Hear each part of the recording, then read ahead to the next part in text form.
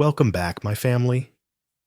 Before we dive into tonight's creepy little journey, make sure to like the video, subscribe to the channel, and share this with someone who loves a good scare before bed. I would love to know where you are watching from and what time it is for you right now. So drop it down in the comments and hype me up a little on YouTube. Now, get comfortable, dim the lights, and let us step into tonight's story. I know how this is going to sound. When you read the title or hear the first line, you're probably going to think I'm making it up for views, or that I'm the worst father alive. And honestly, before last winter, if someone had told me this happened to them, I would have thought the same thing.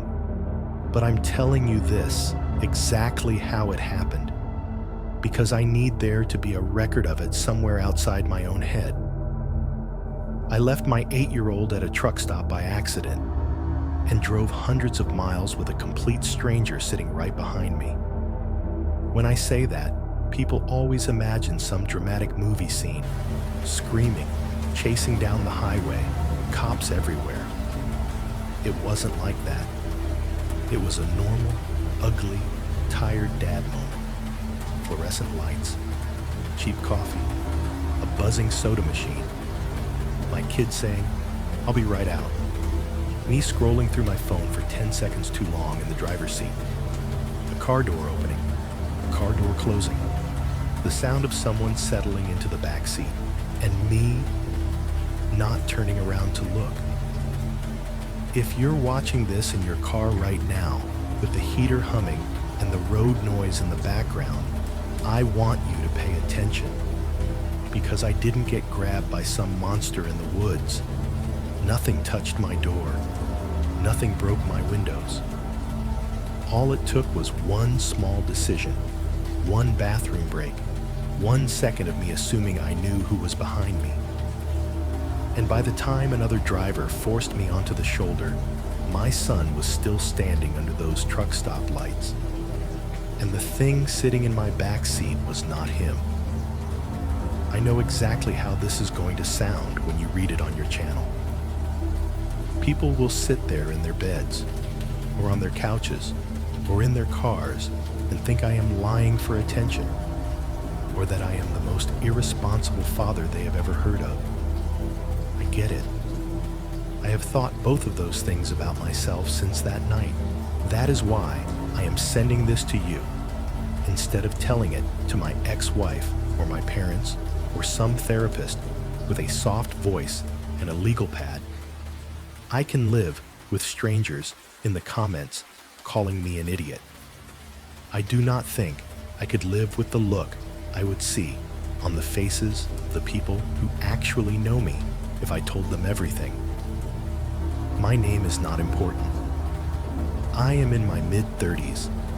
I live just outside Columbus, Ohio, and I work a boring, underpaid job in a gray office park that always smells like burned coffee and reheated leftovers. The only thing that makes any of that feel like it matters is my son, Eli. He is 8.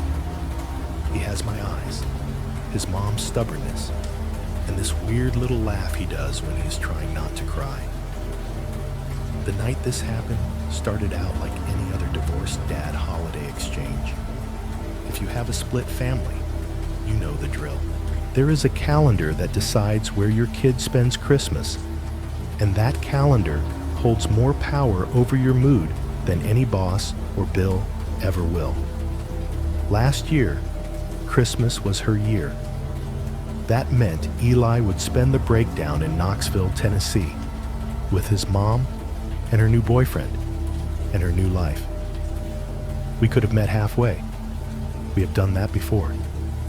Some anonymous exit off I-75, a gas station parking lot, hand off the kid, fake polite small talk, while diesel fumes and fast food grease hang in the air.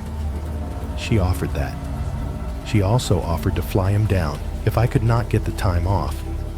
I said no. On paper, I said no. because I wanted to make sure he got down there safe. Off paper, in the part of me I do not like to sit with very long, I said no because I needed the hours in the car with him. I needed to feel like I was still capable of doing something all the way through, start to finish, without handing him off at some random pump between here and there. I needed to believe I was still present, whatever that word even means when you only see your kid 4 days out of 14. It is about a six and a half hour drive from my place to her apartment in Knoxville if traffic does not screw you. I have done it before. You take I-71 down past Cincinnati, hook onto I-75 south, and just keep following the river of headlights through Kentucky until the signs start saying Tennessee. On a good day, it is just long and boring. On a bad day, it feels like trying to hold your eyes open in a wind tunnel. This was somewhere in between. Money was already tight. I had been eating whatever was left in the pantry at the end of the pay period, taking extra shifts when I could, and lying awake doing mental math until the numbers blurred into each other. The week leading up to the drive, I slept maybe 4-5 hours a night. Never all at once. You would think I would be used to that constant hum of anxiety by now. But there is a difference between tired and worn down to the wire. I was the second one. The morning we were supposed to leave, the sky over Columbus was that flat, steel gray color that never brightens, just moves from one shade of dull to another. It had snowed a couple days before, then warmed just enough to turn everything into gray slush. My driveway was a patchwork of dirty ice, tire ruts, and puddles that soak through your socks if you misjudged a step. Inside the house, the furnace kicked on with its usual metallic shudder, making the vents in the hallway rattle for a second before the hot air rushed through. Eli was in the living room, half watching cartoons, half playing his game on the Nintendo Switch. The sound of some animated character shouting blended with the beeps from his game and the low drone of the heater. It was all so normal that, in hindsight, it makes what happened later feel even more wrong. His suitcase was already by the front door. It is a small blue roller bag with one wheel that squeaks every third rotation. We packed it together the night before. Jeans, t-shirts, the stupid Christmas sweater his mom loves, his toothbrush in a plastic case, his medication in a labeled Ziploc, because the court papers say it has to travel that way. On top of it sat his hoodie. It is gray with a dinosaur skeleton on the front, glow-in-the-dark bones.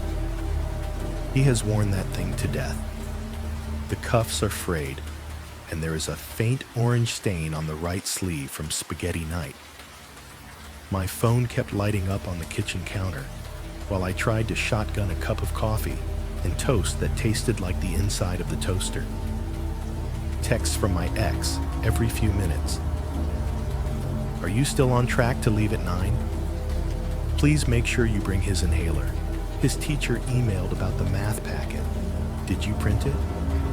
They were not aggressive, not on the surface, just sharp around the edges. Little reminders that if anything was forgotten, it would be on me. Little reminders that this trip was not just a drive, it was another test I could fail.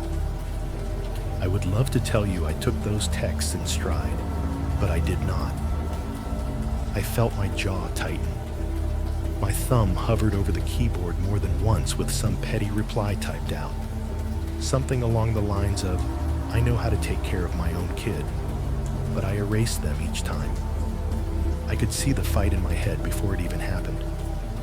The custody arguments, the concerned emails, the smug way she says, I'm just doing what's best for Eli. I have a short fuse when I am tired. That is not an excuse, just a fact. I could feel it sparking already, and we had not even backed out of the driveway yet. Eli came into the kitchen with the switch still in his hands, headphones around his neck. He had the dinosaur hoodie on, zipper half up, sleeves dragged over his hands the way kids do when they are cold. He looked small in that moment, standing there in his socks on the worn linoleum, cartoon light flickering on his face. "You ready?" I asked, trying to sound upbeat, like this was an adventure and not an obligation. He shrugged, that little one-shoulder motion that says yes and no at the same time. "Mom said it might snow down there too," he said. "She said we might go see the zoo lights." There was that little twist in my chest again, the one that comes from hearing your kid talk about your ex's plans like they are the center of the universe. I smiled anyway. "Well," I said, "then we better get you there in one piece, right?" We wrestled the suitcase out to the car together, slipping a little on the slush. My car is nothing special. A 10-year-old sedan with more miles on it than I want to admit, and a heater that only really learned how to work after the AC died last summer. The back seat is scarred from Happy Meal toys and juice box disasters. There are little shoe prints on the back of the front passenger seat where Eli likes to rest his feet. I popped the trunk, hauled the bag in, and slammed it shut. The sound echoed down the quiet street, bouncing off the thin line of snow-coated trees across the road. Somewhere, a dog barked once, then stopped. My breath came out in white puffs that disappeared as quickly as they formed. Eli slid into the back seat, the fabric creaking under his weight. His backpack thumped down beside him. I heard the click of his seatbelt, the faint rustle as he settled in and dug around for his headphones. I took one last look at the house, at the dark windows, the crooked blinds, the little ceramic snowman in the front sill my mom insisted on giving us. Then I got in behind the wheel, pulled the door shut, and for a second, the whole world shrank down to the inside of that car. The smell of old fast food and winter air, the dashboard lights blooming to life, the low hum as the engine turned over. This is the part that keeps replaying in my head. I shifted into reverse, checked over my shoulder, then looked up into the rearview mirror to make sure I was not going to back into anything. The mirror caught Eli in the back seat. His hoodie, his small shoulders, his face tilted down as he messed with his switch. For a split second, as the car rolled and the angle shifted, the reflection changed. It is hard to describe without sounding crazy. His face looked longer, older. The baby round cheek sharpened. The jawline dropped lower. The shadows under his eyes deepened like bruises. It was the face of a stranger jammed into my son's clothes, watching me from the back seat. I blinked. The car straightened out in the driveway. The mirror steadied. It was just Eli again, 8 years old. Same freckles, same messy hair, same little frown of concentration as he tried to get his game to load. I told myself it was a trick of the glass, of the angle, of the thin light leaking in from a cloudy Ohio morning, and the fact that I had slept maybe 3 real hours. I put the car in drive, pulled out into the slushy street, and told myself to let it go. If I had paid more attention to that first wrong face in the mirror, maybe I would have turned around. Maybe I never would have ended up on I-75 that night with someone else sitting quietly behind me. The thing about long drives is that, at first, they almost feel comforting. There is this illusion that as long as the car is moving forward, everything else in your life is on pause. Bills, court dates, awkward conversations. They cannot catch you when you are doing 70 down the highway with the radio on. and the world sliding past in gray and white. By the time we hit I-71 proper, the morning had blurred into early afternoon. The sky was still that thick, overcast Ohio gray, but the light had shifted, so the snow on the shoulders of the road looked dirty instead of fresh. Plows had come through the day before and thrown everything into uneven ridges along the guardrails. Every time a truck passed, the wake of air kicked fine, powdery dust across the windshield, making it look like the world was static for half a second. The road itself was mostly clear, two dark lanes cutting south. Bordered by streaks of brown slush, salt had turned the once shiny paint jobs of the cars around us a uniform chalky white. Semis thundered by, their trailers striped with grime and the ghosts of old logos. You could hear them before you saw them, a deep bass rumble sneaking up from behind, then the sharp gust as they surged past.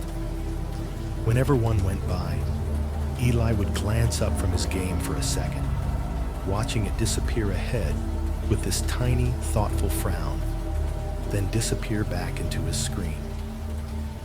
Inside the car, there was a kind of cozy discomfort.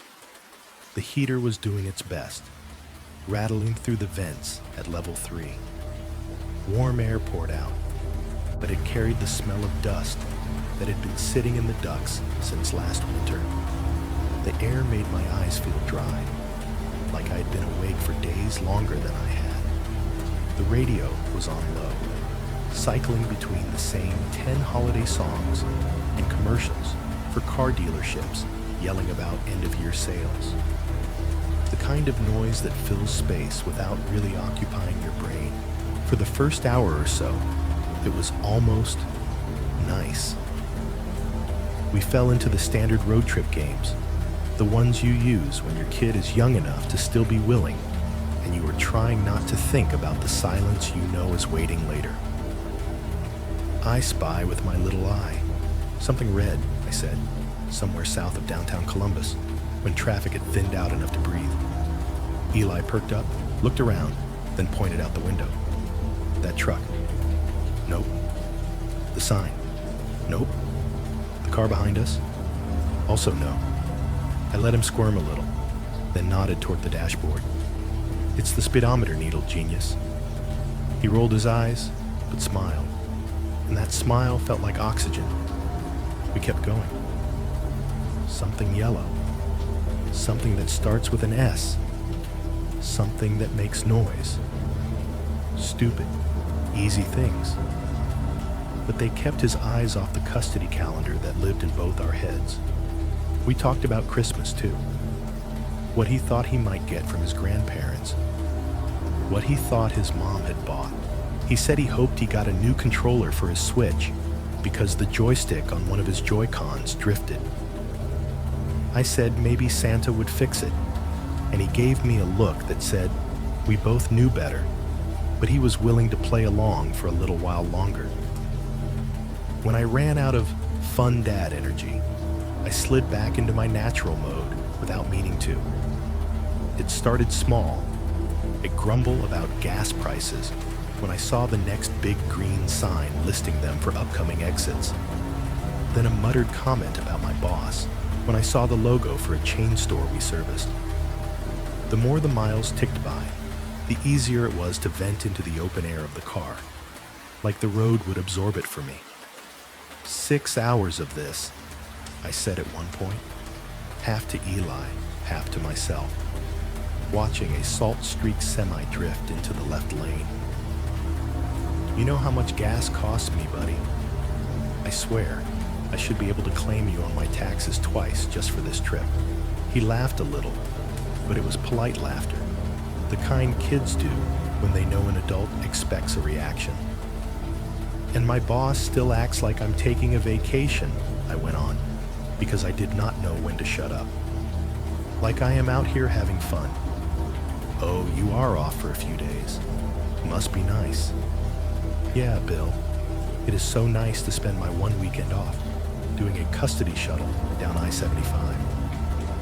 The more I complained, the more Eli kind of folded in on himself.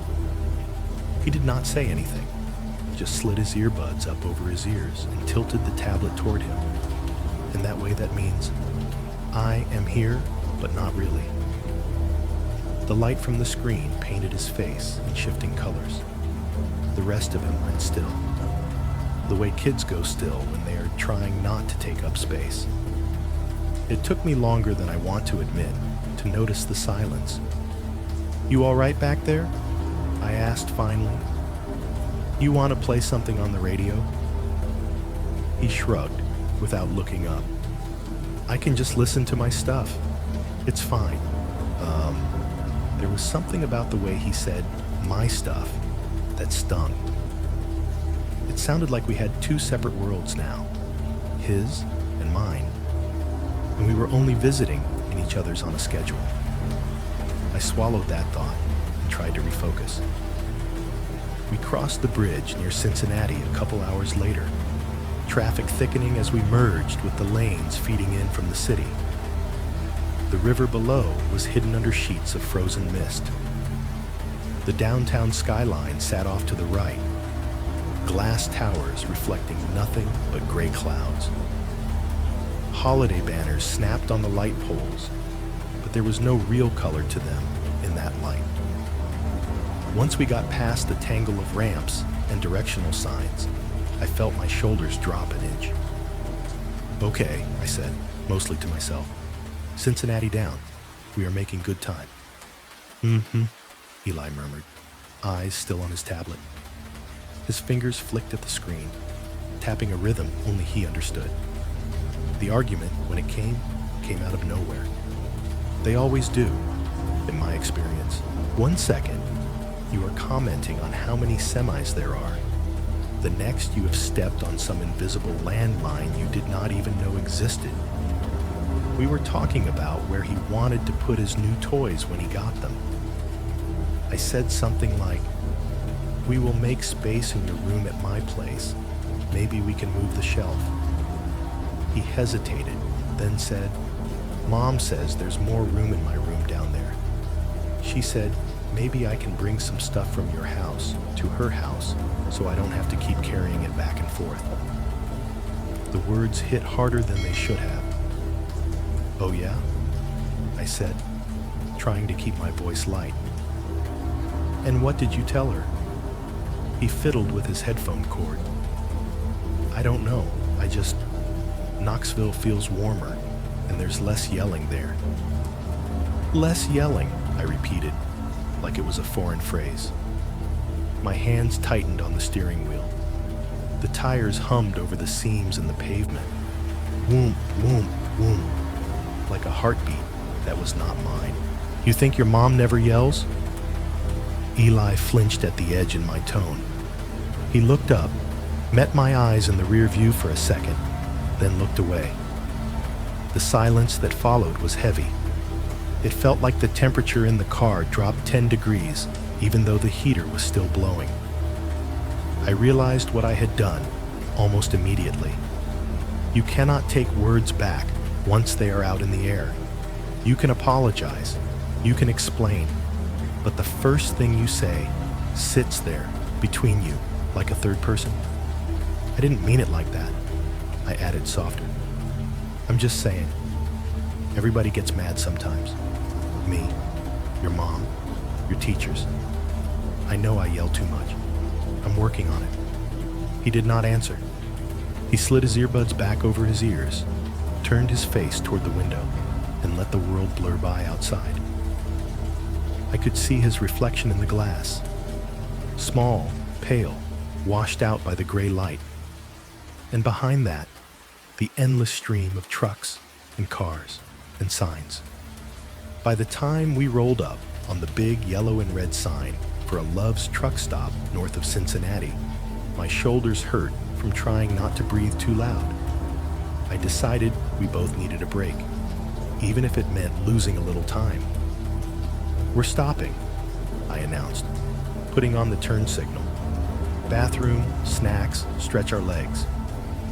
He shrugged, but I caught the quick, secret relief on his face before he masked it. The exit ramp curved down and around, spitting us out into a wide parking lot dotted with cars and lined at the far end with rows of idling semis. The building itself glowed under its own lights, all bright yellow and red, glass front smeared with the fingerprints of 1,000 travelers. The giant price numbers on the sign out by the road flickered in the cold. Inside, it was like stepping into a different world. Warm, bright, and buzzing. The smell hit first. Burnt coffee, hot dogs shriveling on metal rollers, cleaning chemicals, and that weird sweet note from the air fresheners they plug into the bathroom wall. The floor tiles were worn but clean. Refrigerated drink cases lined one wall. Their glass doors fogged slightly, humming in cycles. Every few seconds, one of them would kick on louder, then settle back down. Eli drifted toward the snacks with the kind of focus he never uses on his homework. I watched him stand in front of the chips, eyes scanning, weighing the options like a tiny economist. I dug my hand into my pocket and pulled out a handful of crumpled bills and loose change, smoothing them with my thumb. There is something humiliating about counting singles and quarters in a place where everything is marked up for the road. "Can I get these?" he asked, holding up a bag of gummy worms and a chocolate milk. "Yeah," I said. "Just don't go crazy. We still gotta pay for gas on the way back, too." He nodded, not really hearing the second part. Kids do not think in way back. They think in right now. I grabbed a coffee from the big metal dispensers, watching the dark liquid sputter and steam into the paper cup. The taste would be terrible, but it would be hot, and that was enough. At the register, the cashier, a young guy with a patchy beard and a name tag that just said J, rang us up without much interest. The scanner beeped. The register drawer thumped open. The overhead speakers played some country song about losing everything but your truck. I handed over my wrinkled bills, feeling the heat from the coffee soak into my palm through the thin cup. Back in the car, the warmth of the store vanished as soon as the door shut. The heater fan roared back to life at level 3, blowing lukewarm air from a vent that rattled every time we went over a bump. Eli buckled in, tore open his gummies, and immediately got sugar dust all over his lap. I sipped my coffee and winced. It tasted burned and bitter, like someone had left the pot on since dawn and just kept topping it off with water. For a moment, it felt like a reset. New snacks, bathroom break. We could pretend the little fight on the highway had not happened. I put the car in drive and followed the arrows painted on the lot toward the exit, bouncing slightly over a pothole. As we merged back onto the ramp for I-75, I took a quick glance at the mirrors. Habit. Left, right, rear view. That was when I saw it. A few lanes over, already on the interstate ahead of us, there was an SUV. Dark paint, almost black, the kind that shows every stripe of salt like veins. The windows were tinted darker than most, illegal dark, the kind you see on cars that do not want anyone looking in. I would not have noticed it, except for the way it shifted lanes right as we came up the ramp, sliding smoothly from the middle lane to the right, matching our speed for a second like it was waiting. I told myself it was nothing, just one more vehicle in an endless line. I checked my blind spot, signaled, and eased into traffic behind it. We followed for maybe 30 seconds, both of us just part of the flow. And then, for no good reason, I looked up into the rearview mirror again. The angle was just right. The gray winter light hit the back window of the SUV at a strange angle, cutting through the tint for a heartbeat. In that dim reflection, I thought I saw a shape in the back seat. Not clearly, just a head, shoulders, the hint of a face turned toward us. The impression I got, stupid as it sounds, was that whoever was back there was looking straight at my car. At me. At Eli. My first instinct was to squint, to lean forward, to try to see better. By the time I did, the SUV had shifted back into the center lane, and all I could see was darkness in the glass. Glare, I muttered to myself, forcing my eyes back to the road. Just glare.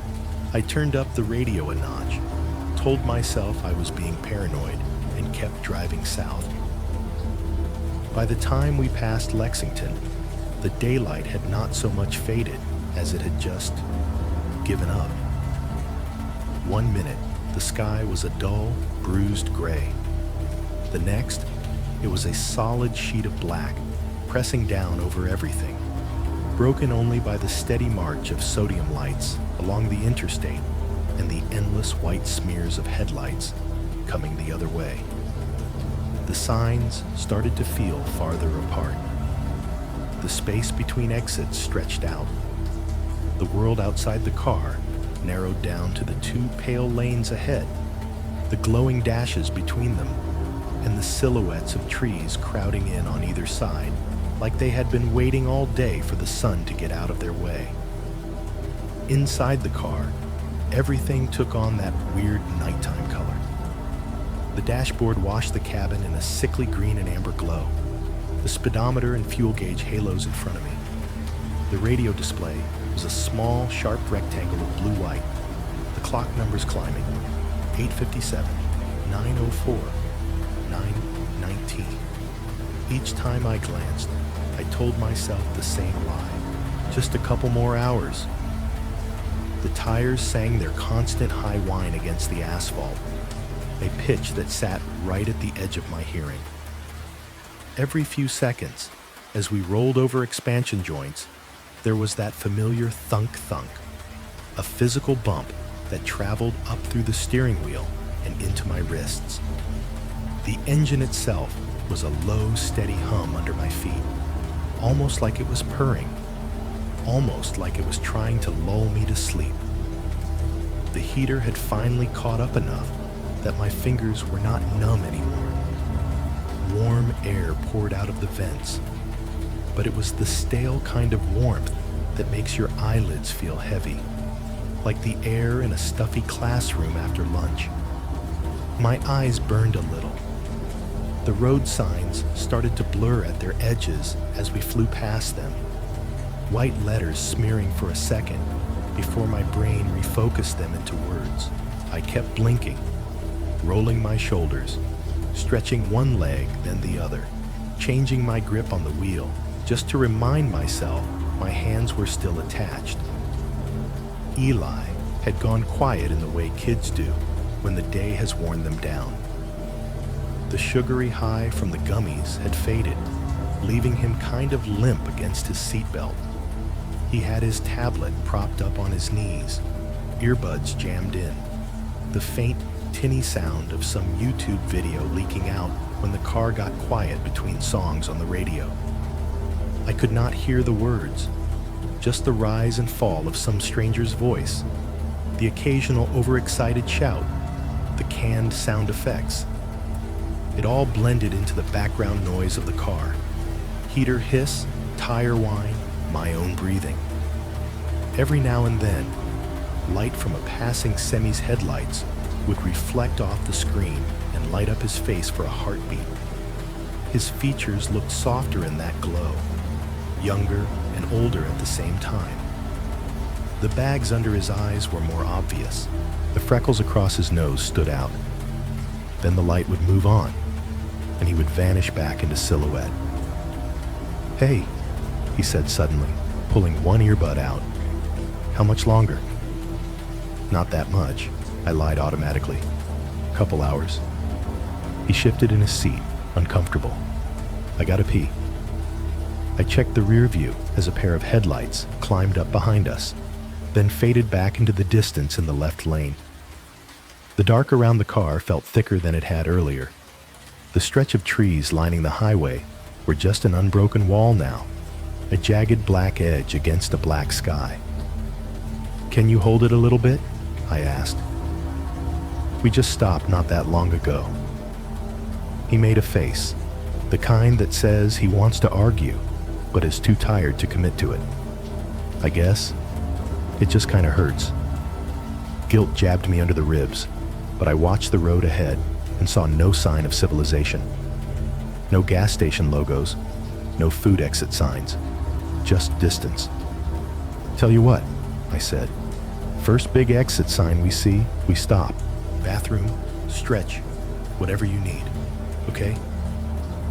He sighed, blew air out through his nose, and nodded. He put his earbud back in, but now he was fidgeting, jiggling his knee up and down, the seatbelt webbing twitching against his chest. I could feel his discomfort like a pressure in the car. The miles rolled by. The highway rose and fell gently, following the spine of the land, truck engines laboring on the inclines, then roaring softly on the way down. The glow of headlights from oncoming lanes smeared across my vision, each one flaring briefly as it passed our windshield, then disappearing into the rearview mirror. Finally, blessedly, a green sign appeared ahead in the dark. "Rest area, 2 miles." "There," I said, pointing at it like he could not see it. "2 more miles. We'll stop." "Okay," he said, and I heard the relief in his voice, even over the noise of the car. I have always liked the bigger highway. Rest areas better than isolated gas stations, the newer ones especially. They feel official, well lit, with big bathrooms, stainless steel fixtures, cameras bolted to the corners of the ceiling. Those blue emergency call boxes planted in the ground like metal mushrooms. They feel like places someone is watching, even if it is just through a grainy monitor in some Dati office. As we came up on the exit, I saw that this was one of those. The ramp curved gently up and away from the highway, the trees falling back to reveal a wide lot lit by rows of tall lamps. There were half a dozen semis parked nose out along the far side, engines idling, plumes of exhaust catching in the lights like ghosts trying to take shape and failing. A few cars were scattered closer to the building, huddled under the brightest spots. The rest area building itself was low and modern, all glass and brick and metal, with big automatic doors and clean lines. The kind of place with vending machines, recycling bins, and pamphlets about local attractions inside.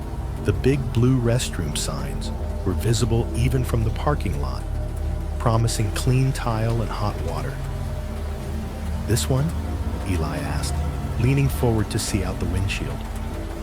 "Yeah," I said. "We'll make it quick." I pulled into a spot a few spaces from the front entrance, choosing one under a light out of habit. The light overhead buzzed quietly, attracting a swarm of moths and a few big, clumsy beetles that pinged off the plastic cover. The world outside the car suddenly felt huge and empty again. The noise of the highway, a distant ocean roar beyond the trees. We stepped out into the cold. The air bit at my cheeks and nose, creeping in under my collar. The sound of the heater stayed with us for a second as the car door swung shut, then cut off abruptly, leaving only the distant rumble of trucks and the crunch of salt under our shoes. Inside, the rest area was bright enough to make my eyes hurt for a second. Clean, reflective floors, white walls with sections of tile, vending machines humming along one side, their interiors glowing with rows of chips, candy, and bottled drinks. A few people milled around in heavy coats, an older couple studying a state map, a guy in a hoodie scrolling on his phone next to a recycling bin, a woman shepherding two small kids toward the family restroom. Eli made a beeline for the men's room. I followed behind, slower, feeling the stiffness in my legs. The men's restroom was what you would expect. Stalls, urinals, the smell of industrial cleaner fighting with something sour underneath. The hand dryers roared to life every few seconds as people used them, echoing off tile. It was all so ordinary that standing there, washing my hands under the too-strong automatic faucet, I almost convinced myself the whole trip was going to be fine. Just a tired dad driving his kid down to Tennessee. Nothing more, nothing less. On the way out, though, something snagged my attention. Just outside the restroom area, near the main entrance, there was a bulletin board. One of those big cork boards framed in metal, covered in overlapping papers. Flyers for roadside attractions, a notice about winter road conditions, a faded ad for truck stop ministry services, and mixed in with all of that, a few official-looking sheets and plastic sleeves. Missing persons, Amber Alert updates, faces of kids and teenagers printed in low-resolution color, names and dates, and last seen locations in bold text underneath. Some of them looked like they had been there a long time, edges curling, ink starting to fade. My eyes went to one near the center without me deciding to look at it. A boy, maybe 15 or 16, with shaggy hair and a forced half smile, stood in front of what looked like a high school gym wall. The text under his photo said he had last been seen at a rest area off Interstate 75 2 years ago. He had gone to use the bathroom on a long trip with his family and never came back out. For a second, the sounds around me dimmed. The vending machines hummed. The chatter of people passing through, even the distant roar of the dryers, all seemed to slide behind a pane of glass. All I could see was that kid's eyes staring out past whoever had taken that picture, past whoever had slapped the flyer up here, past me. "Dad?" Eli's voice cut in. "Can I get something from the vending machine?" I blinked, the spell breaking. The noise rushed back in, coins clinking, doors whooshing open, a truck horn blaring faintly from outside. "Yeah," I said. "Yeah, sure, one thing." I tore my gaze away from the bulletin board. The plastic sleeve over the missing boy's face caught the overhead light and flashed white for a second, erasing him completely. I told myself that was a good thing, that it meant he was somewhere else now, found, safe. I did not check the date on the flyer. I did not check if there was a found sticker anywhere. We grabbed a soda and a bag of chips, stepped back out into the cold, and walked toward the car. The parking lot looked the same as when we had pulled in. A couple of sedans, a minivan, the row of semis breathing in the distance. The night wrapped around the pool of light from the lamps, thick and impenetrable. I buckled in, started the engine, and backed out of the spot. As we rolled toward the exit loop, I glanced in the rearview mirror out of habit, checking for anyone walking behind us. Eli was in the back seat, tearing into the chips, crumbs already on his hoodie. His face looked normal, just my son, my tired, annoyed 8-year-old son. Out in the far corner of the lot, near the truck spaces, a pair of headlights flared to life. They belonged to a dark SUV. It pulled away from the line of parked vehicles, turned smoothly, and headed toward the same exit lane we were taking. As I guided us back down the ramp toward I-75, its lights swung in behind us, falling into line. I told myself it was nothing. Just another driver getting back on the road, same as us. The highway opened up in front of us again, a black river with glowing white veins, and I pressed my foot down, carrying us both back into the dark. If you have never driven that stretch of I-75 through southern Kentucky at night, it is hard to explain how empty it feels. In the daytime, you at least see the shapes of things: hills, fields, billboards, exits that go somewhere. After 10 o'clock, in winter, it is just dark. Not dramatic horror movie fog or lightning. Just miles and miles of black pressed up against the glass. The GPS said it was a little after 10 when we passed the last cluster of Lexington lights in the mirror. After that, the highway began to unspool in longer, quieter pieces. The exits came less often. The signs started listing town names I only knew from weather maps and election coverage. There were fewer cars now. The ones that were left seemed to fall into two categories: other tired families like us, and an army of semis hauling God knows what through the night. The trucks outnumbered the cars 3-1. Their tall, dark shapes loomed in the side windows as they passed. Red and amber marker lights marching along their sides like little glowing insects. The tree line on either side of the road had crept closer too. Back up near Cincinnati, you get billboards and shopping centers and neighborhoods bleeding into the edges of the interstate. Down here, the world beyond the guardrail was just tree after tree, bare branches woven together into a kind of jagged wall. My headlights caught them only in fragments: pale trunks, flashes of underbrush, then nothing again. The sound inside the car changed with the emptier road.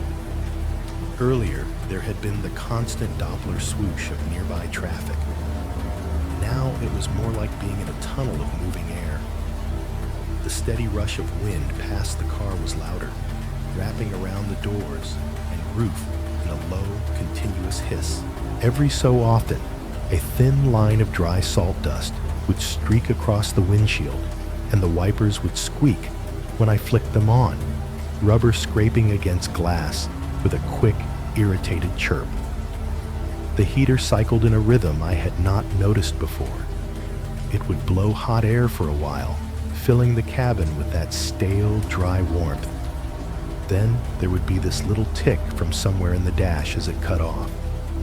A second or two of relative quiet. Then the fan would kick back on again with a soft thump and a breath of air, like the car was sighing. There were other small, constant noises. The faint rattle from a loose vent. Something in the glove compartment bumping every time we hit a small seam in the road. My world shrank down to three things: the white lines, the noise, and my own thoughts. The last one was the worst. I could see my ex in my mind as clearly as if she had been sitting in the passenger seat. The way she presses her lips together when she thinks I am making a mistake. The way she says, "I'm not mad, I'm just concerned," when she is absolutely both. I kept replaying the same imagined conversation over and over.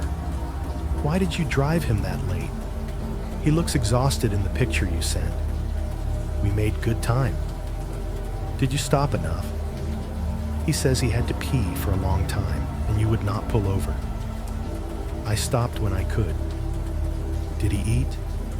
What did he eat? He says you just got him gas station snacks."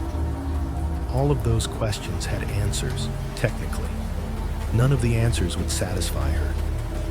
And under that irritation was something worse.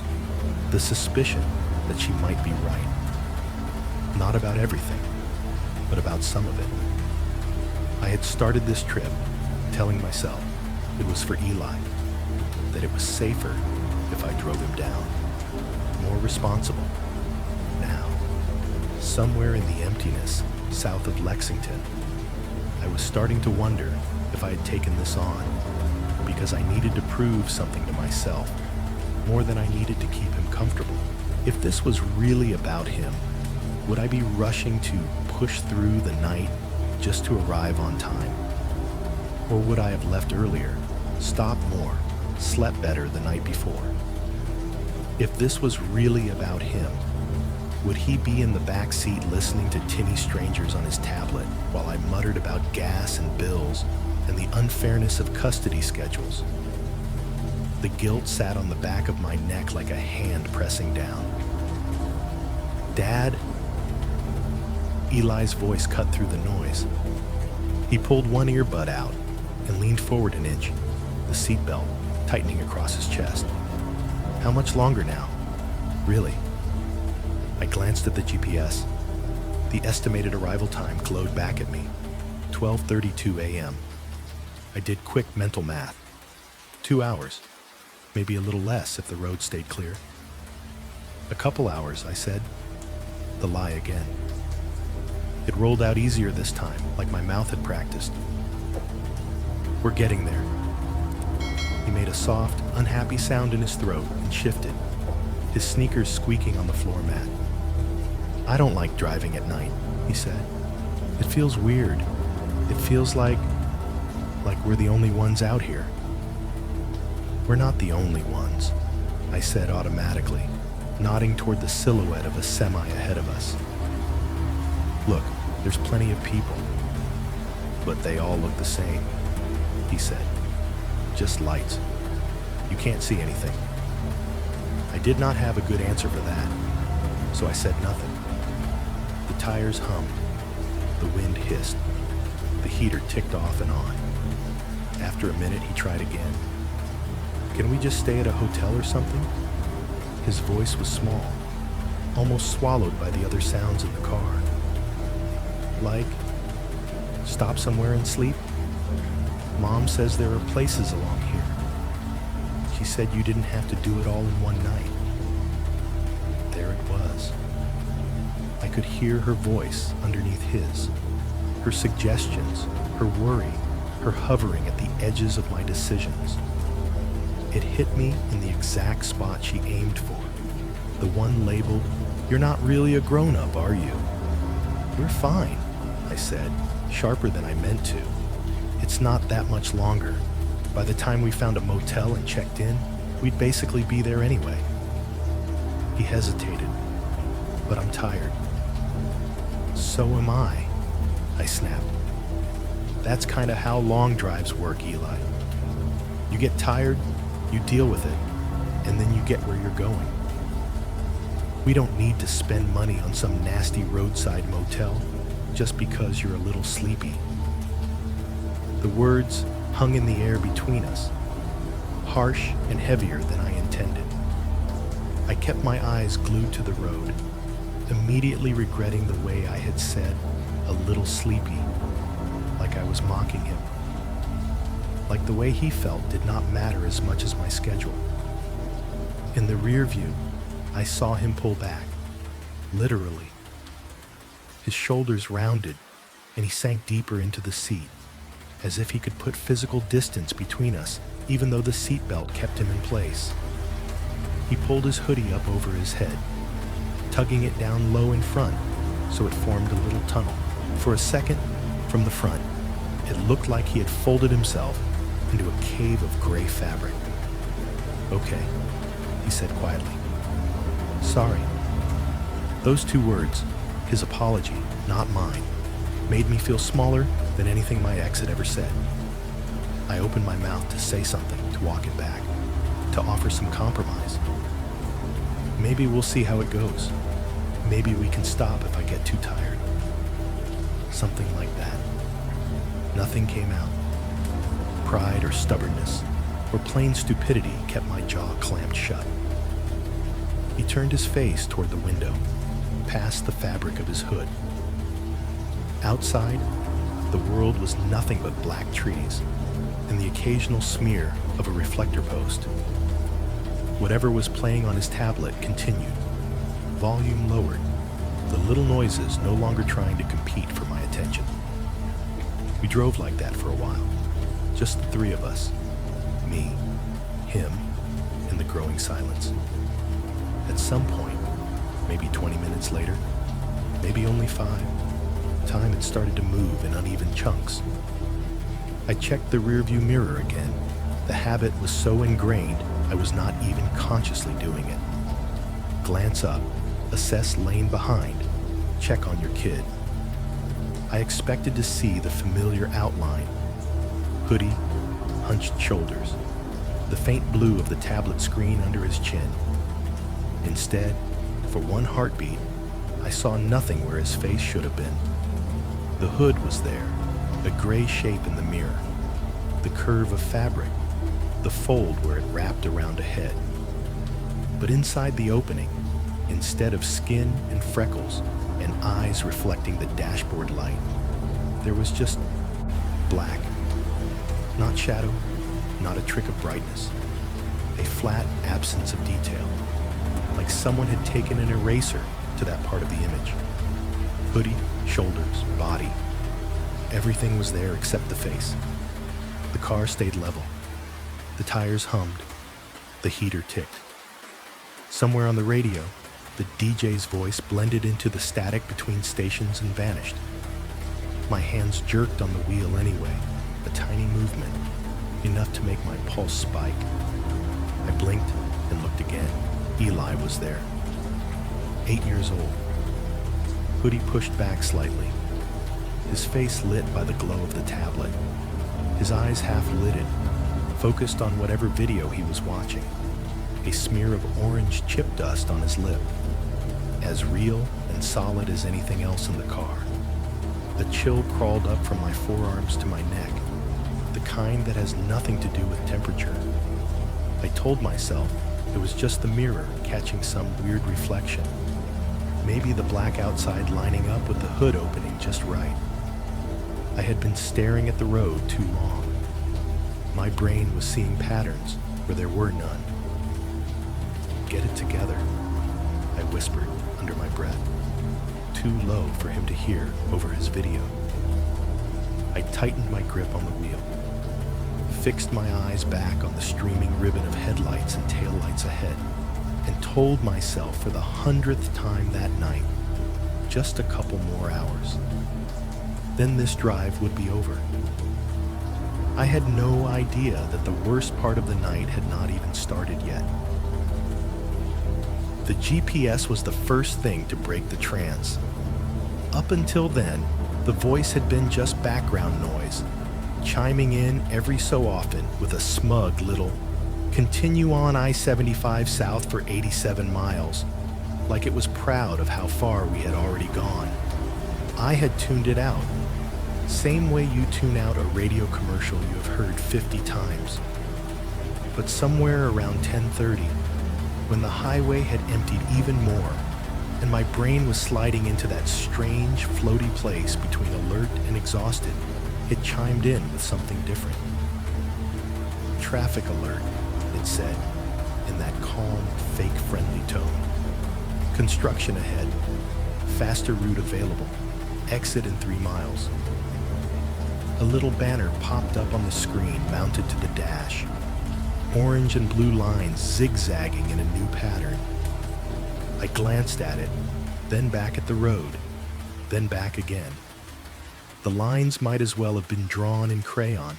Between the low light, the constant movement, and the film of fatigue over my eyes, the map did not really resolve into anything useful.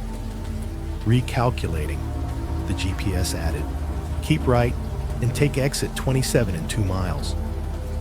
Since when? I muttered. We had always just stayed on I-75 straight into Tennessee. I did not remember any exits being necessary. Of course, that was in daylight, with more traffic to follow, and my brain not feeling like wet cotton. I flicked my eyes between the windshield and the GPS again.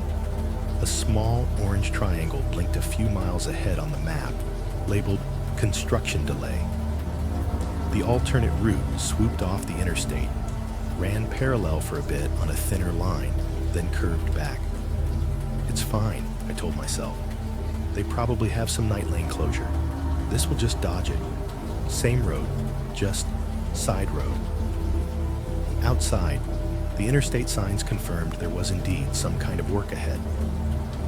Road work, next 10 miles. Left lane closed. Orange barrels began to appear along the shoulder, squat and reflective. Are we almost there? Eli called from the back seat, impatience creeping into his voice. Like actually almost? GPS says about 2 hours, I said, trying to make it sound encouraging. We're gonna jump off for a minute, then back on. It'll go faster this way. Whatever, he mumbled. But there was a tightness there, a strain over each word. A few minutes later, the GPS chirped again. In half a mile, keep right and take exit 27. The green exit sign rose out of the dark ahead. Exit 27. State Route 139. Old Town, Riverdale. No mention of fuel or food under it. No little logo panels. Just the names of 2 towns I had never heard of, and a number. I hesitated for half a second, but the decision had already been made in some other part of me. I flicked on the turn signal, slid into the right lane, and followed the curve of the off-ramp down into deeper darkness. The interstate's bright lights fell away behind us. The overhead lamps that had dotted the highway like far-apart candles vanished. Instead, my headlights picked out the narrow 2-lane stripe of a state route, the white edge lines sharp and almost too bright against the blacktop. Continue straight for 9 miles, the GPS said, then turn right to merge back onto I-75 South. 9 miles. It did not sound like much. 9 miles is a song and a half, 2 at most. 9 miles is nothing when you are wide awake. When your brain is already fraying, it can stretch. The new road felt immediately different. The hum of the tires changed pitch, higher and rougher. Every imperfection in the surface telegraphed up through the steering wheel. Gravel pinged against the undercarriage now and then, tiny stone impacts that sounded disproportionately loud in the quiet. There were no overhead lights here, no comfort of evenly spaced sodium lamps, just the twin cones of my headlights, and occasionally the flare of an oncoming vehicle that appeared out of nowhere, blasted us with brightness, and then vanished back into the void. Most of those oncoming vehicles were trucks, their cabs towering above us, their sides a blur of white and chrome and logo decals. The trees were closer too. It felt like they had stepped up to the very edge of the road, trunks crowding the shoulder, branches leaning inward. Here and there, a billboard loomed out of the dark, catching the headlights at the last second. Jesus saves. Painted in peeling white letters on black. Fireworks. Open year-round with a cartoon rocket. Live girls. Trucker discounts in vulgar pink. Everything was either about God, sex, or explosions. Those seemed to be the only 3 things people cared enough about to advertise to the night. Inside the car, the engine sounded louder. Without the cushion of other vehicles and highway white noise, every rev and shift stood out. The heater fan rattled, then steadied. The GPS chimed now and then, just to confirm we were still on the thin, parallel line it had chosen for us. "Dad," Eli said after a minute, voice tighter than before. "I really gotta pee. Like now." "We're working on it," I said, scanning the darkness ahead for any sign of civilization. "This road hooks us back to the highway. We'll find something." "No, I really gotta go," he insisted. "It hurts." I could hear the strain in his voice, the way he was trying to sound firm instead of panicked. Out of the corner of my eye, I saw him shifting in his seat, knees bouncing, heel tapping against the floorboard. "Can you hold it for 10 minutes?" I asked, more sharply than I intended. "I just got us off that construction. I'm not pulling over on some random back road in the middle of nowhere for you to go in a ditch. I can't help it, he said, his voice pitched up toward a whine. I told you before. You said wait. I did. Now it hurts. I'm gonna pee my pants. Don't say that, I snapped. You're not a baby. Just focus on something else for a minute, okay? We'll find a gas station. There was a beat of silence. Then he said, sullen, or I'll just go right here and then you'll have to deal with it. Something in me clenched. The frustration, the fatigue, the mental picture of my ex-wife's face if she found out I had let him sit in his own urine for the last leg of the drive. It all boiled together into a flash of anger I did not have the energy to hide. Do not start with me, I said, my voice hard. I'm trying to get us there. I'm the one driving. I'm the one figuring all this out. You think I don't have to pee? You think I'm not tired? I am not pulling into the first dark nothing just because you didn't go earlier when I asked. The moment the words were out, I regretted them. But like before, they sat there, heavy and sour, filling up the small space of the car. The darkness outside seemed to press closer in response. Fine, he muttered. Just forget it. He turned toward the window again, hunching his shoulders. His hoodie hood went up, shut me out. His silhouette in the rearview mirror became a simple, rounded shape. No detail. Just a shadow with a boy inside it. I ground my teeth and kept my eyes on the road. The GPS's calm reassurance of continue straight felt like mockery. We drove like that for miles. No exits, no gas stations, no houses close enough to the road to borrow their porch light. Just trees, faded billboards, and the occasional reflector post catching the light like a staring eye for a second and then disappearing. Every few minutes, a road sign would appear. Speed limit 55. Bridge. Ices before road. Merge. None of them offered relief. I started to imagine we had slipped sideways into some strip of highway that ran parallel to the world, but never rejoined it. A forgotten side road only tired people found. Just when I was about to break my own rule and pull over on the shoulder, consequences be damned, a different kind of green sign appeared ahead, its reflective surface flashing back at us as the headlights caught it. Exit 29. Fuel, food. 1 mile underneath, in neat rows, were the familiar logo panels.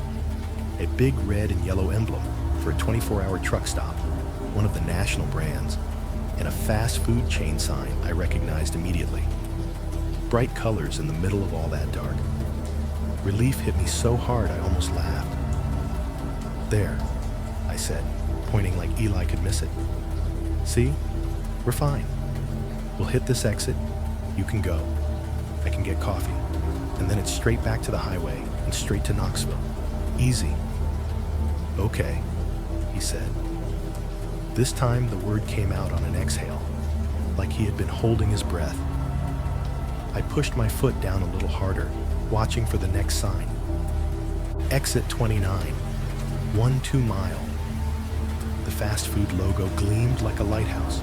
The truck stop name felt like a promise. Bright lights, bathrooms, people, noise, normalcy. As we got closer, the shape of the ramp emerged. A gentle curve up and to the right, leading toward a cluster of lights floating above the tree line. I put on the turn signal, checked my mirrors. That was when I saw it again. Up ahead, already in the right lane, a large, dark SUV drifted smoothly toward the exit lane, its blinker ticking in unison with mine. Even from behind, in the wash of my headlights, I recognized the profile. Boxy, heavy, windows tinted so dark they looked like polished stone. Salt streaks along the doors like veins. It slipped down the ramp a few car lengths ahead of us, brake lights flaring red, as it followed the curve toward the promise of fuel and food. I felt something cold slide under my relief and settle there. Lots of people stop at truck stops, I told myself. It's a highway.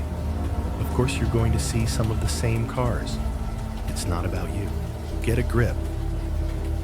I tightened my hands on the wheel, following the SUV's taillights down into the glow, trying to ignore the small, insistent part of my brain that had started to recognize a pattern it did not like. The ramp curved us up and away from the state route, and for a second, it felt like we were climbing out of something. The trees fell back, the darkness loosened its grip, and ahead of us, a cluster of lights floated in the air like an island. At first, I could not tell where the glow ended and the sky began. Sodium lamps lined the entrance road, throwing pale amber circles onto the asphalt. Beyond them, higher up, neon signs burned in tired reds and yellows. The truck stop logo in big block letters, the outline of a coffee cup, the faded promise of clean showers, hot food, open 24 hours. As we came around the last bend, the full layout of the place slid into view. It was big, bigger than the usual gas station islands and tiny convenience stores. This was a full-blown truck stop cathedral. To our left, a wide expanse of parking lot stretched out like a dark sea, broken by rows of semi-trucks parked nose out, their chrome grills and mirrors catching the lamps. Each one idled with its own low voice, a chorus of diesel engines mumbling together, exhaust drifting in slow, ghostly clouds under the lights. To the right, a row of fuel islands for cars and pickups sat closer to the main building, their pumps standing under a canopy that buzzed with fluorescent strips. The canopy lights were harsher than the street lamps, a colder white that made everything underneath look flat and overexposed. A couple of cars were parked at random angles near the pumps, drivers hunched in coats as they filled tanks, breath puffing white. The main building itself dominated the center, a wide rectangular structure with a glass front and metal trim. The fast food place attached to one side was dark inside, chairs flipped up on tables, play place lights off. Only the neon outline of the logo in the window still glowed, humming faintly. The convenience store half, though, was very much alive. Rows of overhead fluorescent bulbs shining through the glass, revealing aisles of snacks and bottled drinks. Even with the windows up, I could hear the place. There was the low, constant rumble of the semis, like distant thunder that never quite rolled away. Every so often, one of them would vent its air brakes with a sudden, sharp hiss, a burst of sound that cut across the background hum and then faded. The pumps near the smaller islands clunked occasionally as nozzles were lifted and replaced. Somewhere near the building, a speaker played music, tinny country or classic rock. I couldn't tell which at first, just the faint rhythm floating through cold air. "And here we are," I said, more to fill the silence than anything. Bathroom City. Eli made a strangled little noise that was half laugh, half plea. "Hurry." I pulled up alongside one of the car pumps on instinct, then hesitated. The fuel gauge was sitting a little under half. We could easily make it to Knoxville on what we had. More importantly, Eli was practically vibrating in his seat. I eased off the pedal, let the car roll past the pump, and steered us toward a row of parking spaces right in front of the glass doors. If we parked there, he could make a straight line from the car to the bathroom and back in the shortest possible amount of time. In my head, that was efficiency. In hindsight, it meant we would be closer to the building, farther from the relative anonymity of other vehicles. I slid into a spot 2 down from the main handicap space, the tires bumping gently against the concrete parking block. The overhead lamp buzzed faintly above us, casting our car's shadow long and thin across the wet asphalt. A gust of wind pushed a stray fast food bag across the lot, the plastic whispering as it skittered. "Okay," I said, shifting into park. "Straight to the bathroom and back. I'll be right behind you." Before I had even finished the sentence, Eli was unbuckling. His seatbelt snapped back into place with a sharp whip. He shoved his feet into his sneakers, hoodie half zipped, and yanked the back door open. Cold air flooded the cabin for a second, sharp and biting.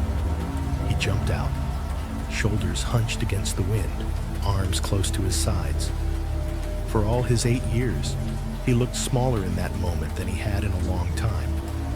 The glow from the building's windows reflected off the wet ground, painting his shoes in white and yellow as he hurried toward the entrance. I watched him for a heartbeat, tracking his path. Across the short strip of pavement, past a trash can that was overflowing with crumpled cups and wrappers, around a slick-looking patch of what I realized, too late, was black ice near the curb. He did a little slide, arms flailing for balance, but managed not to fall. Then he was pushing through the glass door, swallowed by fluorescent light. I exhaled, some of the tension leaving my shoulders. He had made it inside. He would pee. He would feel better. Then we'd get coffee, maybe one more snack, and get this drive over with. For just a second, I let myself be still. The heater's fan ticked as it slowed, then clicked off entirely, leaving only the ticking of the cooling engine.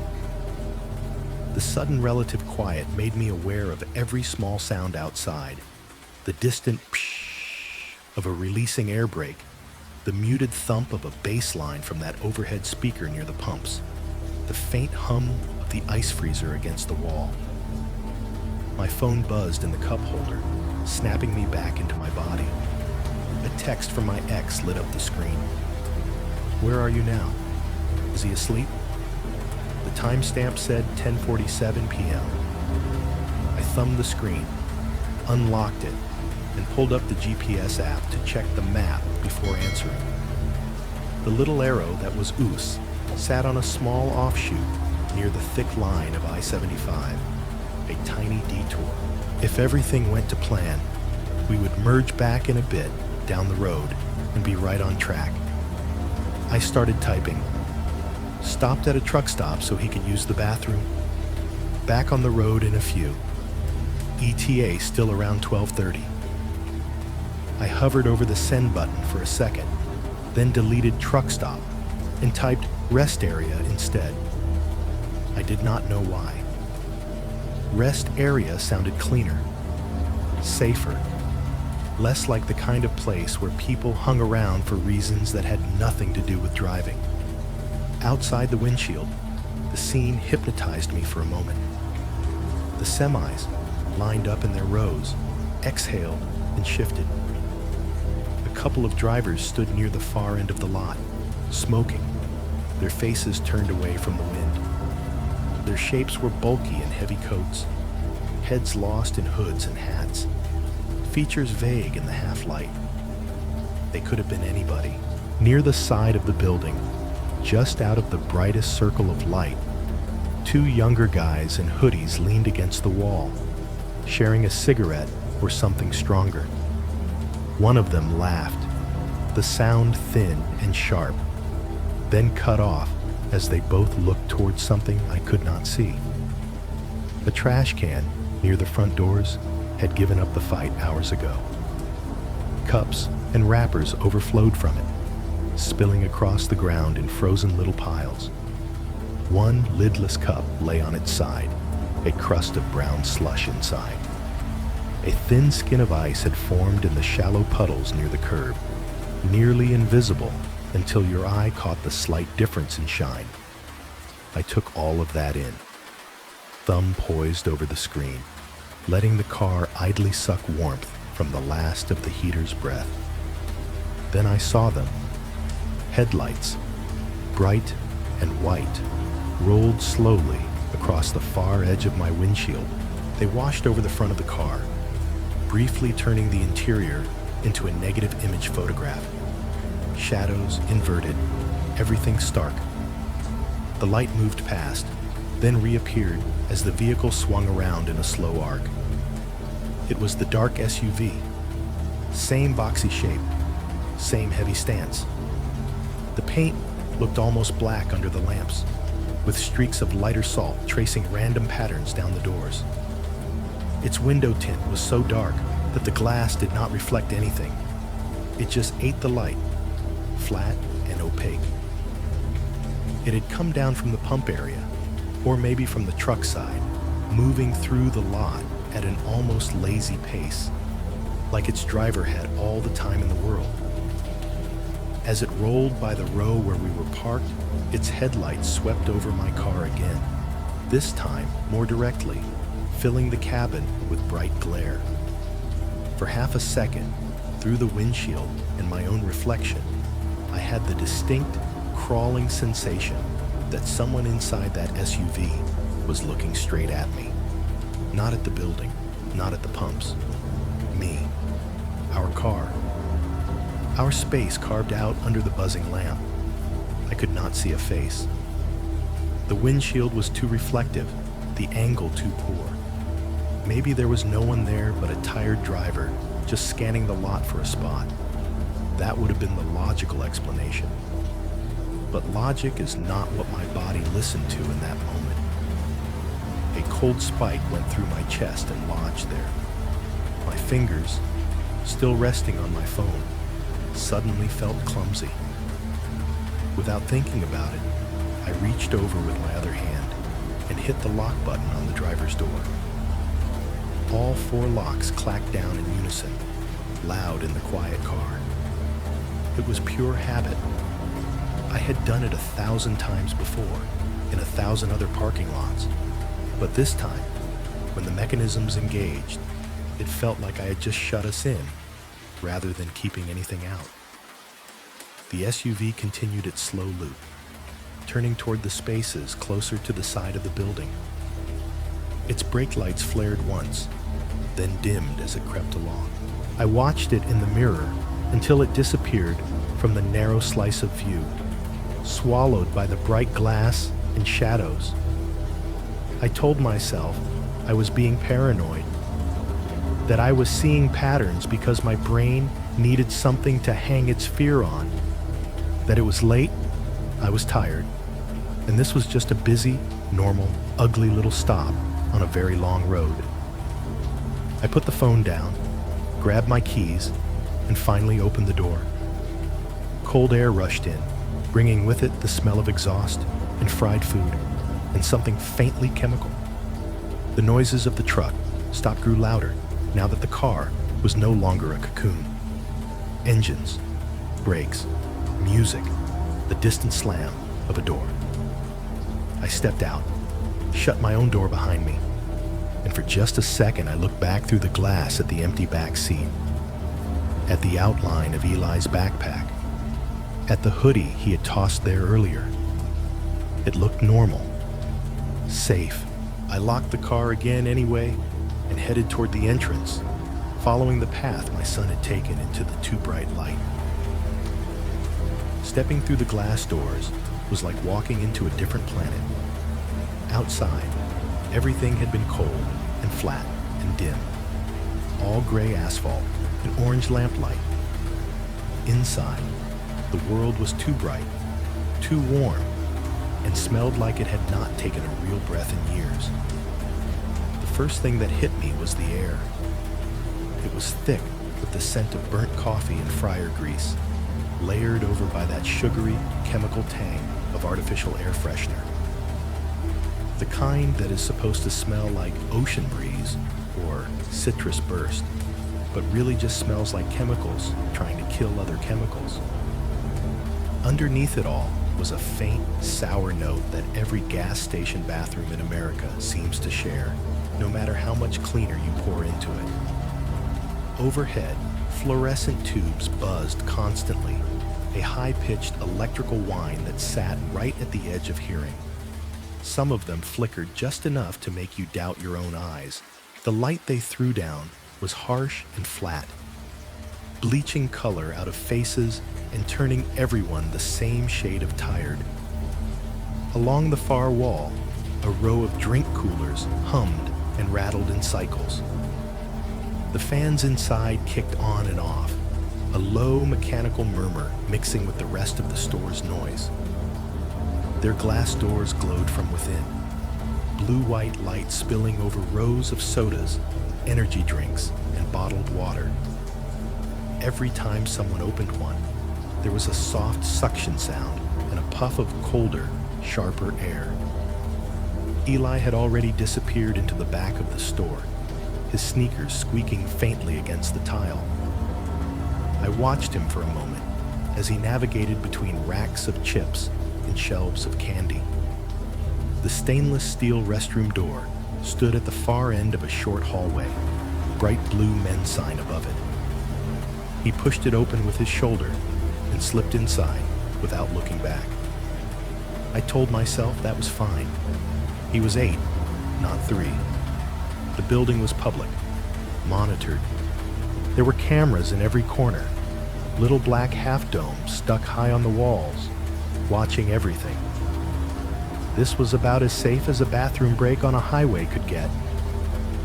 Near the front counter, a bored-looking woman leaned against the lottery display, her elbows planted between stacks of scratch-off tickets. She was middle-aged, hair pulled back into a messy bun, dark roots showing under a half-faded dye job. Her name tag read, Darlene, in block letters. She tapped a long, chipped fingernail against her phone screen, scrolling with the kind of practiced detachment that says she had mastered the art of not caring what anyone in this place was doing, as long as they did not make her life harder. A weary trucker stood at the register, wallet open, thumb counting out bills. He wore a reflective vest, half unzipped over a plaid shirt, sleeves rolled up to forearms that looked permanently stained with grease. His eyes were red at the edges, the whites webbed with little veins, and his cough, when he cleared his throat, sounded like it started somewhere deep in his chest. A carton of cigarettes and a big styrofoam cup of coffee sat on the counter between him and Darlene. Down one of the snack aisles, a young couple hovered in front of a display of chips. Both wore hoodies pulled up, hands stuffed into the pockets. They were arguing in that low, tight way people do when they do not actually want to fight, but cannot let something go. "We don't need the big bag," the girl murmured. "The big bag is like 50 cents more," the guy hissed back. "We're going to be on the road all night." "So eat less," she snapped, then glanced around as if someone might be listening. Their voices blended with the hum and the buzz and the coughs, all of it layering into a constant, restless sound that had no quiet spots in it. Even the ice freezer near the door contributed, its compressor kicking on with a chugging noise every so often. I moved toward the coffee station, autopilot taking over. The car had gotten me here. The rest of the night was going to require caffeine. The coffee setup was the usual roadside massacre, a series of large metal dispensers labeled with hastily printed signs: house blend, dark roast, decaf, hazelnut. The drip trays were dotted with brown rings. Stirrers, sugar packets, and creamers were organized in a way that had probably once been neat, but had long since devolved into a mess of mixed containers and stray splashes. I grabbed the largest paper cup I could find, snapped a flimsy lid off the stack, and put the cup under the house blend spout. When I pulled the handle, The machine responded with a little sputter, then a thin stream of coffee. It came out almost black, steaming as it filled the cup. The smell was strong and bitter, promising a taste like hot ash. Still, I watched it rise and felt something in me ease. There is a comfort in ritual, even if the ritual involves bad coffee in a place you would never choose to be if you had other options. While the cup filled, my phone buzzed again in my pocket. I fished it out with one hand, wiped my palm on my jeans first out of habit. My fingers suddenly felt sweaty and checked the screen. Another message from my ex. Any update on ETA? Is he still awake? She had added a face this time, one of those half-worried, half-annoyed emojis. It somehow irritated me more than if she had just typed, "Ah." I thumbed back. We're at a truck stop so he can use the bathroom. About 2 hours out. He's fine. I stared at the word fine for a second, then hit send before I could rewrite the whole thing and make it sound more defensive. By the time I slid the phone back into my pocket, the cup was nearly full. The stream of coffee had gone from steady to weak and thin. The machine coughed one last time, spit a few drops, and then stopped. I put the lid on, feeling the heat through the cardboard, and stepped aside to let a guy in a camo jacket fill his own. A dull pressure had started to build behind my eyes. It felt like someone was pushing their thumbs gently but steadily into the back of my skull. The brightness of the store did not help. Everything was a little too sharp, a little too loud. Every clang of a cooler door, every beep of the register, every snippet of conversation seemed turned up half a notch past normal. I leaned against an empty stretch of counter, took a cautious sip of the coffee, winced, and swallowed. It was as bad as I expected, burnt and bitter and vaguely metallic, but it was hot, and I could feel it travel down my throat, settle in my chest. For a moment, it felt like all the sounds in the store rose together, like someone had slowly turned a dial. The buzz of the lights, the hum of the coolers, the background music from the overhead speakers. They climbed up into one continuous solid wall of noise, a roar without edges. The chatter of the couple in the snack aisle, the trucker's cough, the murmur of Darlene's voice as she asked for ID. All of it flattened into a single, overwhelming drone. Then just as suddenly, it dropped. Not to silence, but to something that felt close. The music receded to the background again. The coolers humming separated back into individual units. The fluorescent buzz slid back below, conscious awareness. It was like my brain had briefly lost its ability to sort incoming signals, then snapped them back into place. I blinked. My heart was beating faster. For a second, my hands felt light and far away, like they belonged to someone else. Get a grip, I muttered under my breath, fingers tightening around the coffee cup. As the noise settled back into its normal, chaotic pattern, a different sound nudged at me. It was small, easy to miss in the overall clatter, just a metallic knock, somewhere toward the back of the building. Not loud, more like the sound of something hollow being tapped once. A pipe, maybe, or a stall door hitting its frame. It came from the direction of the short hallway where the restroom doors were. A quick tunk that seemed to echo a little longer than it should have.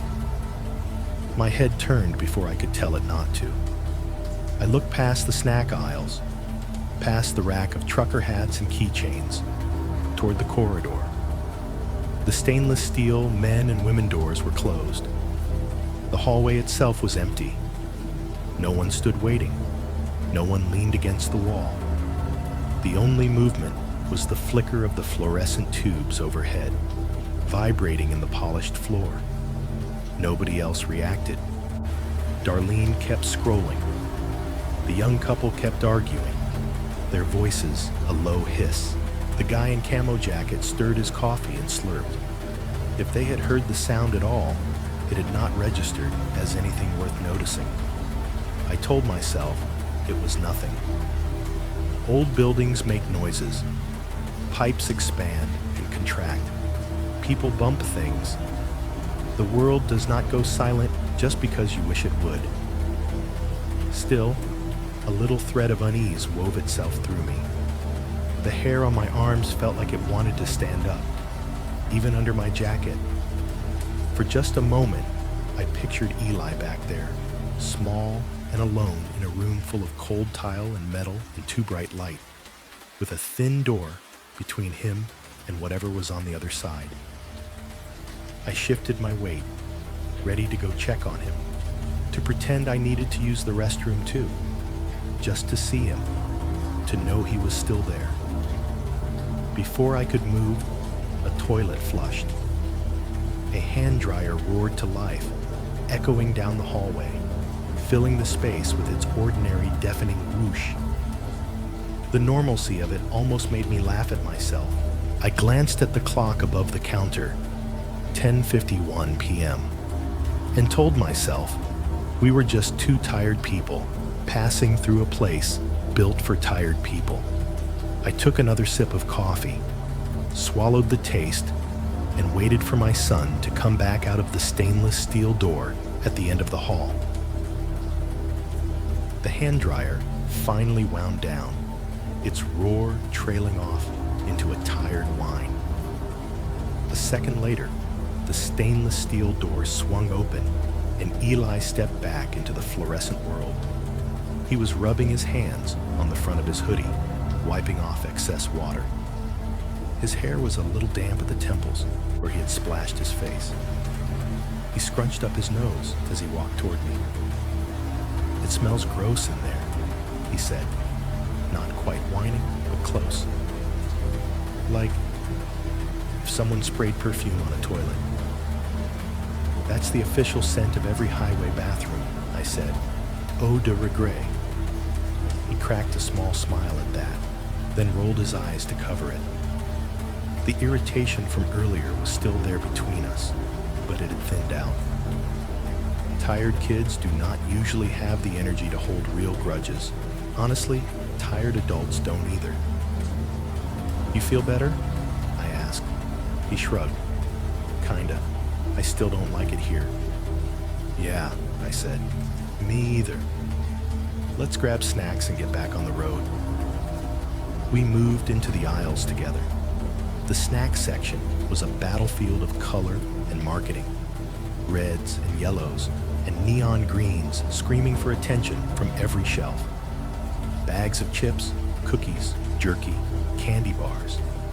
Little cardboard displays stuck out at weird angles, advertising 2 for $3 deals. My cart, my life, consisted of whatever fit in my hands and my bank account at the same time. Eli drifted toward the candy section like a magnet. He scanned the shelves with the solemn focus of someone making a serious life choice. "You get one thing," I said automatically, "and a drink." "Gummies," he said, like there had never been any other option. He grabbed a bag of sour worms and held it to his chest. "And maybe that orange soda?" "We'll see," I said, because maybe buys a few seconds of peace. We headed over to the refrigerated drink cases. The glass doors stood in a long row, each one a glowing rectangle of cold. Inside, bottles and cans sat in regimented lines. Water, tea, every color of sugar fizz you could imagine. Condensation beaded on the inside of the glass, catching and bending the fluorescent light into little halos. "Pick something that's not just sugar," I said, even as my own eyes were already looking for a logo that promised caffeine and pain relief. He hesitated in front of the soda section, toes pointed slightly inward, shoulders hunched up. The blue-white light from the case lit him from below, flattening his features, making his skin look almost translucent. His reflection stared back at him from the glass. Two Eli's overlapped, one real, one ghost, superimposed over rows of green and yellow bottles of Mountain Dew. I remember that image more clearly than anything else from that night.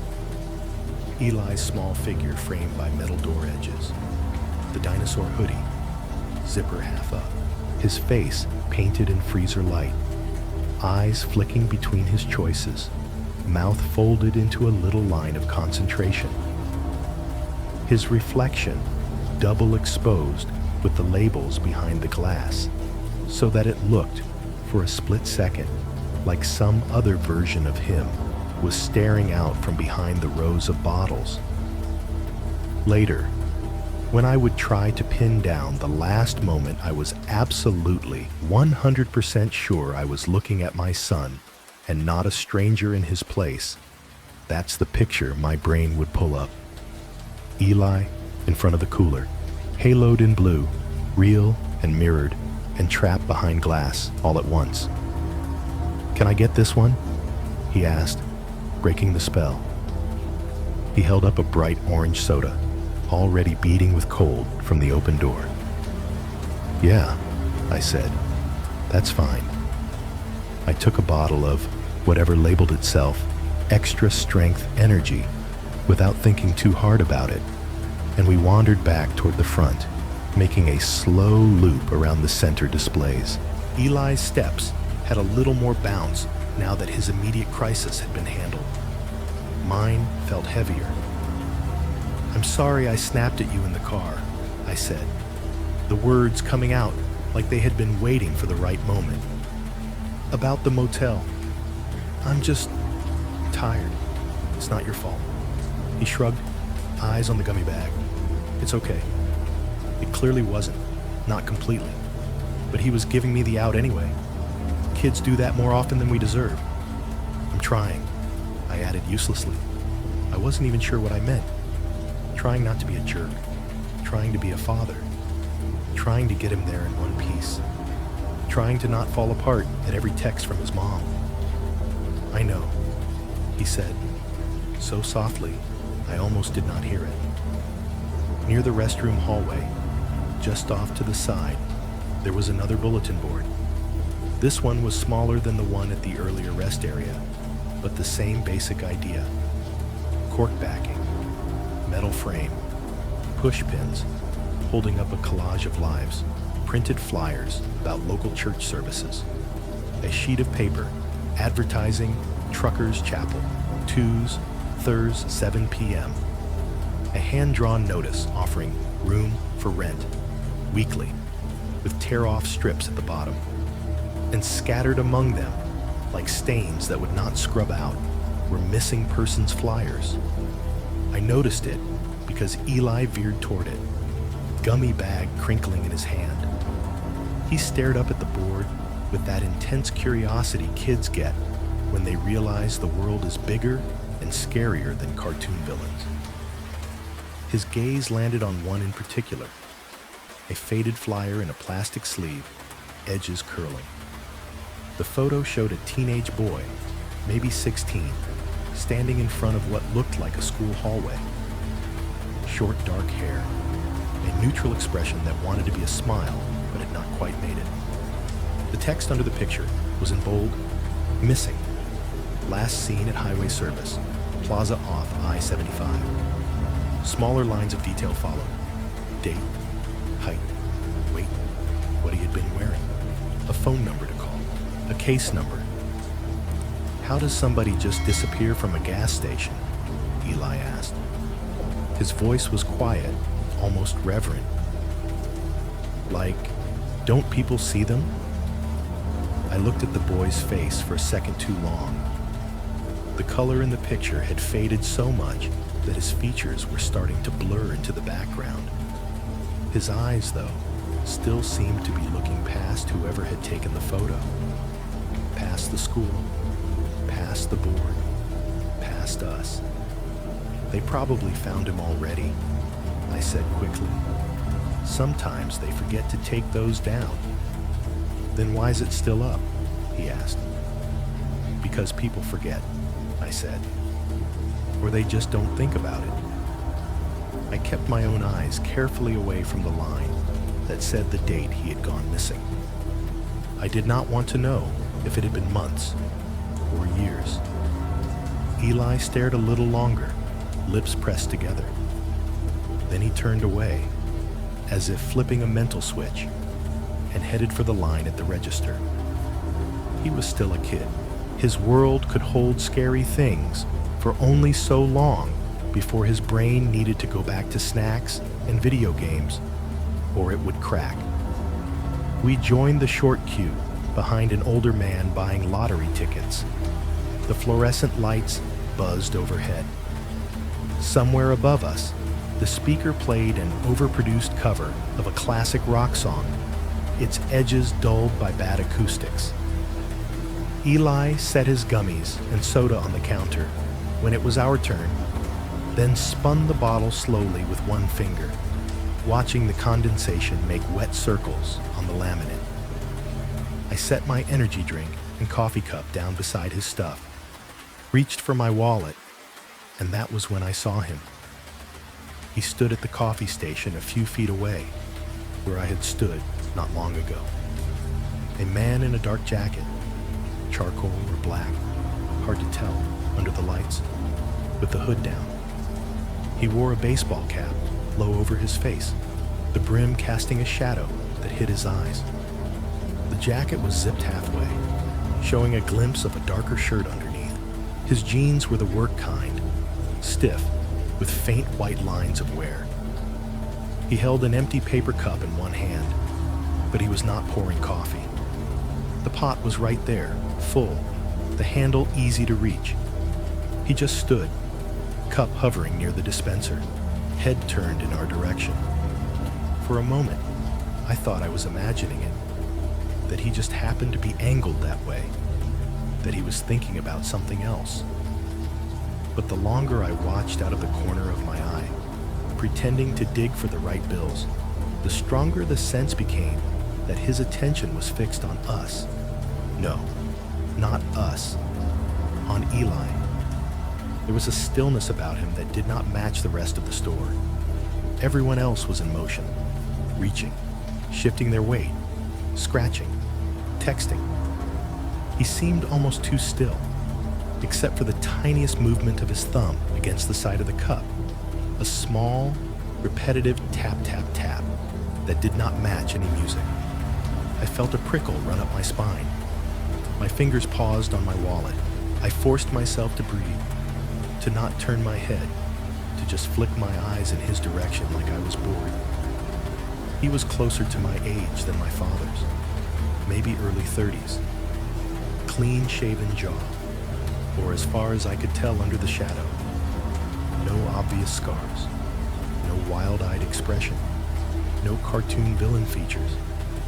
Just a man in a dark jacket and hat in a place where men in dark jackets and hats were not unusual at all. Then he shifted his gaze.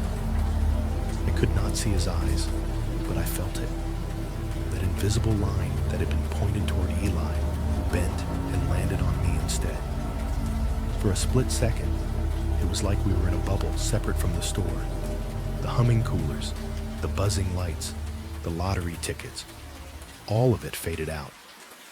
Just him, and me, and my kid's small shoulders, visible in my peripheral vision. Our eyes met, or at least, my eyes met the shadow where his should have been. It was like being caught doing something wrong, even though I had not moved. He held the look for a heartbeat, then, without any visible reaction, no nod, no frown, nothing, he turned away. He set the empty cup down on the counter next to the coffee dispensers, lid still unused, and walked toward the doors. He did not pour a drink. He did not grab a snack. He did not pat his pockets like he had forgotten his wallet. He just left, slipping out into the cold under the humming neon. the glass doors shuddering slightly as they closed behind him. "You okay?" Eli asked, oblivious, breaking my focus. "You look weird." "I'm fine," I said. My voice sounded flat in my own ears. "Just tired." The cashier, Darlene, according to her tag, rang up our things with practiced disinterest. "That'll be 11:32, she said, not really looking at us. I handed over my crumpled bills, fingers feeling thicker than they should. Somewhere in the back of my mind, a thought tried to form about the dark SUV, about the man at the coffee station, about the way he had watched the drinks instead of getting one, about patterns, about repetition. I pushed it down. We gathered our bag, our bottles, my coffee. I put a hand briefly on Eli's shoulder, guiding him toward the exit, feeling the solid, living warmth of him under the hoodie. At that moment, in that harsh, buzzing bubble of light, he was unquestionably my son. I did not know yet that in less than 15 minutes, I would walk to the car alone and drive away from this same fluorescent box with someone else sitting silently in the space where his small, warm body should have been. The register beeped in short, bored bursts as our stuff went across the scanner. Gummies, orange soda, energy drink. My coffee cup, already half empty, was just waved through. "You want a receipt?" the cashier asked. Her tone said she did not care either way. "Nah, I'm good," I said, shifting my weight. My wallet felt too big in my hand, my fingers clumsy as I tried to shove change into my pocket and not drop anything. Coins clinked, a bill crumpled, the edge of a key dug into my palm through the thin fabric of my jeans. Eli stood next to me, the bag of candy in one hand, his soda bottle in the other. He was bouncing the bottle slightly, making the condensation run. The blue light from the cooler still clung to him in my mind, even though we were under harsh white bulbs now. We turned away from the counter together, our little plastic bags swinging between us. "Hang on," he said suddenly. "I gotta go one more time." I frowned. "You just went." "I know," he said. I rushed. I didn't think I had to. And then I started walking back and I kinda did again. He made a face, embarrassed and annoyed at his own body. I glanced toward the front doors.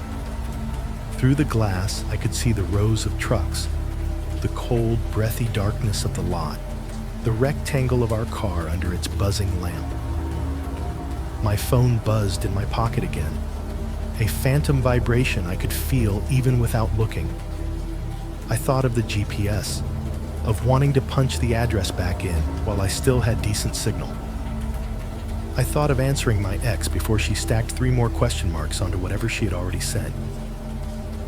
"Okay," I said, after too long a pause. "Make it quick. I'll go start the car. Meet you at the car when you're done."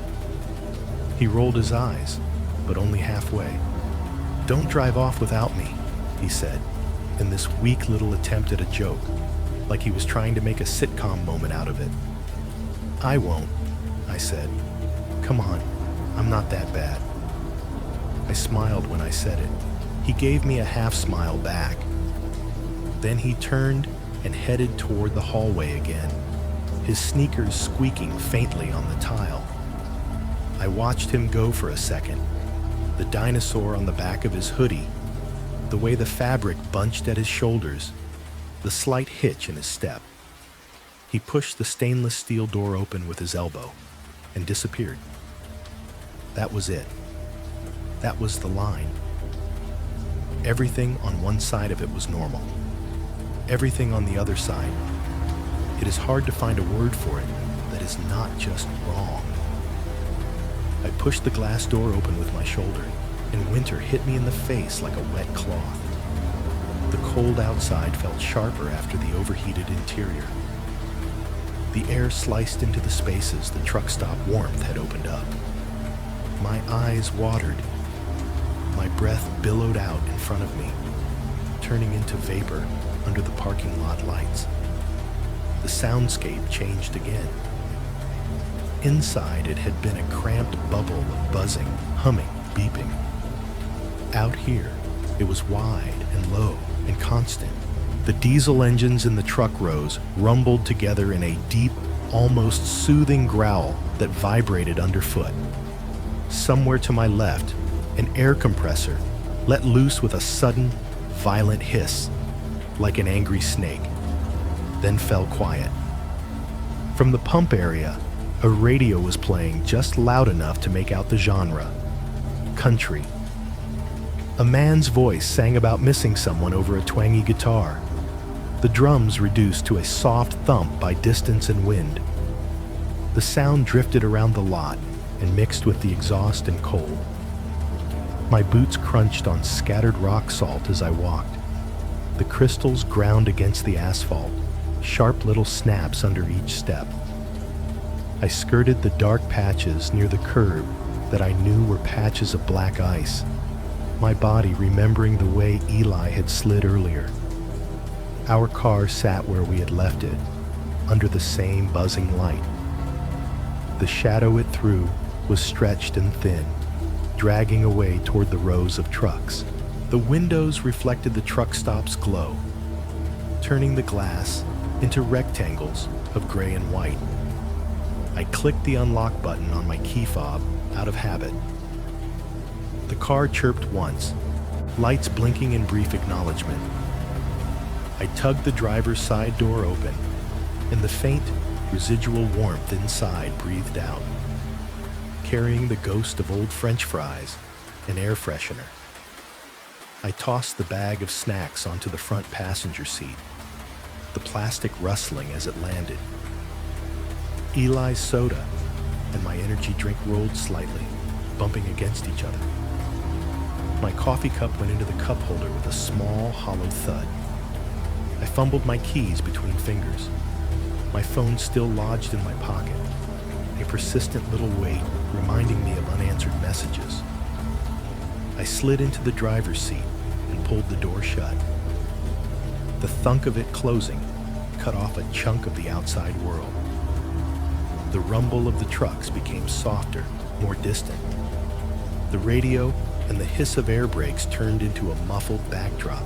In their place, the small sounds of the car reasserted themselves. The creak of the seat springs, the tick of cooling plastic somewhere in the dash. I turned the key. The engine caught with a familiar shudder, then settled into a low idle. The dashboard lights bloomed again, bathing the interior in that same greenish glow. The clock blinked 10:58 p.m. The heater fan coughed and then began to push lukewarm air through the vents, filling the cabin with a dusty warmth. I sat there for a moment, my hands resting on the wheel, letting my shoulders drop an inch. Then I dug my phone out, thumb already swiping the screen awake. A new message from my ex sat at the top. "You there yet? It's late."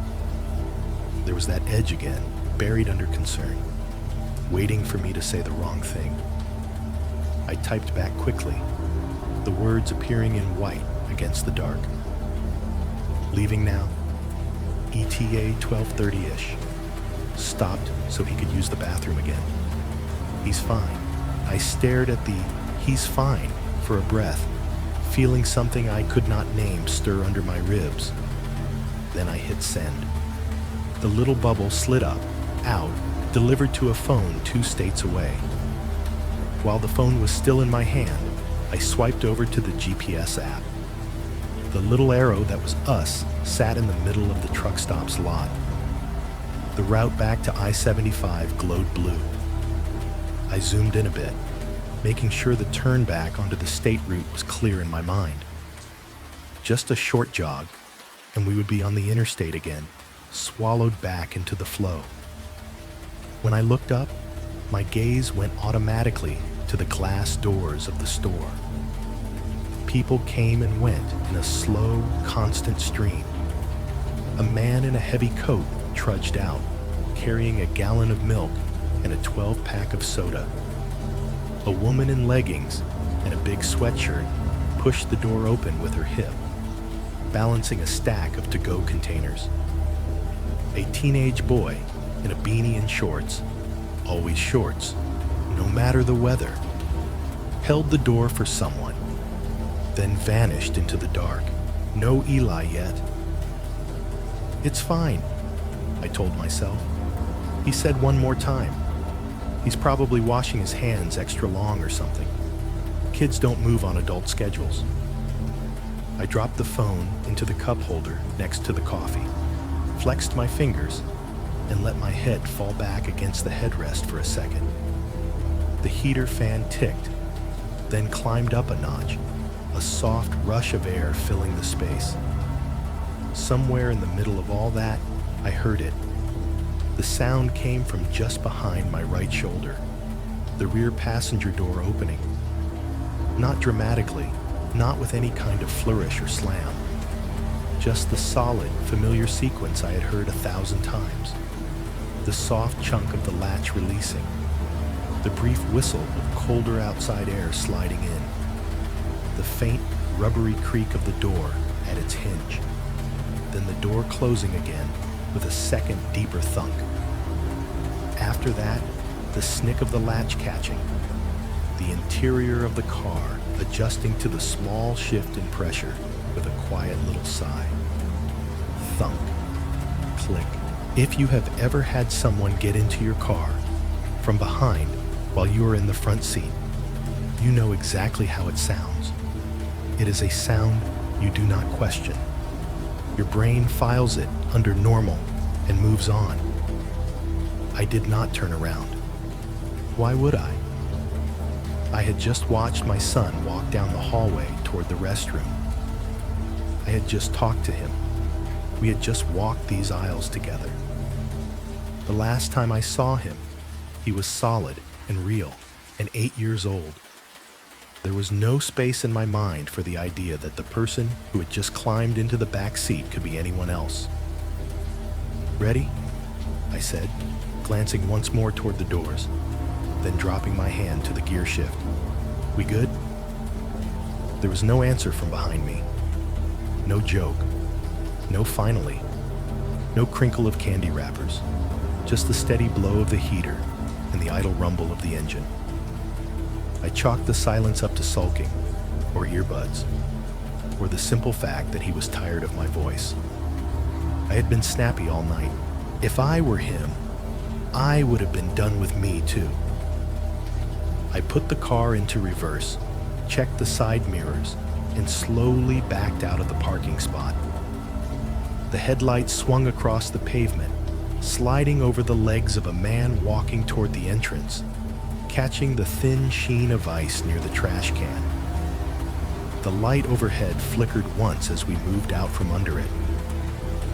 As I turned the wheel and eased toward the exit lanes, the truck stops spread out to either side. The long, low building with its humming glass front, the rows of trucks hulking and still, the fuel island canopy with its harsh white lights. The music from the distant radio was just a ghost now, a faint line of melody under everything else. Off to one side of the lot, near the edge where the lamps did not quite reach, 3 parking spaces sat half in shadow. I might not have noticed them at all if not for the sudden flare of light that came from that direction. Headlights blinked on, cutting through the gloom. They belonged to the dark SUV.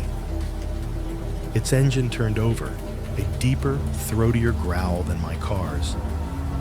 The beam swept across the asphalt, then briefly washed over my windshield as it angled itself toward the same exit lane I was aiming for. For a moment, the glare wiped out everything, blanking my view in white. I squinted, lifted my foot from the gas for half a second, then kept going. The SUV fell into place a few car lengths behind us, its lights looming large in the rearview mirror. Lots of people stop at truck stops, I reminded myself. Lots of people leave at the same time. Without another glance at the back seat, I guided us toward the mouth of the lot, back toward the ramp that would take us to the state route, to the interstate, to the rest of the night. Behind me, something shifted its weight on the vinyl. A quiet movement, the kind any tired person might make settling in. I told myself it was my son. The exit road out of the truck stop felt narrower on the way out than it had on the way in. Maybe it was just the way the headlights carved out a tunnel, everything outside their beam flattening into pure black. The wet asphalt shone in streaks, reflecting back the overhead lamps like melted metal. I followed the painted arrows, the car rolling slowly toward the edge of the property. In the rear view, the dark SUV's headlights bounced along behind us, too bright, filling the mirror. Every time I glanced up, I had to squint, my own reflection floating over the glare like a ghost. The access road met the state route at an odd angle. A single stop sign stood there on a crooked post, its red surface dulled by salt and grime. The world on the other side of the sign was pure dark, interrupted only by the distant, intermittent whoosh of passing vehicles. I eased to a stop, the car rocking slightly as the brakes caught. The seatbelt chime dinged once. Late, like it had only just noticed we were moving again, then fell quiet. The heater blew a steady stream of lukewarm air at my ankles. My coffee cup clicked against the plastic of the cup holder as the car settled. "Okay," I said, more to hear my own voice than anything. "Back on the road we go." I looked left. 2 pinpricks of light appeared and grew into the glare of an oncoming truck, its engine calling out in a long, low roar as it passed. The wind it dragged with it made the car shudder. After it went by, there was nothing for a few seconds, just empty lanes, white lines, and trees. I turned the wheel, pressed the gas, and we rolled out onto the state route. The tires hissed as they left the smoother truck stop pavement for the rougher road. Gravel popped under the wheels like small bones. I accelerated, feeling the car gather itself, then straighten as we found the center of the lane. Behind us, the SUV pulled out too. Its headlights swept across the sign, the ditch, the thin row of bare trees, then settled into their fixed place in my mirror. Not too close, not too far, just there. I merged up through 30, then 40, then 50. The engine's note climbed and then leveled off into its familiar, dull hum. The heater fan kept its steady rush. The blower made a faint ticking sound every time it shifted in speed. The dash glowed in that dim green again. The GPS map reoriented, the little arrow sliding along the blue line back toward the symbol for I-75. We were moving. That was what mattered. Put miles behind us. Get back to the main road. Keep going. "You good back there?" I asked, eyes on the dark ahead. "You got your gummies? Your soda?" Silence. No rustle of candy bag. No slurp from a bottle. No muffled "yeah." Just the sound of the car. Engine, heater, tires. The faint distant hiss of wind along the windows. I told myself he had his earbuds in, that he was mad at me again, that he had decided his best revenge was to tune me out and pretend I did not exist. 8-year-olds are not subtle. Sulking is one of the few weapons they understand. Still, the quiet felt wrong. I checked the mirror in a quick flick of my eyes. In the back seat, just visible in the edge of the glass, was a shape. A dark lump where the hoodie should be. Shoulders, a head, a body in a seat. For a second, it looked normal, kid-sized, slouched maybe. Then the car hit a small dip in the road, and the shape shifted, rising and falling with the motion. The outline seemed bigger than I expected. The shoulders looked higher, the hooded form bulkier under the thin glow from the dashboard, like someone had stuffed more person into the same space. Headlights from an oncoming car flashed by the windshield, striping the interior with white for a heartbeat. The light sprayed across the mirror, wiping out the image. By the time my eyes readjusted, there was only darkness in that slice of glass again, framed by the SUV's twin beams behind us. Earbuds, I muttered to myself, forcing a small laugh. He's probably glued to some video. That's all. I remembered that I was supposed to be normal, that I was supposed to be a parent on a long drive, not a man talking to his own heartbeat. At least the coffee's not terrible, I said, trying to make my tone casual. That's new. Usually it tastes like burned socks. Nothing. The air behind me felt thick. That is the only way I can say it. You know how you can tell when someone is in a room with you, even if they do not make a sound? Or the way a space feels different when someone is awake versus when they are asleep. That subtle awareness of another body's presence, heat, movement, breath. I could feel someone in the back seat. That much was clear. What I could not feel was anything that said, child. No bored sighing, no rhythmic tapping of sneaker toes against the floor mat. No faint, involuntary noises kids always make, even when they think they are being silent. The breathing in the car, too, had changed. At first, I told myself I was just noticing my own. In through the nose, out through the mouth, slightly faster than I wanted. But the more I listened for it, the more I heard a second rhythm underneath. Slower, deeper, a steady in and out that did not quite line up with my own chest's rise and fall. It could have been air moving through the vents. That would have made sense. A mechanical sound, not a human one. But the longer I tuned into it, the less mechanical it felt. There was weight to it, mass, like the lungs making it belong to something built larger than an 8-year-old. Hey, I said, you hear me? You good? No answer. The state route curved gently left, then right. Trees pressed close to the shoulder, their trunks lit in slices by my headlights before being swallowed behind us. Patches of old snow sat in the ditches, dirty and half frozen. A reflector post leaned at an odd angle, its reflector catching my light and throwing it back like a single stunned eye. I could feel my patience fraying. I had been talked over and second-guessed all night.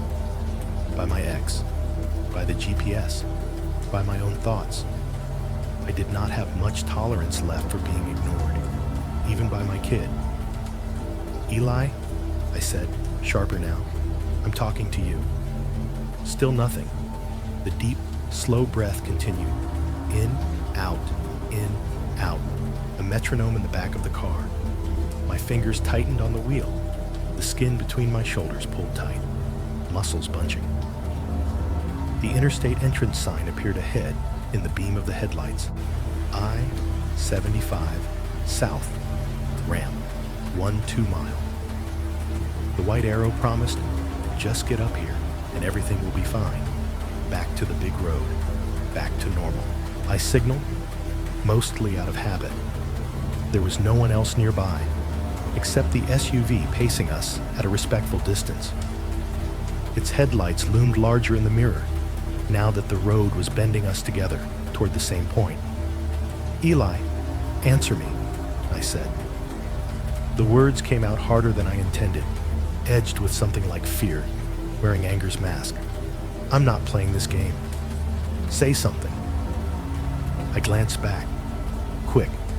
A dart of my eyes into the mirror, just long enough to register what was there.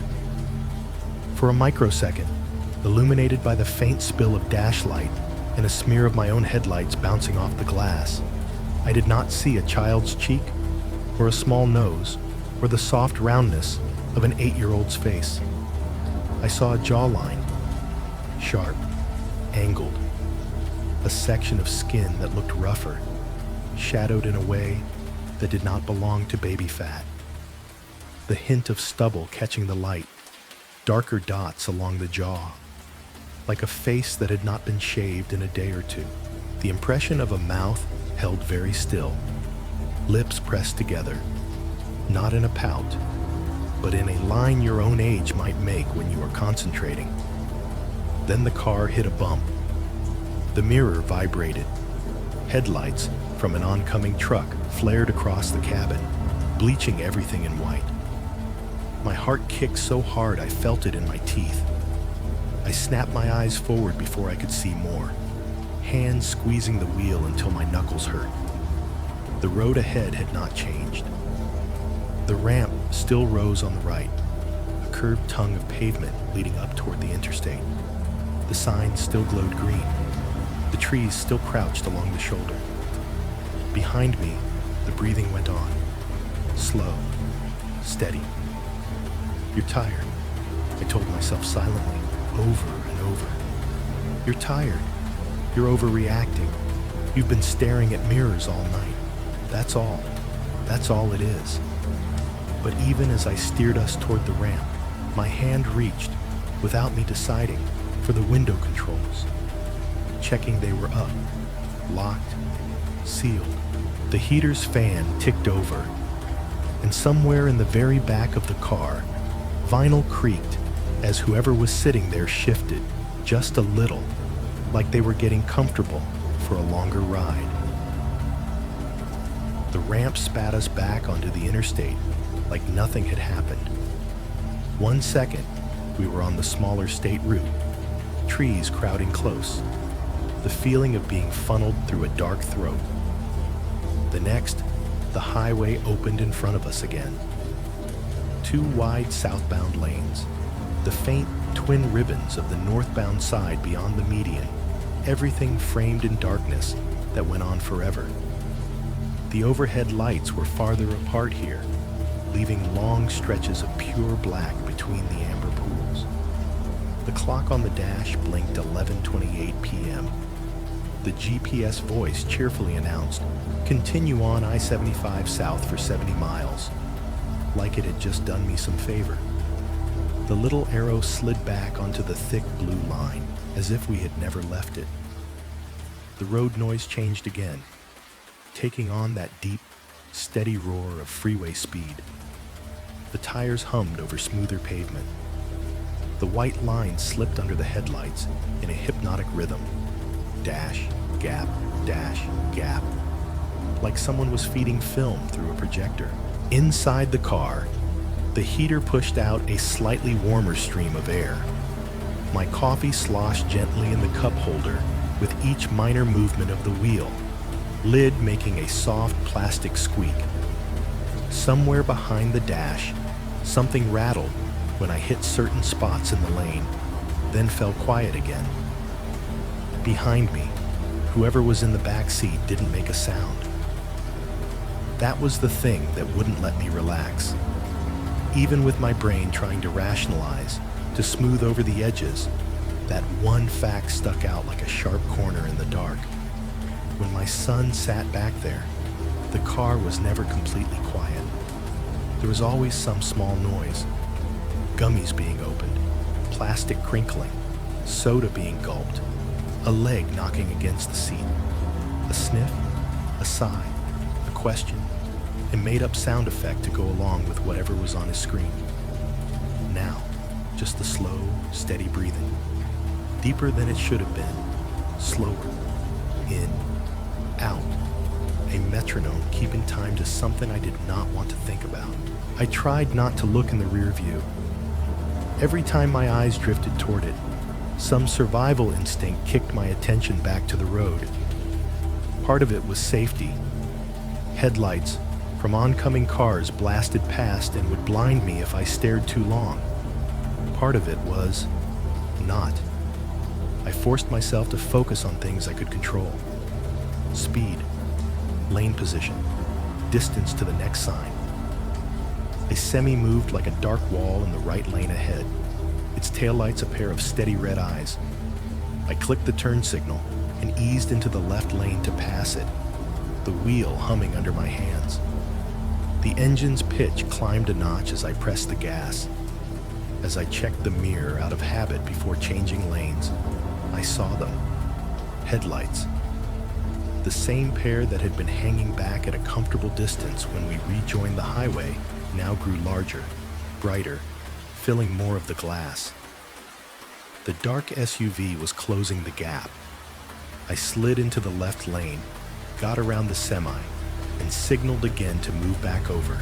The SUV moved with me, maintaining its position, its lights now occupying the center of my rear view.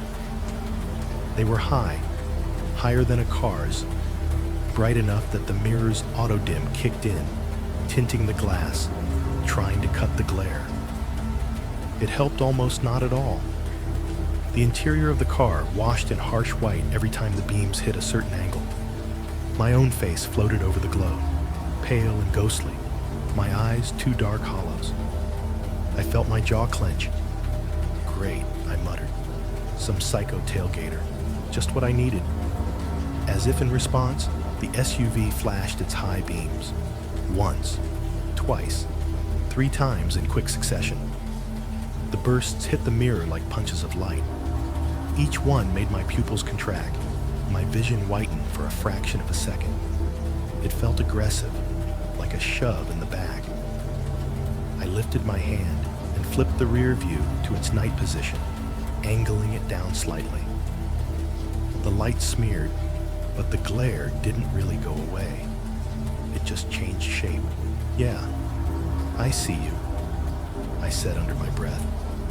Back off. I signaled and slid into the right lane again, heart rate ticking up. If he wanted to go faster, he could pass me on the left and leave us alone. I was not in the mood for some midnight ego contest between 2 idiots on an empty highway. The SUV followed. It changed lanes with me, staying glued a little too close to my bumper. The high beams flashed again, shorter bursts this time, like a strobe. My mirrors flared white and dark, white and dark. Okay, I snapped, louder now. We're doing this, I guess. My chest felt tight. I told myself it was annoyance, not fear. People did this all the time. Jerks on the road who thought they owned it. Maybe I had cut him off, leaving the truck stop without realizing. Maybe he thought I had taken his spot. Maybe he was just bored and stupid. Behind my left ear, in the back seat, the breathing did not change. No shifting. No small body turning to look behind us. No scared voice asking, "What's happening?" Of course he picks now to be quiet, I thought, and the sentence came out in my head in a way that did not feel like the way you think about your own child. I kept my speed steady, hands at 10 and 2, like some defensive driving video. The highway stretched out ahead, mostly empty. A few taillights way in the distance. The monotony of the white lines made everything feel like a loop, playing on repeat. The SUV's lights swelled in the right side mirror, then receded as the driver adjusted, keeping an unnerving, intentional distance.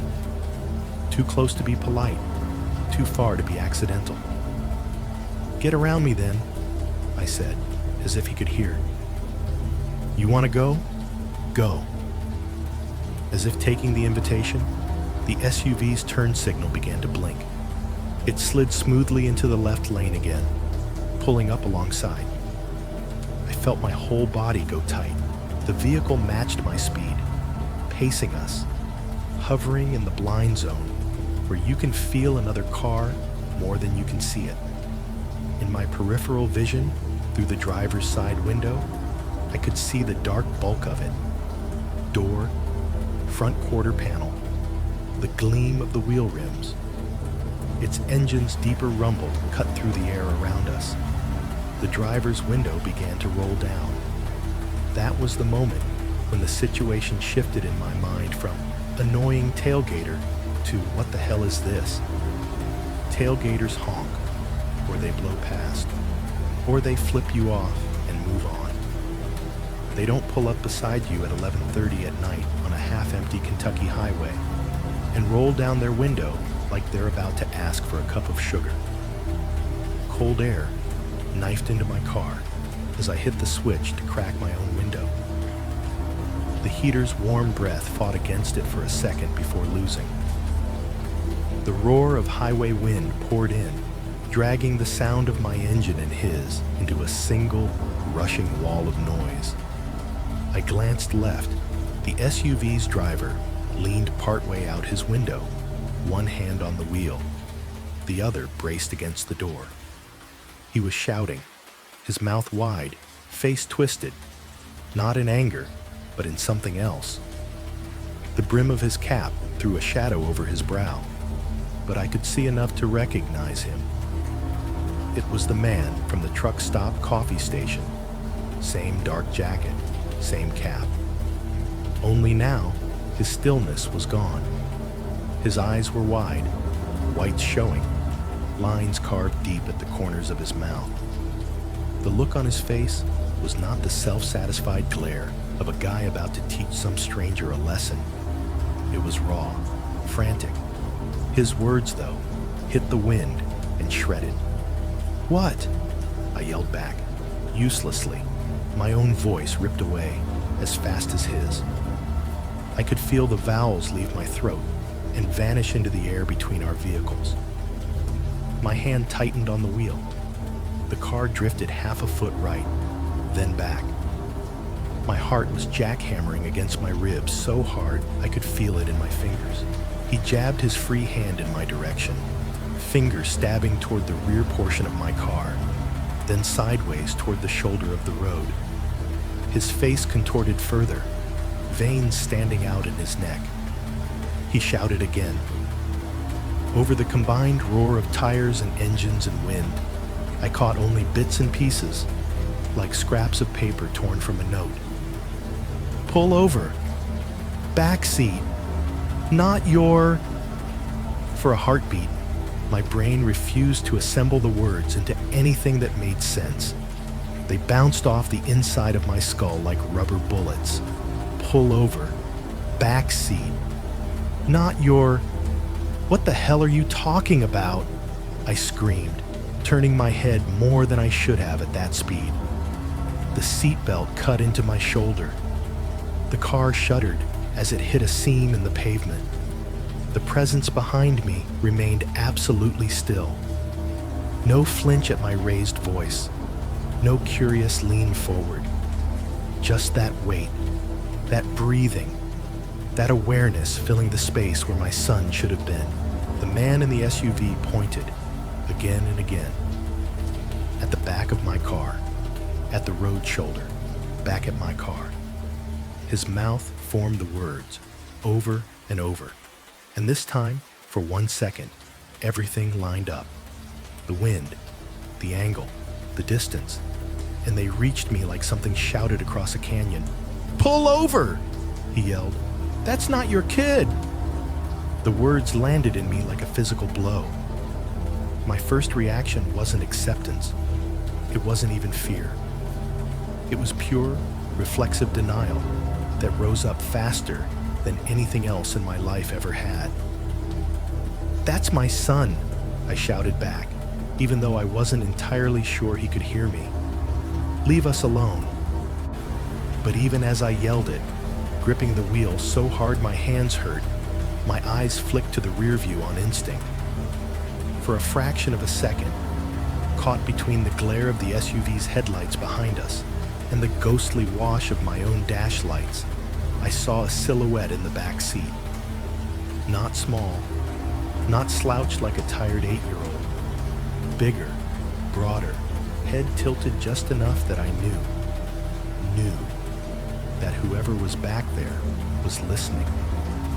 The SUV's driver saw something in my face then, some crack in the wall, because his expression twisted into something like desperate hope and terror mixed.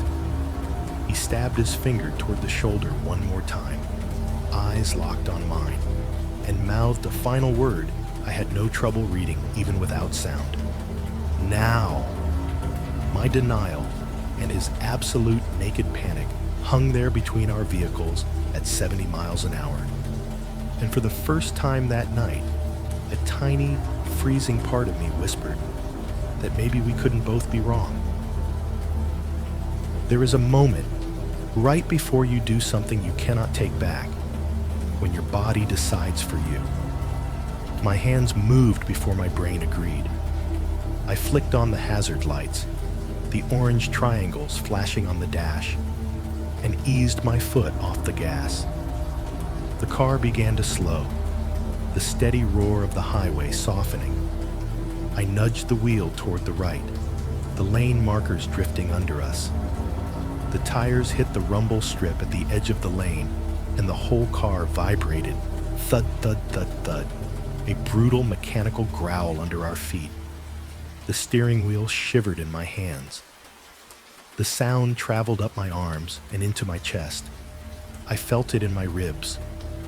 The SUV had already started moving ahead, as if the driver had been holding his breath, waiting for me to commit. It slid forward in the left lane, past us, and then eased back right with its blinker on, its own hazards flashing now, orange pulses in the dark. It pulled onto the shoulder a few car lengths in front of us, tires kicking up a little spray of gravel and grit. My heart was pounding so hard I could hear it over everything. The engine, the tires, the wind. A dull, relentless hammering in my ears. The skin on my face tingled, like all the blood in my body had rushed upward and then did not know where to go. We rolled down the shoulder, decelerating, the rumble strip bumping us the whole way. The guardrail to our right loomed closer, a steel barrier separating us from a drop into nothing. Beyond it, the tree line was just a jagged silhouette against the black sky. I pressed the brake, harder than I needed to, and the car came to a stop with a final shudder. The hazard lights ticked rhythmically. The engine idled, a low, uncertain thrum. I dropped the gear shift into park, but I did not kill the engine. Some animal part of me wanted it alive, ready. The heater still hissed through the vents, filling the cabin with a dry, artificial warmth that felt completely disconnected from my body. In front of us, the SUV's driver's side door flew open. The man from the coffee station, from the next lane over a few seconds ago, jumped out and slammed it behind him. Under the pale wash of his own hazard lights and my headlights, he looked even more frantic up close. His jacket flared as he ran, one arm pumping, the other waving wildly overhead. For 1 second, some buried piece of my upbringing kicked in and made me hit the door lock button again, even though everything had already been locked. The mechanism clacked uselessly. My brain was torn between this guy is crazy and this guy is the only one who has said out loud what you are afraid to think. He reached my window and started pounding on the glass with the flat of his hand. The sound was sharp, immediate, like someone smacking the inside of my skull. "Look at the back seat," he shouted. His voice was muffled by the glass and the noise of passing air, but the words were clear enough. Spit dotted the window. His face was inches from mine, eyes blown wide, pupils huge in the dark. "Look, your boy is still at the station."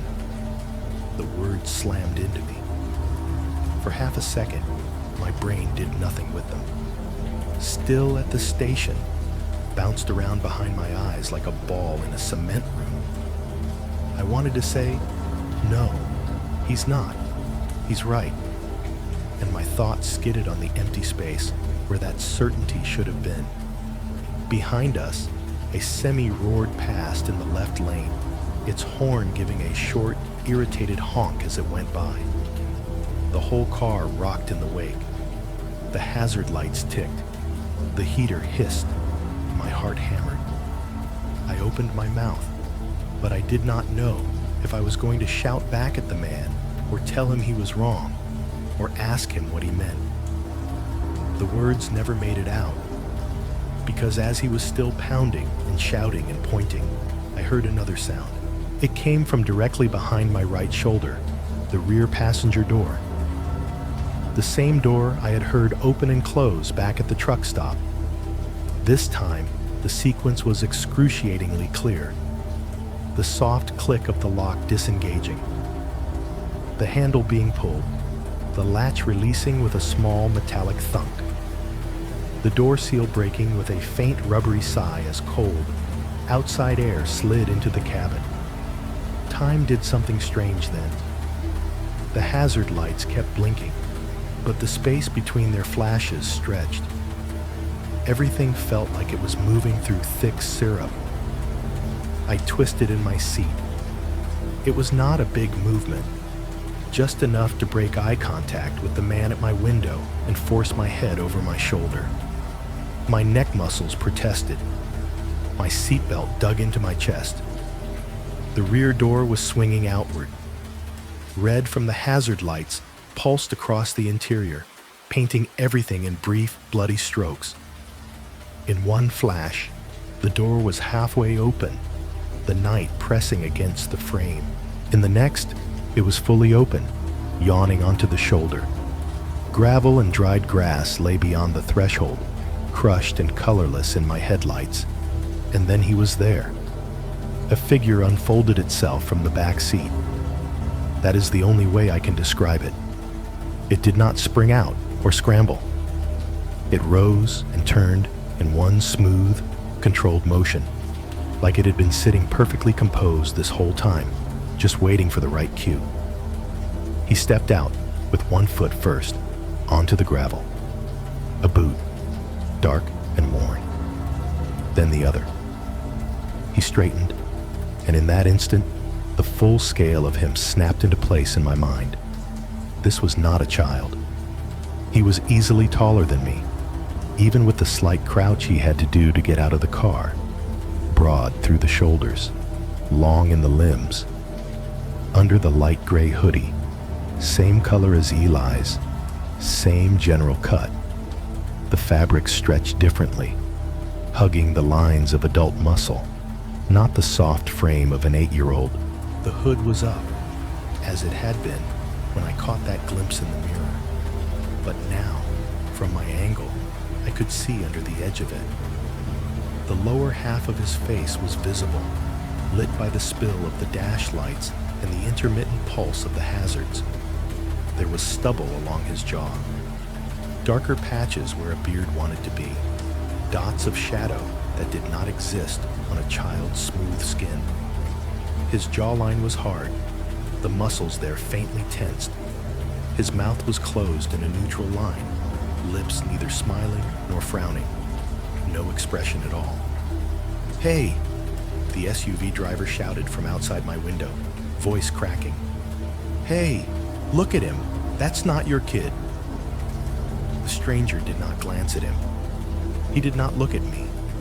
He did not look at the highway or the oblivious rush of trucks and cars streaking by a few feet away.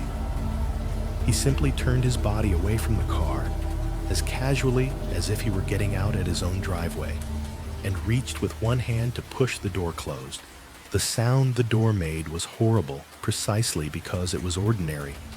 A solid swing, a muted chunk as the latch caught, the brief bounce as it seated in the frame.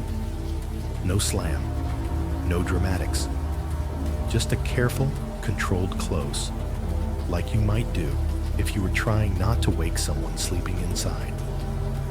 In the brief cone of the SUV's headlights, which were now angled slightly, so they washed over the area beside my car. I saw his profile for one clear second. He was younger than I am, but older than a college kid. Early 30s, maybe. His nose was straight. His cheekbones were sharp. His skin had that waxy, sleepless look people get when they live on highways and in places like this. His eyes were in shadow, the hood still cutting across his brow, but his mouth, the line of it, was relaxed, calm, bored even. He looked like a man who had just stepped out of an Uber, not someone who had been sitting silently in the back seat of a stranger's car for miles.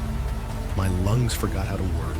The driver from the SUV smacked my window again with the heel of his hand, dragging my attention back for a heartbeat. "You see him!" he shouted, voice ragged. "Your boy is not here. He's still back there." The words barely registered because all my senses were locked onto the figure now moving away from my car. The stranger put one hand on the guardrail, a smooth, practiced gesture, and vaulted it in a single motion. His feet hit the gravel on the other side with barely a crunch. He did not look back, not once, not at me, not at the SUV driver, not at the line of vehicles tearing past in the dark. He walked toward the tree line. His silhouette passed out of the glare of our combined headlights and into the shadow beyond the rail. For a moment, I could still make out the pale shape of his hoodie moving between the trunks, a lighter gray against the black. The leafless branches seemed to part around him, swallowing him up. Then he was gone, just like that. 1 second, a grown man wearing my son's hoodie was stepping away from my car. The next, there was only night and trees and the faint suggestion of a path that might not even have been there. The door behind me was closed. The seat was empty. I knew that without having to turn around again. The air in the car felt hollow, like the space where he had been sitting still remembered his weight and was struggling to adjust.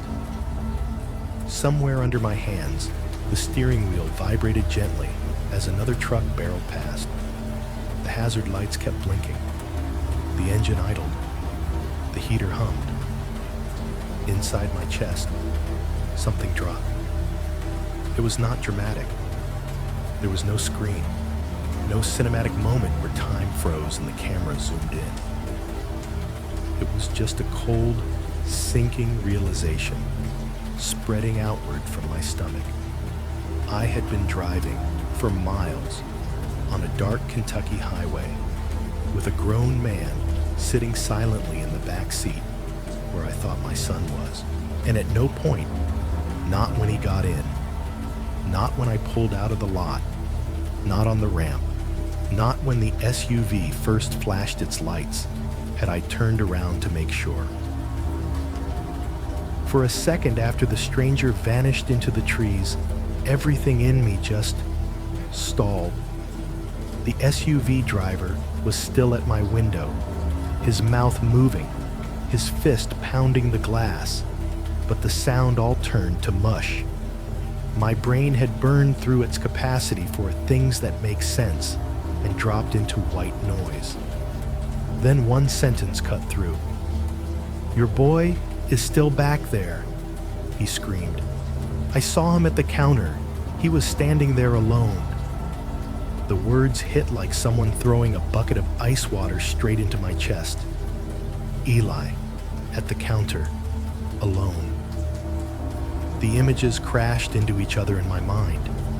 Him under the blue light of the drink case, him staring at the missing boy flyer, him walking away to the bathroom joking, "Don't drive off without me." And then me, sitting in the car, hearing the door open, not looking back. You saw him?" I finally managed, my voice dry and thin. I did not even know if the window was down far enough for him to hear, or if I was just mouthing the words at my own reflection. Yes, the man shouted, face twisted with something rawer than anger. Little kid, dinosaur hoodie. He was at the register after you left, looking around like he lost you. I went to pay, came back out, saw your car moving. I followed. I thought maybe... His voice broke. I thought maybe I was crazy, until I saw that thing get out of your car. He jabbed a shaking finger toward the tree line, where the stranger had disappeared. Then he slammed his hand flat against my window one more time. Turn around, he said, lower now, but more urgent than ever. Turn around, now. Go get your son. There are moments when there is no decision to make, because the only options are do something and live with yourself as the person who didn't. My hand shot to the gear shift. I yanked it from park to drive so hard the whole console jolted. The hazard lights were still blinking. I flicked them off with a shaky thumb. The engine revved as I stomped on the gas a little too hard, the tires spinning for half a heartbeat on the gritty shoulder before catching. Wait, the man said, stepping back, hands up like he was suddenly afraid I was going to run him over. I'm coming. I'll follow. I nodded without really meaning to. My neck felt stiff, like it was rusty. The blood roared in my ears. I yanked the wheel, easing us back onto the lane. The rumble strip growled under the tires again, then dropped away as we merged into the flow of traffic. A truck blasted its horn as it barreled past in the left lane. The driver's anger, a distant, meaningless thing compared to the hurricane building inside me. My seatbelt alarm started dinging, a repetitive, nagging chirp, and I realized I had never buckled back up after twisting around to look. I shoved the belt across my chest with one hand, jammed the latch into place, the buckle clicking in with a snap. The alarm cut off mid-ding. The SUV's headlights appeared in my rear view a moment later. This time, they did not feel like a threat. They were like a pair of eyes keeping pace with me, not letting me go alone. Emergency vehicles only, the sign said when the first U-turn cut appeared in the median. A break in the barrier, a paved gap with a faded white line. I did not care. The thought that someone might ticket me, or that I might technically be breaking some highway regulation, barely flickered in my head. I hit my turn signal anyway out of habit, checked the mirror, then jerked the wheel to the left as soon as there was a gap big enough that I would not be T-boned. The tires hissed on the pavement as we crossed the left lane and dove into the median. Gravel and salt sand sprayed up, pinging the underside of the car. The suspension groaned as we bounced over the uneven strip. For a second, the car rocked so hard I thought we were going to fishtail, but we straightened. I shot a glance to the side as we crossed. The SUV had slowed behind me, its own turn signal blinking. It followed, larger and more stable, rolling through the U-turn like it had done this sort of thing before. We popped out onto the northbound side of the highway. Headlights from oncoming traffic, now behind us, threw long white streaks past my side windows. My own beams carved a tunnel into the dark ahead. The speedometer climbed up. 60, 65, 70. I did not consciously choose the speed. My foot just pressed down until the car felt like it was shaking at the edge of what it could do. The engine roared louder than it had all night. Every minor imperfection in the road translated into a hum in the steering wheel. The wind noise around the car rose, wrapping us in its own relentless howl. My hands on the wheel were slick with sweat. My fingers kept wanting to tighten and then release, but I forced them to stay locked in place. Every muscle in my forearms ached with the effort. I barely saw the trees anymore. They were dark smears on either side of the road, rising and falling with the curves. The signs flew by too fast for me to read anything but numbers. 70, 65, exit, 31, 2 miles. In my mind, though, crystal clear images were playing on a loop. Eli at the cooler. Eli in front of the bulletin board. Eli at the counter, spinning his soda bottle in nervous little circles while the cashier ignored him and the world rushed past outside the glass. I pictured him turning around, expecting to see me behind him, expecting to see the familiar shape of our car through the windows, not seeing it. That moment of confusion, then the slow, icy spread of realization that he was alone. It felt like lightning had struck somewhere inside me, except instead of burning everything, it left it frozen. You drove away without your son, something in my head said, calm and merciless. You left your son behind. You put a stranger in his place and you never looked back. I didn't know.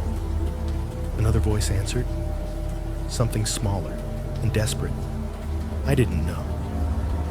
You didn't look, the first voice replied. You heard a door. You assumed.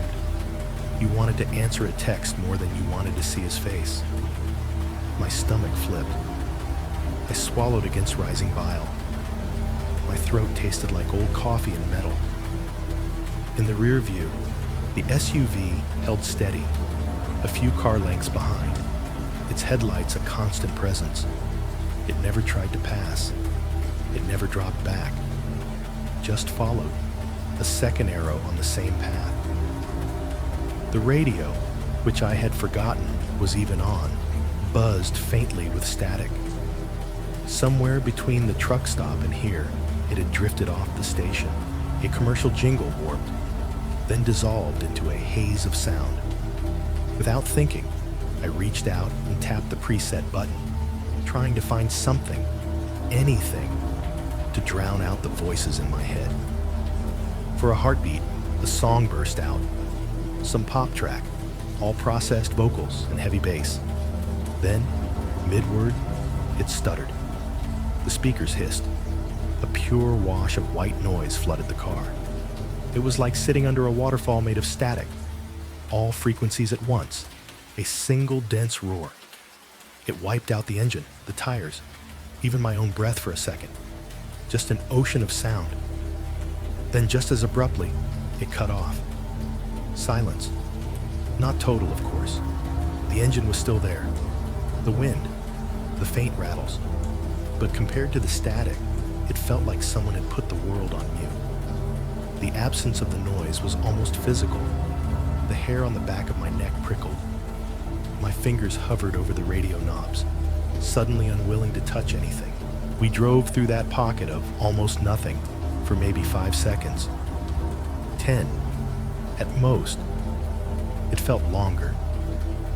Time stretched the same way it had when I twisted around to see the wrong man stepping out of my car. A thought I did not want slipped into my mind. What if when you get back there, it whispered, the truck stop isn't there? It was ridiculous, irrational. These places did not just vanish. They were concrete and steel and neon. They had parking lots and plumbing and monthly leases. But the feeling rode up my spine anyway. A sense that I had slipped sideways somehow. That the U-turn and the static and the empty seat had nudged us into some side lane of reality. What if I pulled into that exit and found only trees, or a dark, chain-locked building with boards over the windows? What if this whole frantic race back was just me chasing a moment that had already closed behind me like a locked restroom door? A new sign loomed ahead. Exit 29. Fuel, food. 1 mile. The same logos glowed on the panels beneath it, familiar and surreal at once. The truck stop emblem, the fast food logo, a gas brand I knew. Anchors, all of them, dragging me toward the idea that the world was still obeying its own rules. I let out a breath I had not realized I had been holding. The white noise in the speakers did not return. The engine's roar slid back into focus. The tires sang against the asphalt. Behind me, the SUV's headlight shifted as the driver put on his blinker too, their rhythm changing slightly with the flasher. We were going back, to the place where I had last seen my son clearly, to the last fixed point in this night. I gripped the wheel so hard my hands hurt and aimed us straight for it, praying to whatever listens to people like me that I had not just woken up to the worst thing I would ever know about myself. The exit ramp rose up out of the dark like the edge of a familiar nightmare. I took it too fast. The car leaned, tires hissing on the curve, the steering wheel vibrating in my hands as if it knew better. The SUV stayed with me, a steady presence in the mirror, its headlights washing the wet pavement ahead in an extra layer of white. We crested the ramp, and there it was. The truck stop looked exactly the same. Same big neon sign humming above the building, buzzing in that tired red. Same glowing coffee cup outline. Same fast food logo dark on one side, its cheap plastic still catching stray light. The rows of semis were in almost the exact same positions, engines idling in the same low chorus. The light by the dumpster on the far side still flickered. Bright dim, like it could not decide if tonight was the night it would finally burn out. The unreality of it hit me. The world had kept going here like nothing had happened, like I had not driven away, with a stranger sitting silently in the back seat where my son should have been. I swung into the lot, barely slowing as I cut across an empty section of parking spaces near the front doors. I jerked the wheel at the last second and slammed on the brake. The car lurched to a crooked stop, half inside the painted lines, half over them. The engine stuttered, then steadied as if offended. I did not bother shutting it off. The door handle dug into my fingers as I grabbed it. I shoved the door open so hard it bounced back at me. Cold air knifed into my chest. The ground under my boots was slick with a thin layer of refrozen slush and rock salt. I almost went out from under myself on the first step, my foot sliding. My hand shot out, palm scraping along the cold metal of the car's roof to keep balance. Behind me, the SUV squealed to a more controlled stop. I heard its door slam, but I did not look back. All of my focus tunneled onto the glass doors of the truck stop. They glowed like a TV screen in a dark room, showing glimpses of the inside world. People moving, light reflecting off chrome and steel. The advertisements for hot coffee and clean restrooms plastered near the handles. My own reflection, small and blurred, overlaid on all of it as I ran. I hit the concrete walkway too hard, my knee jolting. Rock salt crunched under my boots. The same overflowing trash can sat near the entrance, cups and wrappers heaped around it like a failed snowbank. The same patch of black ice waited just off to the side, shining a little differently than the concrete around it. I did not slip this time. My body remembered. I shoved one of the glass doors open with both hands, the metal frame biting into my fingers. Warm, stale air rushed over me, thick with burnt coffee, fryer grease, and that chemical freshener. Inside the fluorescent bubble, everything snapped back into too sharp focus. The lights buzzed, the coolers hummed. Somewhere toward the back, the hand dryer roared for a second, then stopped. Voices overlapped in that weird, detached way. Snatches of conversation that made no sense outside their own tiny worlds. And there, near the front counter, was my son. He stood alone, off to one side of the register, like he did not quite know where he was allowed to be. His shoulders were hunched. His dinosaur hoodie looked too big on him, like it belonged to someone else.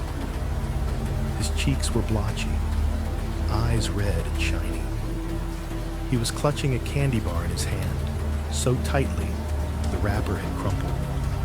The chocolate inside probably half melted from the warmth of his fingers.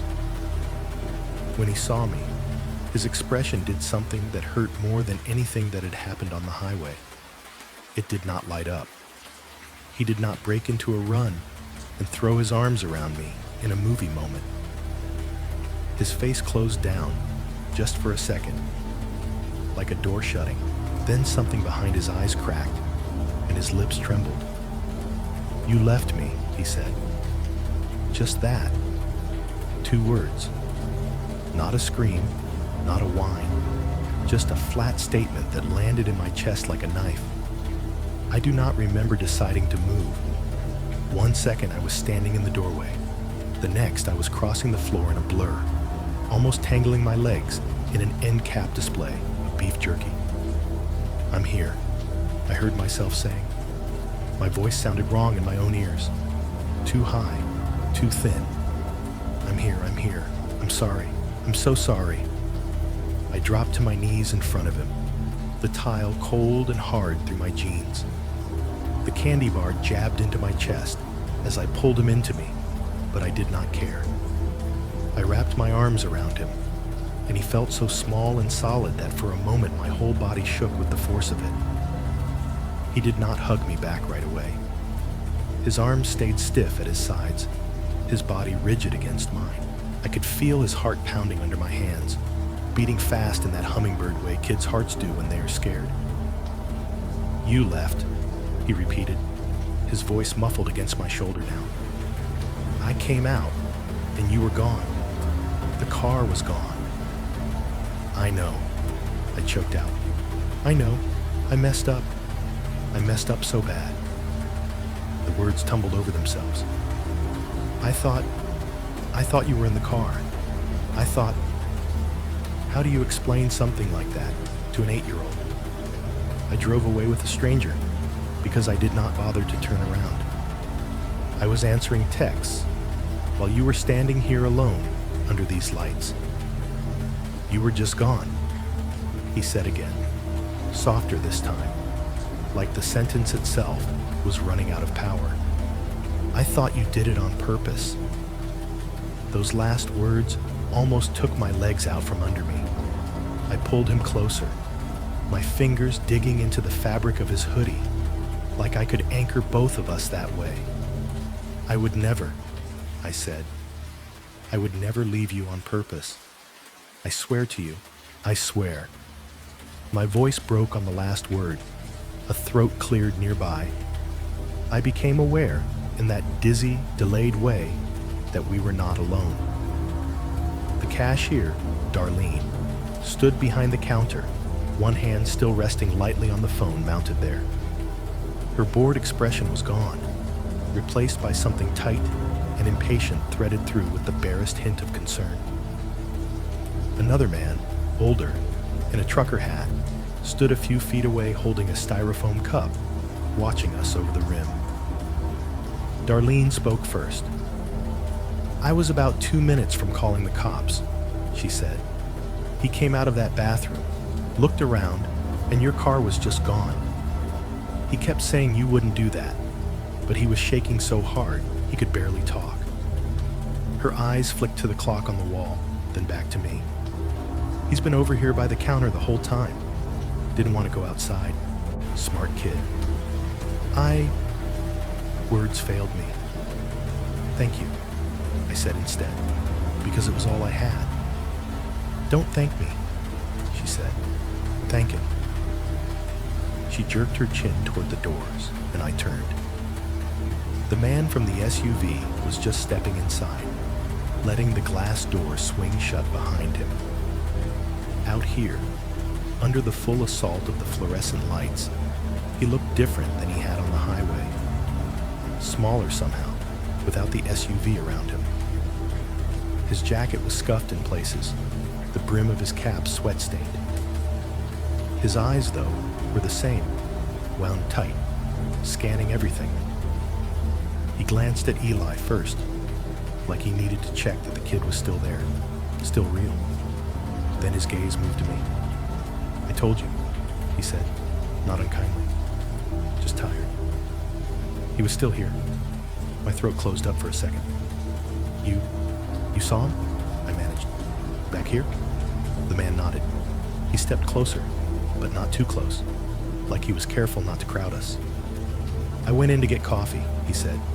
"Saw your boy standing next to the register, looking out the window. No adult with him. I figured maybe you were in the bathroom. I pay for my stuff, I come back out, and I see your car rolling out of the lot." He looked down, thumb rubbing absently at a worn spot on his jacket sleeve. At first I thought, okay, maybe the other parent is in the car. An uncle. Something. But the kid. He jerked his chin toward Eli again. He comes running to the glass, hits it with his hand, like he mimed it. Like he's trying to get someone's attention. Mouths Dad. Eli made a small, wounded sound at that, and my arms tightened around him reflexively. "I watched you pull out," the man went on, "and I see somebody in the back seat, hoodie up, doesn't look at the building, doesn't look at the kid, just sits there." He shrugged one shoulder, a tiny, helpless motion. "Maybe I am paranoid. Maybe I mind my business too much, but it felt wrong. You know when something just feels wrong?" Yes, I knew. "So I followed," he said. "Figured if I was an idiot, worst case, I wasted some gas. Then I saw that thing get out of your car." His voice hitched on the word thing. He swallowed, and I decided I'd rather risk looking crazy than live with myself if I didn't say anything. Darlene snorted softly. About time somebody in here cared more about the kid than the liability. I wanted to say thank you. I wanted to say a lot more than that. Apologies, explanations, promises I had no idea how to keep. What came out was broken. "You saved him," I said. "You saved both of us." The man shook his head. "You turned around," he said. "I just flashed my lights." Darlene shoved a small stack of napkins across the counter toward me. I realized my face was wet. Eli's was too. Our tears had soaked into his hoodie between us. "You paying for that?" she asked, nodding at the squashed candy bar still clenched in Eli's fist. I let out a short, inappropriate laugh that sounded more like a cough. "Yeah," I said. "Yeah, of course." I fumbled for my wallet again, fingers numb. As I handed over a bill, she dropped her voice a fraction. "He was only alone for, what, 10 minutes?" she said. 15, tops. The way he was shaking, you'd think it had been hours. "Felt like longer," Eli murmured, surprising both of us. His voice was small, but steady. I kept thinking, what if nobody noticed? My stomach twisted.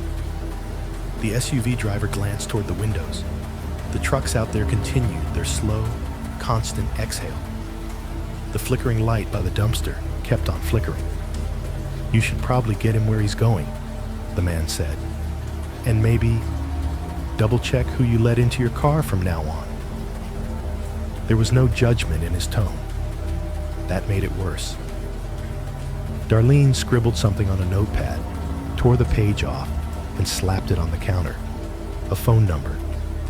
"State Police," she said, "if you want to report whatever that was." The "whatever that was" hung in the air, too big to name. "Did you see his face?" I asked the SUV driver before he could turn away. "The guy in the hoodie. Did you see what he looked like?" The man paused, his brow furrowed under the cap, like he was trying to pull up a file that wasn't there. Not really, he admitted after a moment. I saw the hoodie. The way he opened your door, like he already knew how it felt. The way he moved when he got out on the shoulder. His eyes went distant, focusing on some point over my shoulder. Like this wasn't the first time he'd done it. A chill slid down my spine, different from the sharp, panicked cold from earlier. This one was slower, settling in like a long winter. I looked at Eli, at the way he clutched that crumpled candy bar, at the tear tracks drying on his face in uneven lines, at the faint tremble still in his hands. We had found him. He was here. He was breathing. He was warm. My fingers could dig into the fabric of his hoodie and meet solid bone and muscle underneath. But the knot in my chest did not loosen. The panic did not drain away. It just changed shape. Because even with him standing in front of me, alive and angry and hurt, a new thought had taken root, and it was not going anywhere. If that man had done this before, and everything in my gut said he had, how many times had someone like me not turned around? The sheriff's deputy showed up faster than I expected, which made me feel worse, not better. 1 minute, I was sitting on a hard plastic chair near the coffee station, one hand glued to Eli's shoulder, like he was going to vanish if I let go. The next, red and blue lights were flashing faintly through the front windows, strobing over the racks of chips and lottery displays. He came in through the glass doors, trying not to look like a movie cop, and failing. Tan uniform, heavy belt full of things that all had a purpose, winter jacket with the county name stitched over the chest. He looked around once, the way people who are used to being in charge take the temperature of a room, then headed straight for us. "You the dad?" he asked, eyes flicking between me, Eli, and the man from the SUV. "Yes," I said. My voice sounded smaller than I wanted. My fingers tightened on Eli's hoodie. The deputy looked me up and down in a quick professional sweep. Not hostile, not friendly, just measuring. "And you're the one who called?" he asked the other man. "Yeah," the SUV driver said. He had taken his cap off inside, revealing flattened hair and a crease across his forehead. He held it in both hands now, wringing the brim. The deputy pulled out a little notebook, more out of habit than need. "All right," he said. "Somebody want to tell me what happened before we all stand here and freeze?" Telling it out loud made it feel like a story someone else had lived. "I left my kid," I said at one point, and the words hit the air like a confession. "I thought he was in the car. I heard the door. I didn't look.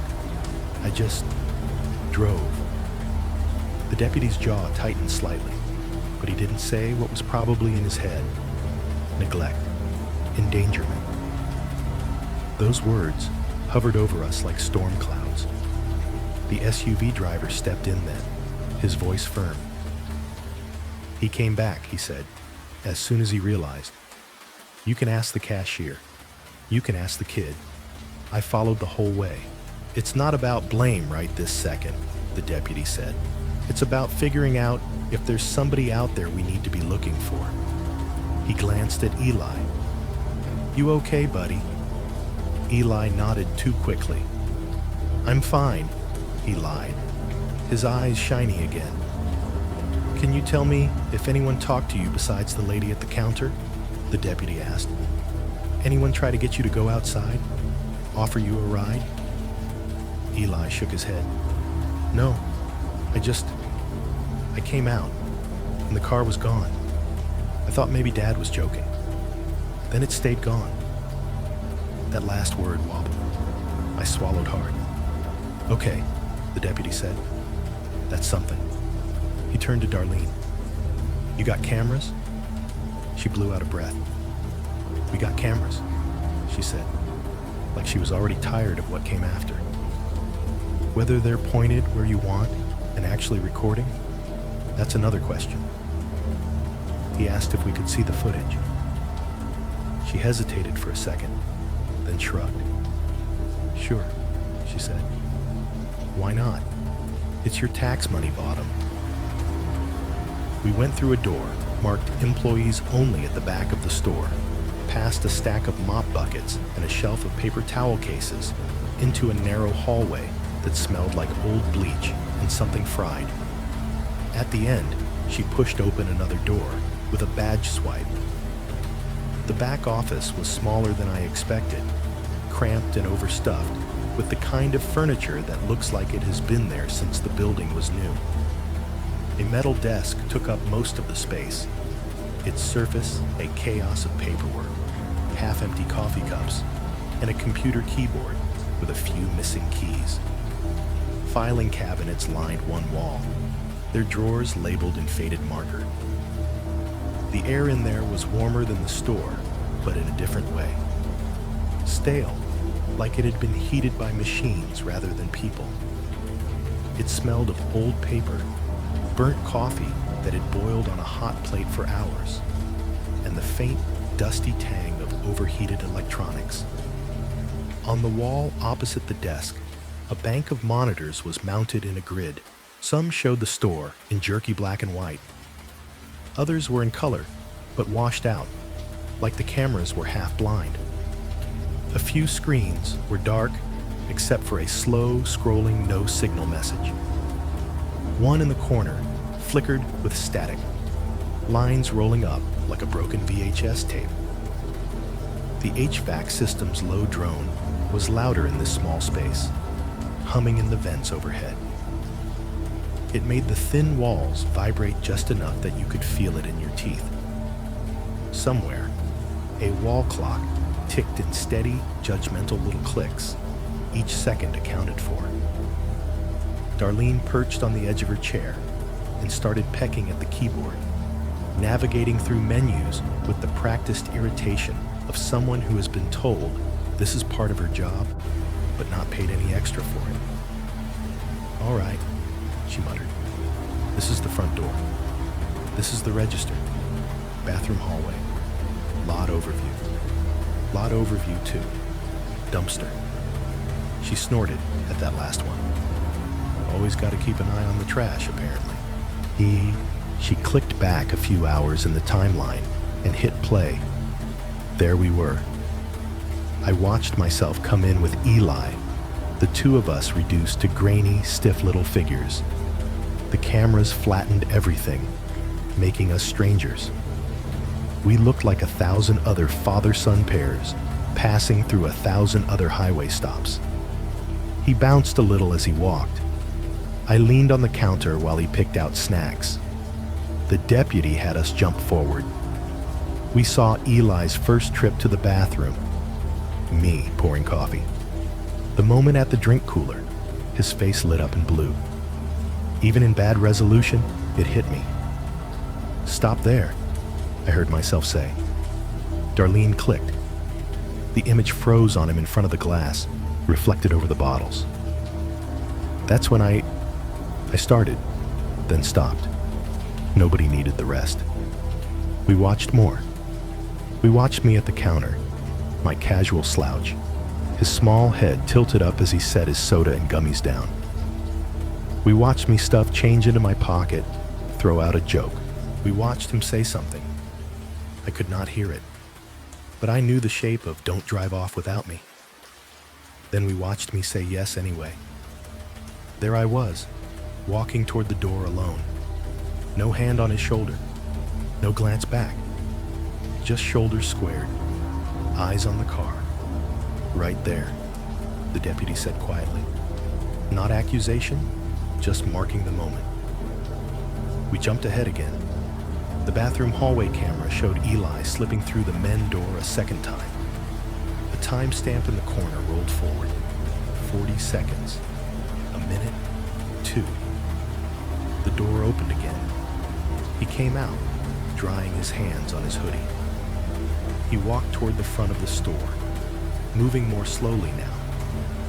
When he reached the edge of the frame where the hallway opened into the main area, he stopped. "Switch to the front," the deputy said. Darlene toggled to the camera pointed at the main floor. It was mounted high, angled down, capturing most of the registers and the area by the doors, tiny gray. Eli stepped into view near the counter. He looked around once, then crossed to the windows. He put a hand against the glass, just like the SUV driver had described, and leaned forward like he was pressing his face close to see the lot.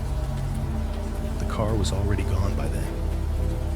I knew that from the timeline, but seeing his body language confirm it, shoulders slumping, hand dropping, head lowering, made something in my chest twist hard. He took a step back from the glass and just stood there, not crying, not moving, just frozen in that blocky, low-res heartbreak. People moved past him. A guy in a puffy jacket, a woman with a baby on her hip. Nobody reached for him. Nobody bent down to ask. The deputy made a soft sound in his throat and looked away for a second. I stared.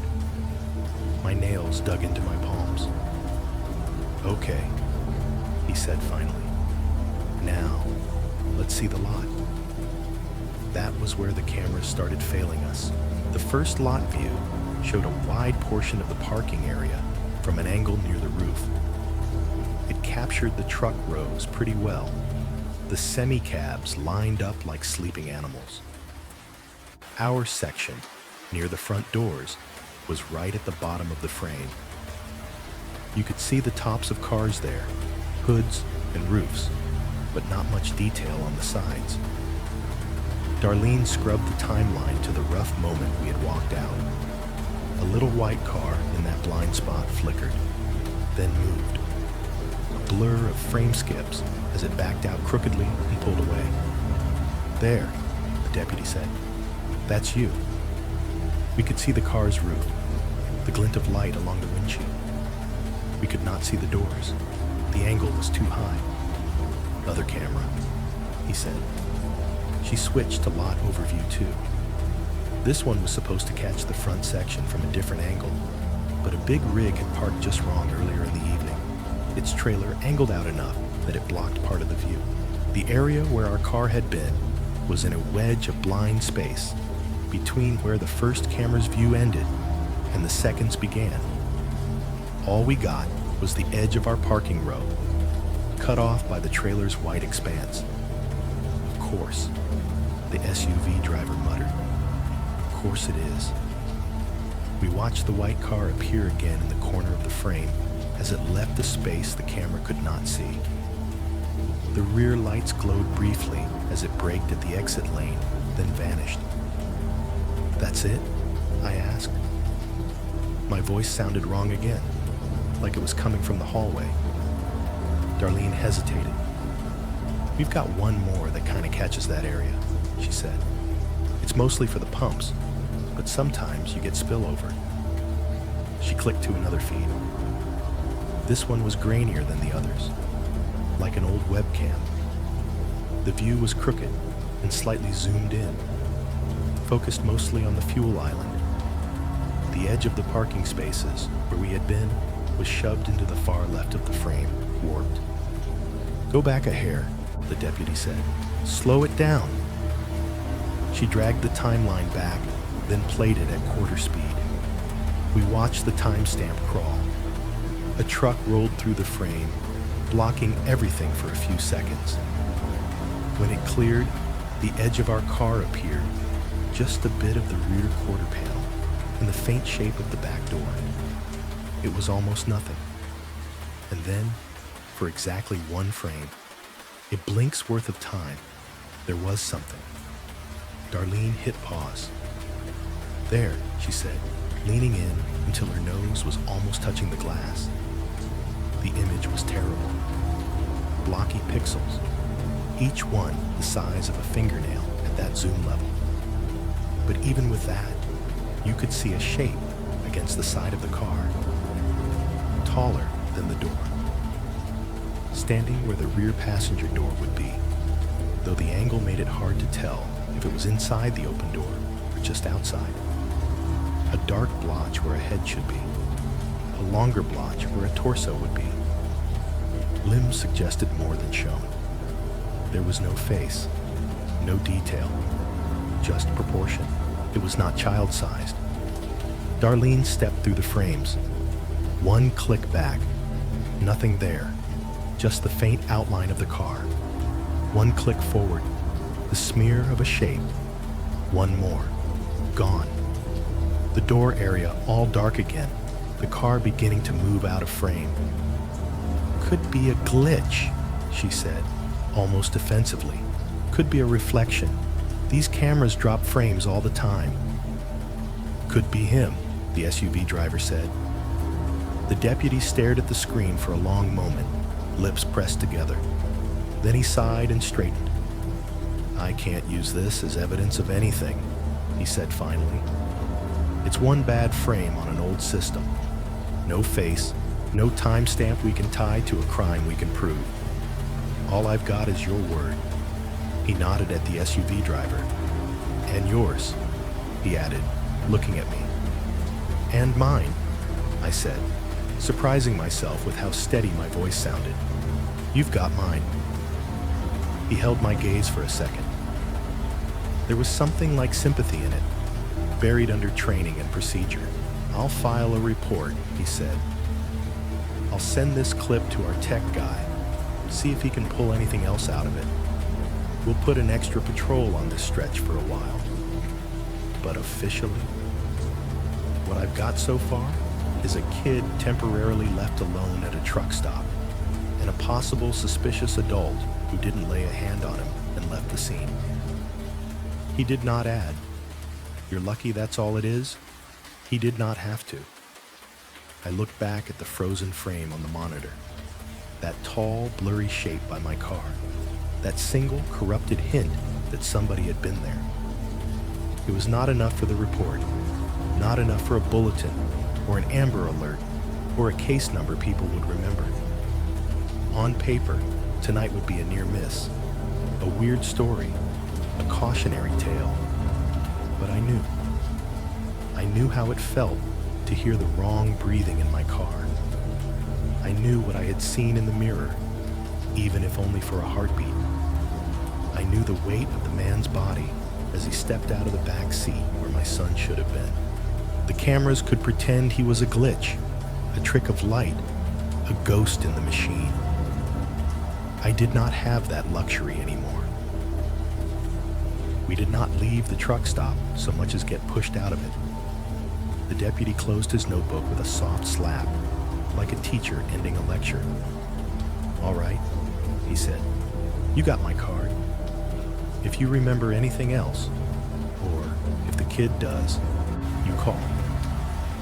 He spoke to me, but his eyes flicked to Eli, who was slumped in the hard plastic chair next to me, half asleep and still clutching that crushed candy bar like a talisman. "And, look," the deputy added, lowering his voice just a fraction. "I'm not going to write you up for anything tonight, but you need to be more careful. This stretch of road sees a lot of traffic, a lot of people, not all of them good." The rest of the sentence didn't need saying. You already almost lost him once. I nodded anyway, because it was the only thing I could do without unraveling in front of everyone. "Yes, sir," I said. The words tasted like I was 14 again, caught doing something stupid behind a grocery store. The SUV driver was waiting by the glass doors when we walked out of the back hallway.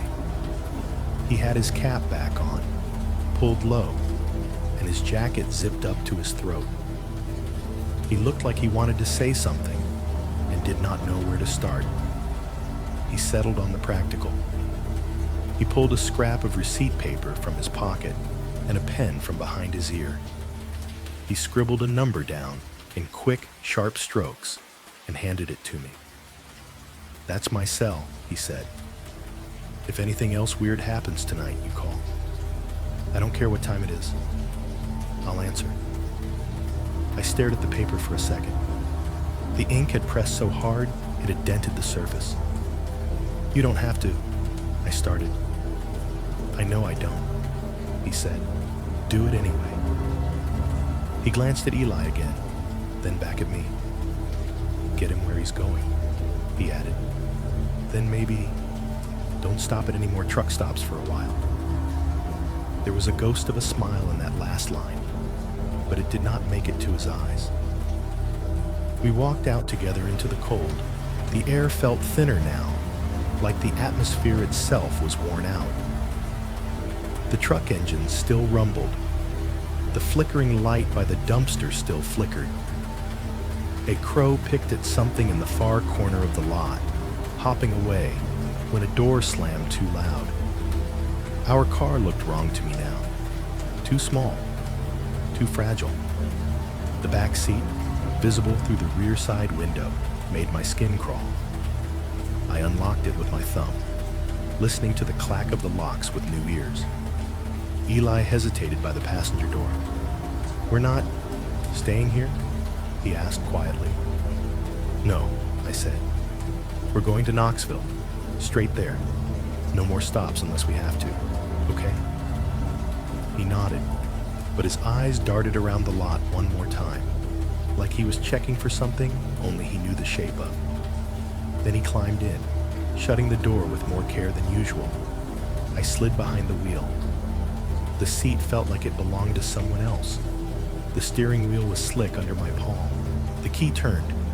The engine coughed, the same as it always had, but the sound now seemed flimsy, like a toy trying to pretend it was real. In my side mirror, the SUV driver lifted a hand. Not a wave, exactly. More a simple, flat acknowledgement. I lifted my own hand back. Then I put the car in gear and pulled out, this time checking the back seat first, twice. We rolled down the exit road, up the ramp, and back onto I-75 South. The clock on the dash read 12:09 a.m. The highway felt different now. It was the same stretch of road, same lines, same signs, same trees crowding the edges. But every shadow on the shoulder looked like it might peel away and step into the lane. Every car in my mirror felt like it had eyes. The white lines slipping under the headlights no longer hypnotized, they accused. The heater, cranked higher against the deeper night cold, filled the cabin with a steady, suffocating roar. The fan rattled, a small plastic clack on every higher speed, like it was chewing on something it could not swallow. Every creak of the car's frame, every tiny pop from the back seat upholstery as it adjusted to the temperature made me flinch. Eli was quieter than I had ever known him to be on a drive. He sat directly behind me now, instead of behind the empty passenger seat, like he wanted to be closer to where the decisions got made. His seatbelt was pulled tight across his lap, small fists resting on top of it. I kept catching his reflection in the rear view in little stolen glances, eyes too big in his face, lids heavy, staring at the back of my head like he was not entirely sure I was real. About half an hour out, somewhere in the long, dark nothing between one exit and the next, he spoke. "Dad?" "Yeah," I said. My voice sounded hoarse, like I had been yelling for hours. "If that man wanted me..." He paused, searching for words. "If he wanted to take me, why did he get in the car without me?" The question punched a hole in my chest. I stared at the road ahead. A semi's taillights glowed red in the distance. The GPS screen glowed faintly to my right, its arrow steady on the line. A service area sign announced coffee and fuel 10 miles ahead. I had no intention of stopping. "I don't know," I said. It was the only honest answer. Maybe he didn't want you. Maybe he just wanted a ride, or a hiding place, or... The possibilities lined up in my head like a row of unmarked doors. I closed them all. "I don't know," I repeated. He wasn't mad, Eli said, like he was thinking it through out loud. When he got out, I saw his face in the window. He looked like he was just going somewhere, like it was normal. My hands tightened on the wheel. You saw him? I asked, trying to keep my tone level. In the window? I saw a man, Eli said. I thought it was you at first, because of the hoodie. Then I saw his face, and it wasn't you. And you were gone. So I thought maybe I was just mixed up. I wanted to pull over right then, just to turn around and look at him properly, to ask 100 more questions. Instead, I kept us moving, because motion felt like the only thing keeping all of this from collapsing in on us. I'm sorry, I said again, uselessly. I'm so sorry, Eli. He was quiet for a long stretch after that.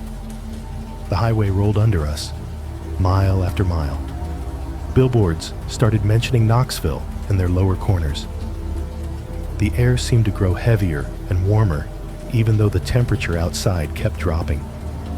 When he spoke again, his voice was soft and sleepy at the edges. Are you going to tell Mom? He asked. I let out a humorless breath. I don't know how to tell her, I said. Not the whole thing. She'll be mad, he said. No judgment, just a fact. Yeah, I said. She will. Knoxville crept up on us in stages. First, the exits grew more frequent. Then the vague glow on the horizon sharpened into a definite halo. Road signs started listing familiar street names, neighborhoods that had been part of my life before they belonged mostly to hers. Other cars multiplied until we were no longer alone in our lane. We took the exit that would spin us off toward her apartment complex. The GPS voice perked up again, giving cheerful turn-by-turn instructions through streets I had driven 100 times. The city's lights reflected off low clouds, turning the sky into a dirty orange ceiling.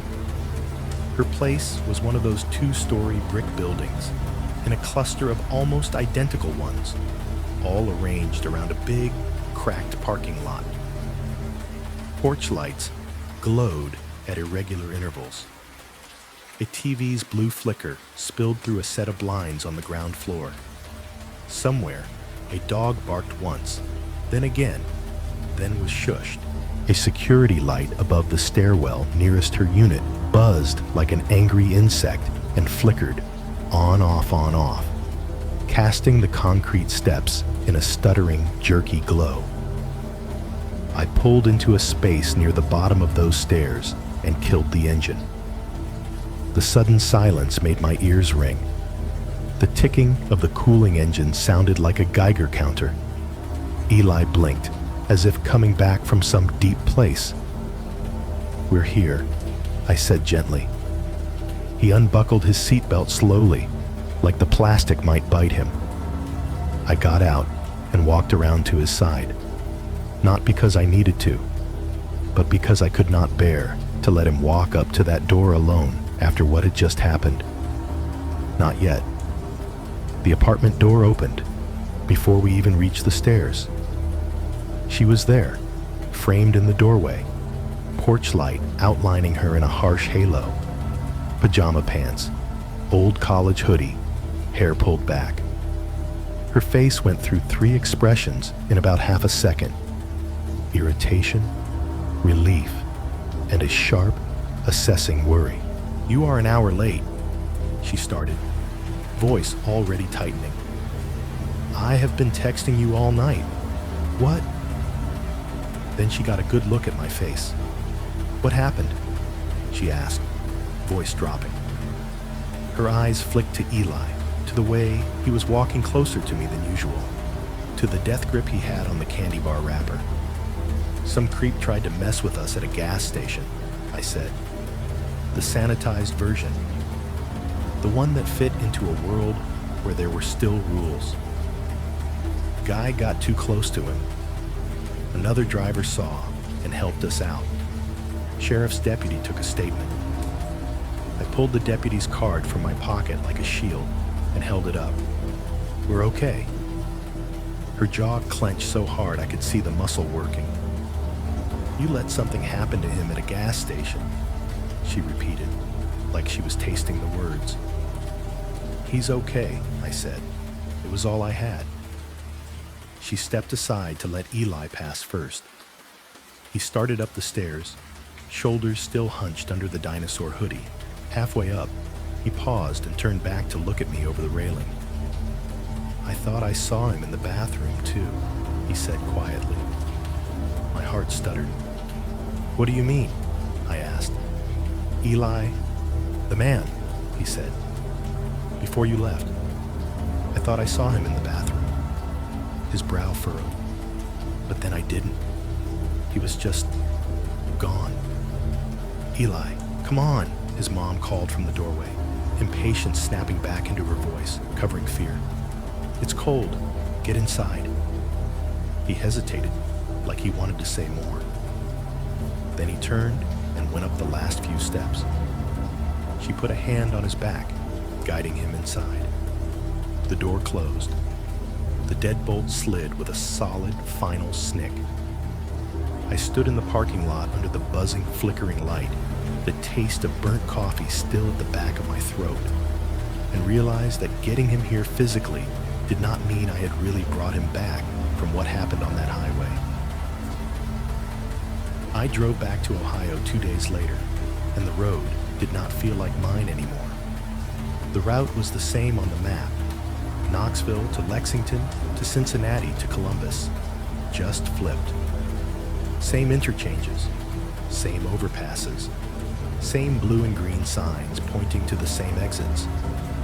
The GPS voice sounded almost cheerful when it said, "Continue on I-75 North," like nothing had shifted in the world except my direction. Every time I saw a sign for fuel or food, my stomach lurched. Big blue boards announcing rest area, 2 miles, logo clusters promising clean bathrooms and hot coffee, billboards for giant travel plazas with smiling cartoon mascots. All of it made my palms sweat. The parking lots I could see from the highway, bright rectangles full of idling trucks and glowing convenience store fronts, looked less like safe havens and more like stages where I had finally realized I did not know all the lines. I did not stop at night, not once. I timed my drive, so I left Knoxville in the late morning and told myself I would only stop in full, bright daylight. And even then, only at places where I could see the entrance, the exits, and every person in the parking lot from my pump.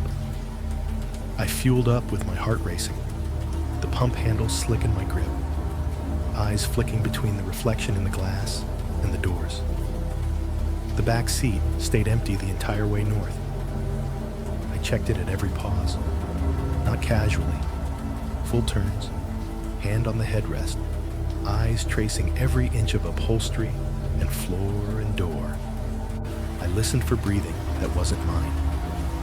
The silence back there felt wrong too, but in a different way now, like a space that had recently been occupied and remembered it. By the time I hit Columbus, the sky had faded from blue to a dead, early winter gray.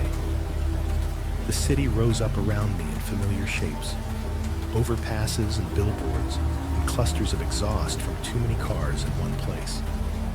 The traffic thickened, then split. The anonymity of it should have been comforting. It wasn't. My rental sits on a narrow street, where all the houses look like they were stamped out of the same mold and then left to age on different schedules. 2-story boxes with peeling paint in different colors, small porches, patchy front yards. My driveway is just 2 cracked strips of concrete with a strip of mud between them. I pulled into my usual spot, the car crunching over a frozen puddle. The house looked exactly as I had left it, blinds crooked in the front window. Porch light burned out again. A stack of old junk mail wedged in the screen door because the mail slot sticks Inside, the familiarity should have been soothing. The old refrigerator in the kitchen buzzed like a wasp nest for a few seconds, then clicked off with a hollow thunk. The furnace in the basement kicked on with its usual metallic rattle, pipes knocking like something trying to get out, warm air sighing through the vents in the hallway. The walls are thin enough that I could hear my neighbor's TV through the shared side, some crime show, the audience laughter, tinny and canned during commercials, the bass thump of dramatic music leaking through during chase scenes. Somewhere upstairs, the guy with the heavy boots crossed his room 3 times, then stopped. I walked through the rooms on autopilot, flicking on lamps, dumping my overnight bag by the couch, tossing my keys into the little bowl where I always forget I put them.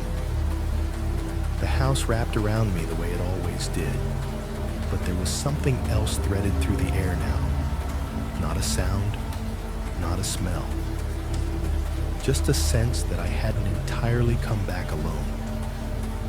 I didn't touch the car for a couple of days.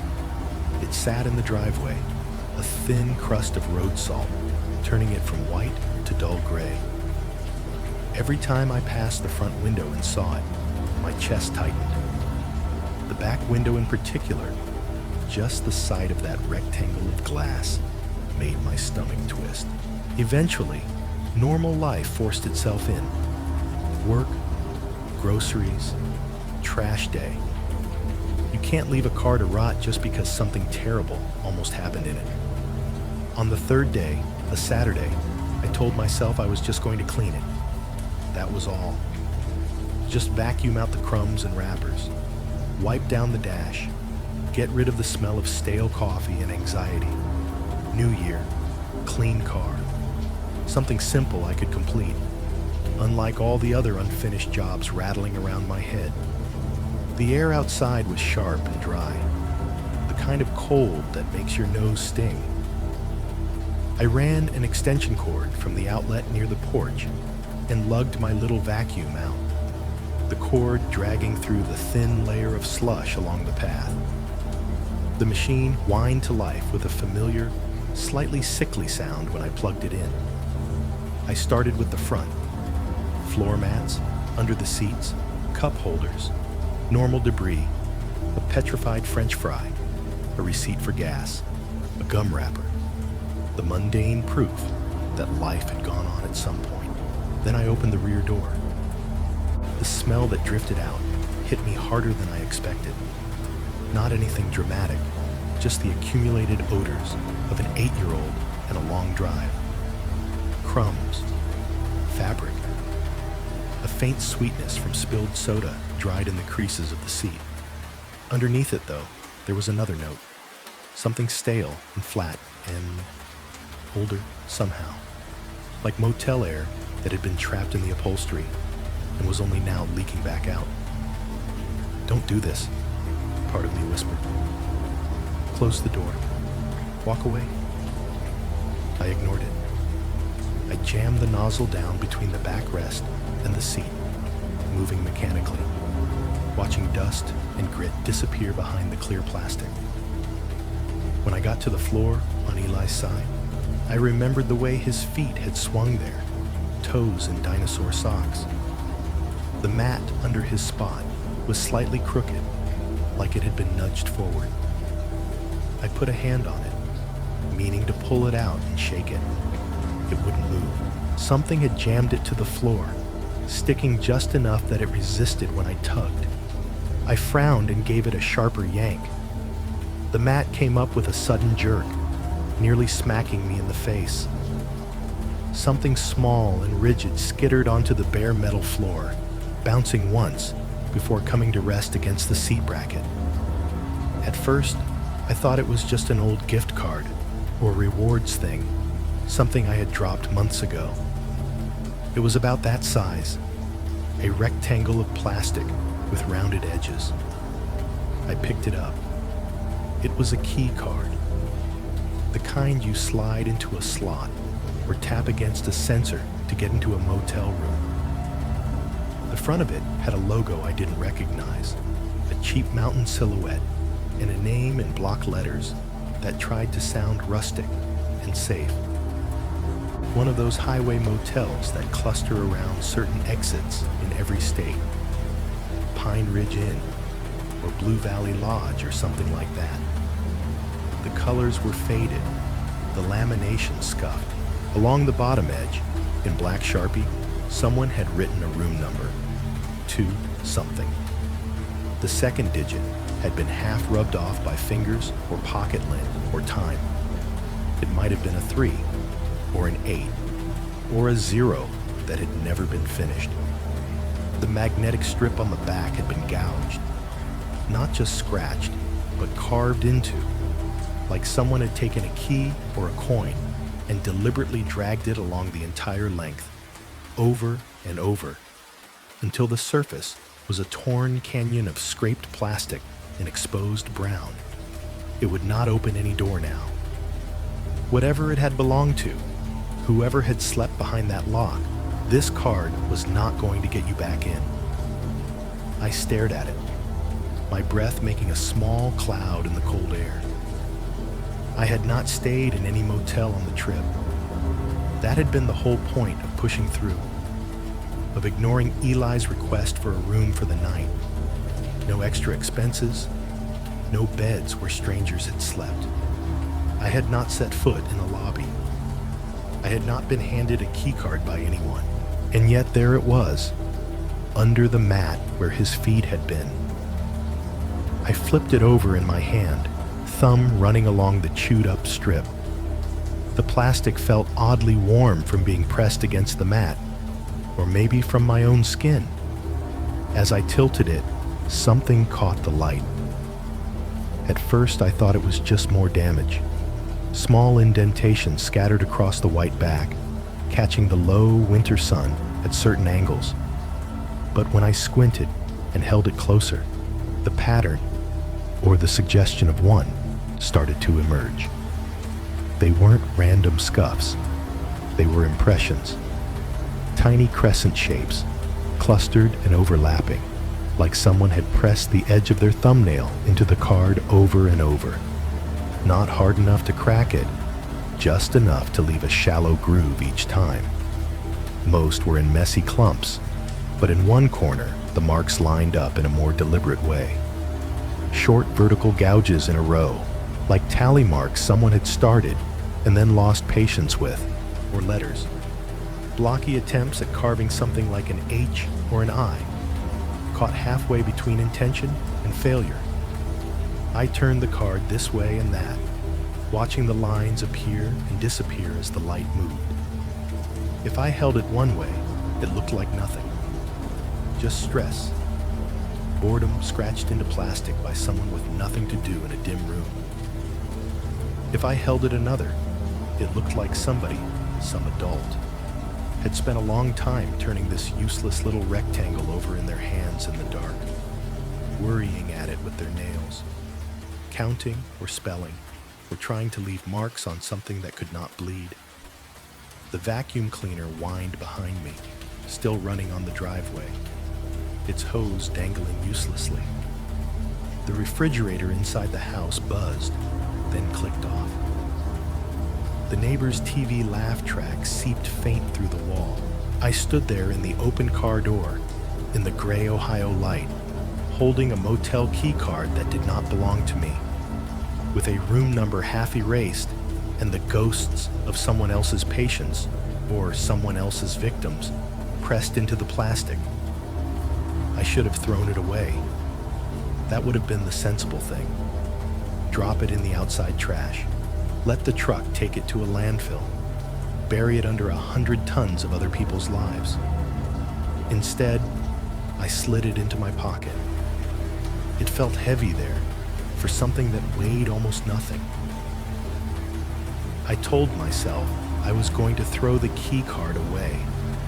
That was the line I fed my own brain as I stood in the driveway with it in my hand, plastic warm from my fingers, the vacuum whining behind me, and the cold biting at my ears. Toss it in the trash. Forget it. You have done enough thinking about strangers in your car. I did not throw it away. I brought it inside instead, like an idiot. The house was extra quiet that afternoon. No upstairs boots, no neighbor's TV, just the small, domestic machines doing their work. The refrigerator buzzing to life and then clicking off. The furnace grumbling awake and then settling. A faint, rhythmic tapping from the pipes as they expanded and contracted. I dropped the key card on the kitchen counter next to the microwave. It made a little plastic clack and spun once before coming to rest. I stared at it for a long time, half expecting it to move again on its own. Just a piece of plastic, I thought, just a souvenir of something you would rather not remember. My laptop sat open on the table, screensaver bouncing a logo from corner to corner. I woke it up with a tap. I should have checked work email, paid a bill, looked up something boring and responsible.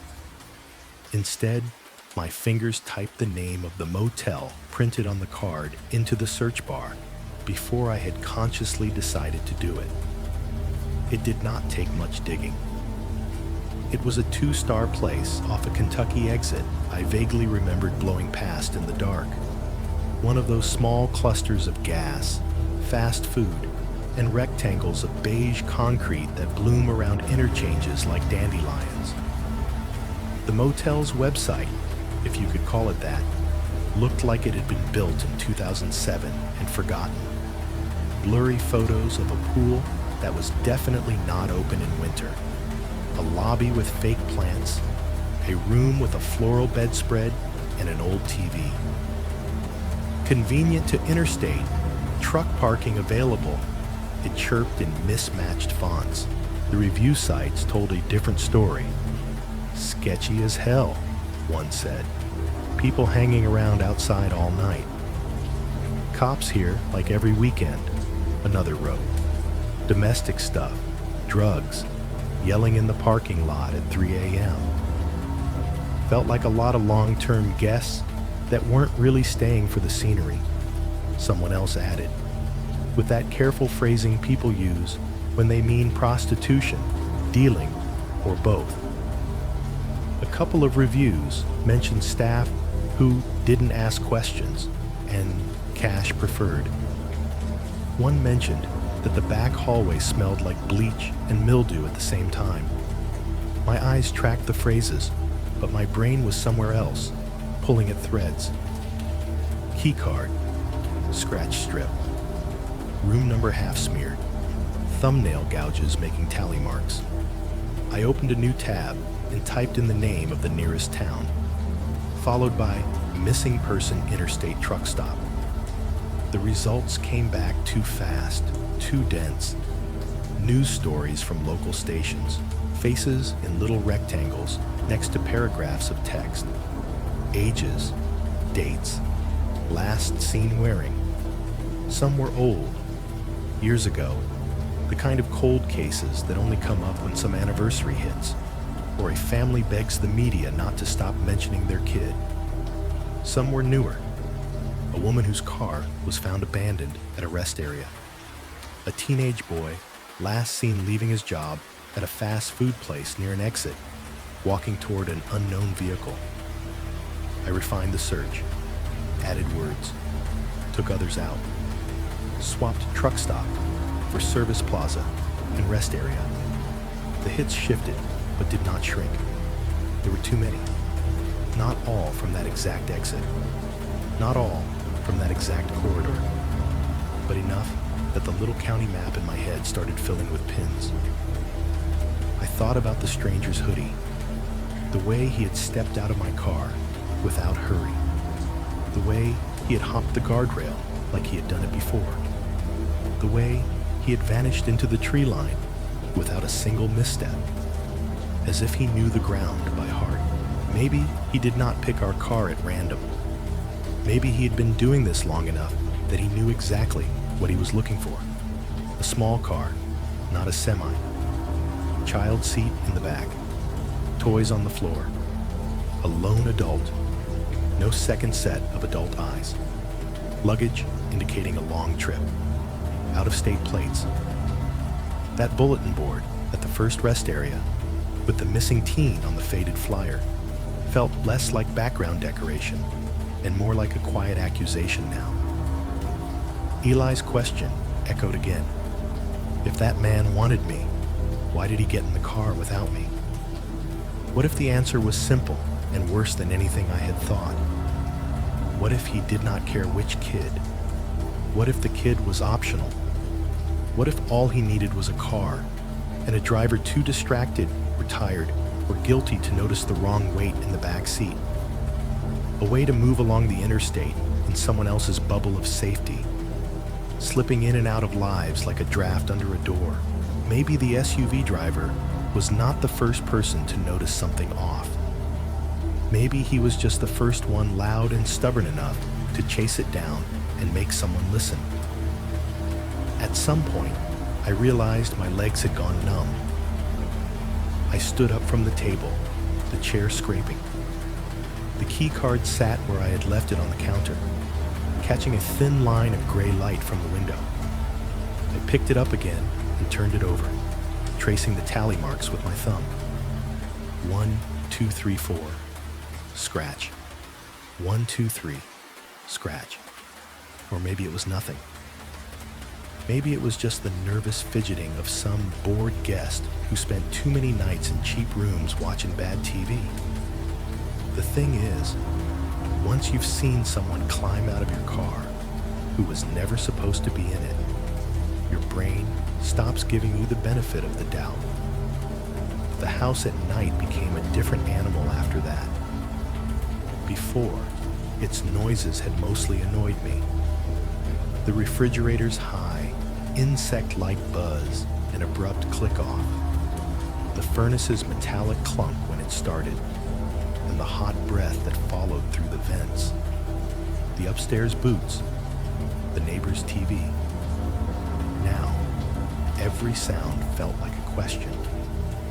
Every stretch of quiet felt like an answer I did not want. The first time I noticed it was a few nights after the drive back. I was sitting on the couch, some show on in the background that I was not really watching. Laptop open to a blank document where I had typed and deleted the first sentence of a message to my ex about what had happened 3 times. The fridge was humming. The furnace was idle. The neighbor's TV bled a game show theme through the wall. Then, for no good reason, everything stopped. It was less than a second. A blip. The fridge cut off, the hum vanishing. The TV sound dipped. Maybe the neighbor muted it. Maybe it just coincided. The furnace stayed quiet. No traffic passed outside. It was like the house took a breath and forgot to let it out. In that thin slice of silence, I heard a sound from outside. A soft click. Not loud, not dramatic. Just the very ordinary sound of a car door lock mechanism shifting or a seat adjusting under weight.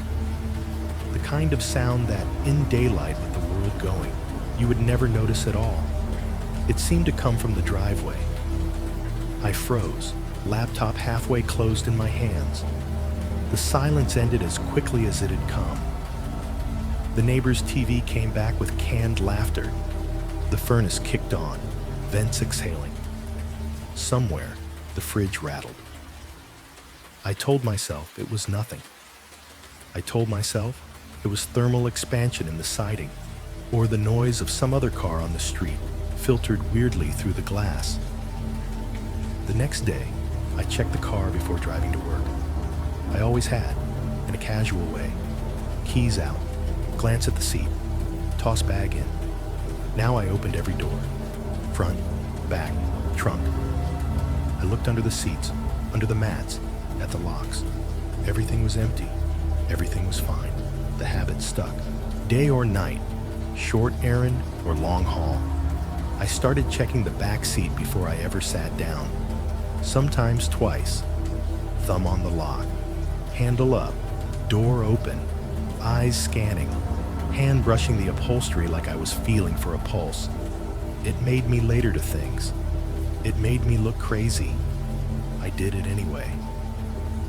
The key card, after that first afternoon, ended up in a drawer.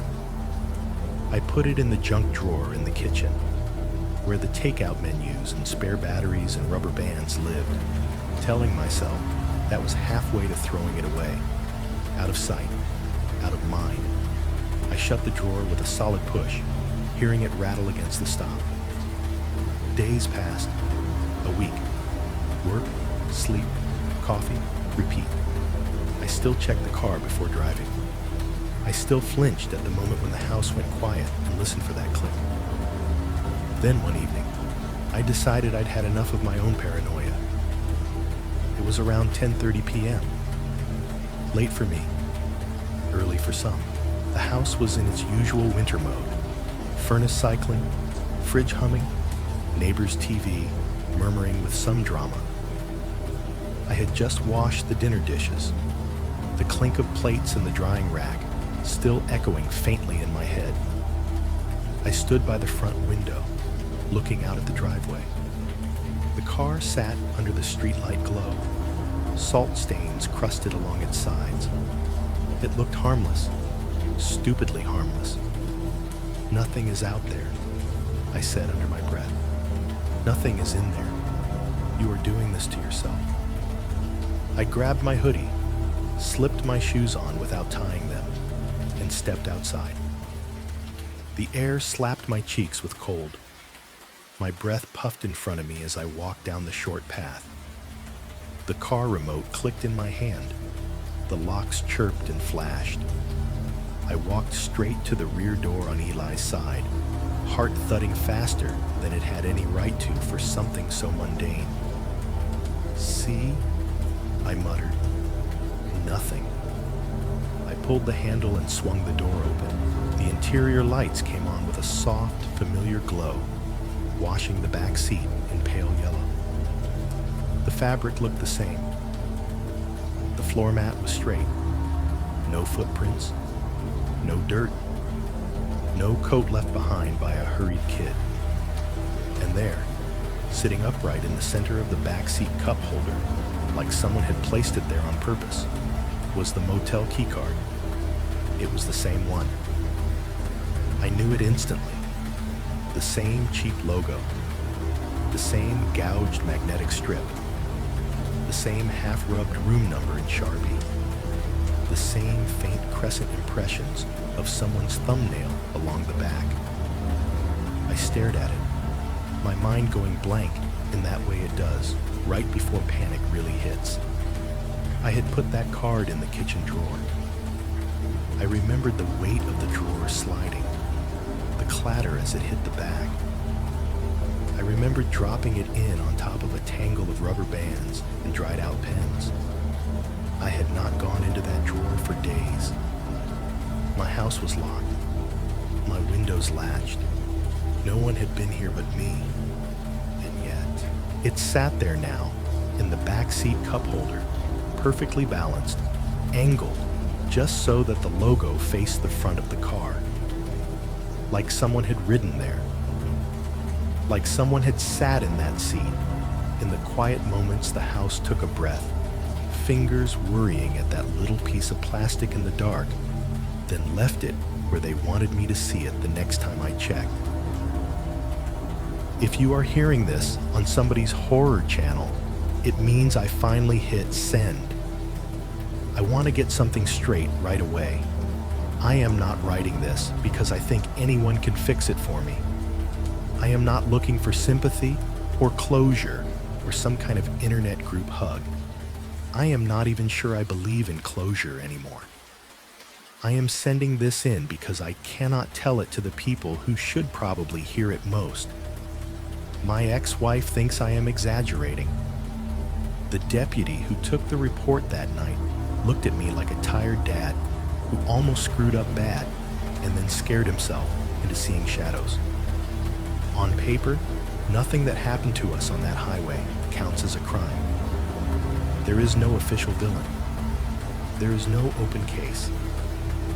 there is just me and my kid, and a story that lives in the gaps between what cameras can see and what people are willing to write down.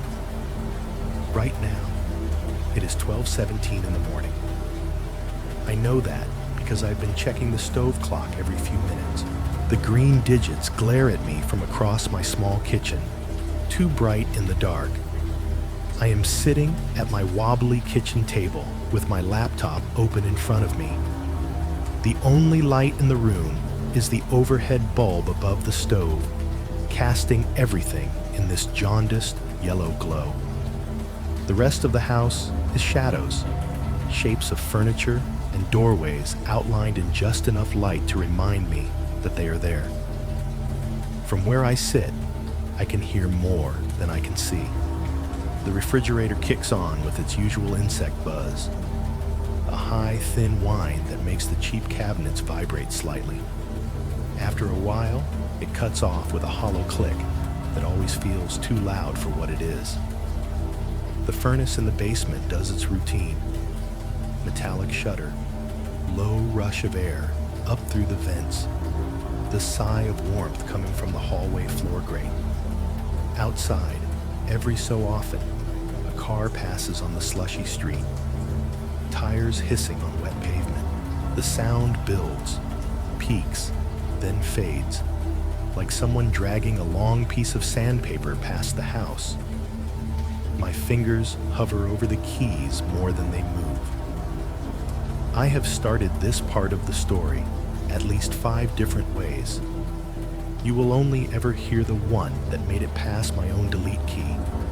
Here is the version I cannot say out loud to a therapist without watching them tilt their head and write fatigue or possible hallucination in their notes. I cannot prove that a grown man sat in the back seat of my car, where I thought my son was, and let me drive him down a dark Kentucky highway. I cannot prove that he has done it before. I cannot prove that the motel, whose key card I found under the floor mat, has anything to do with any of the missing people whose faces I found online at 2 in the morning. I have a grainy frame of security footage that shows what might be a tall shape by my back door. I have an SUV driver's story. I have a kid who remembers seeing a face in the bathroom mirror that did not belong there. None of that adds up to evidence in the way the sheriff meant it. It adds up to a man who was very tired, very scared, and very ashamed. That last part is the one that sticks. You can listen to a lot of stories like this and comfort yourself with one idea: that you would have done better. You would have noticed. You would have turned around sooner. You would have listened to your kid, or your gut, or the stranger waving his arms. I used to tell myself that. I want you to understand this clearly. The part of that night that keeps me up is not the stranger, or the key card, or the cameras, or even the moment on the shoulder when he stepped calmly out of my car and walked into the trees like he was clocking out of a shift. The part that keeps me up is the minutes before that. The minutes when it was still my choice. When we left that truck stop, me with my coffee, him with his candy, the SUV driver somewhere behind us doing his own late-night arithmetic. I heard the rear door open. I heard it close. I felt the slight shift in the car's weight. All the little cues my brain had cataloged over 8 years of buckling Eli in and out. I said something casual over my shoulder. I made a dumb joke about the coffee. I put the car in gear. I pulled out. I did not look back. I did not turn my head to see his face, to see if he was smiling or sulking or buckling his belt or anything at all. I told myself he had his earbuds in. I told myself he was mad at me and would come around. I told myself we had a long drive and that leaving 5 seconds sooner mattered. The truth is uglier and smaller than that. I didn't look back. because I was tired of fighting with my son. I was tired of the way his questions made me feel like I was failing in front of a jury of one. I was tired of being asked where he wanted to live, which house he liked more, which city felt less yelling. I was tired of thinking about money and my ex's texts and whether I was bringing him down with my own fear. It was easier to stare at the road ahead than turn around and risk seeing disappointment in his face again. It was easier to assume everything was fine than risk another argument in a fluorescent-lit parking lot. So I chose not to look. That is what haunts me. Not a shadow in the trees or a bad frame on a monitor. It is the fact that the door between nothing happened and a stranger is in your car stayed open as long as it did because I could not handle one more uncomfortable moment with my own kid. You can decide for yourself whether what followed was something supernatural or some human predator working the interstate system, or just a scared man connecting dots that do not quite form the picture he thinks they do. I am not here to convince you. I am here because I know there are people listening to this in cars right now. Maybe you are on a road like I was. Empty lane, long dark, your kid asleep in the back seat with a hoodie over their face. Maybe you are at a rest area under bright lights, wondering if the world inside your car is really as sealed as it feels. Maybe you are just scrolling on your couch, thinking about all the trips you have taken where nothing went wrong and nothing ever would. I am not telling you to stop driving at night. I am not telling you to never use rest areas or truck stops or cheap motels. I am not even telling you that there is definitely someone out there doing this on purpose. I am telling you something smaller and worse. There is a moment in almost every story like this where someone has a chance to turn around and they do not because it is easier not to.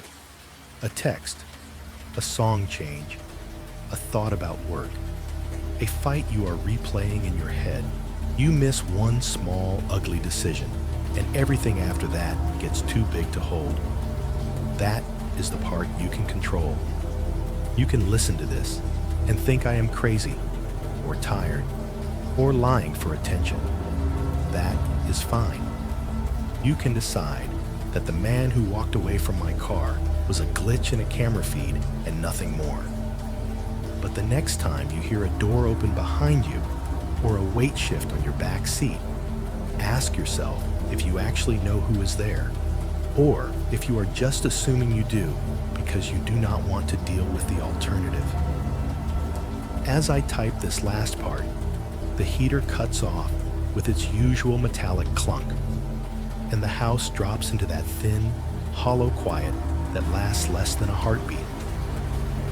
In that slice of silence from the driveway, I hear a faint plastic tap, like something knocking once against the inside of a car door.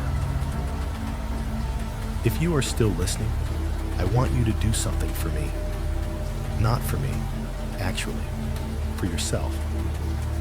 Picture your car, not in the abstract, your car, the one you are in right now, or the one you drive most days.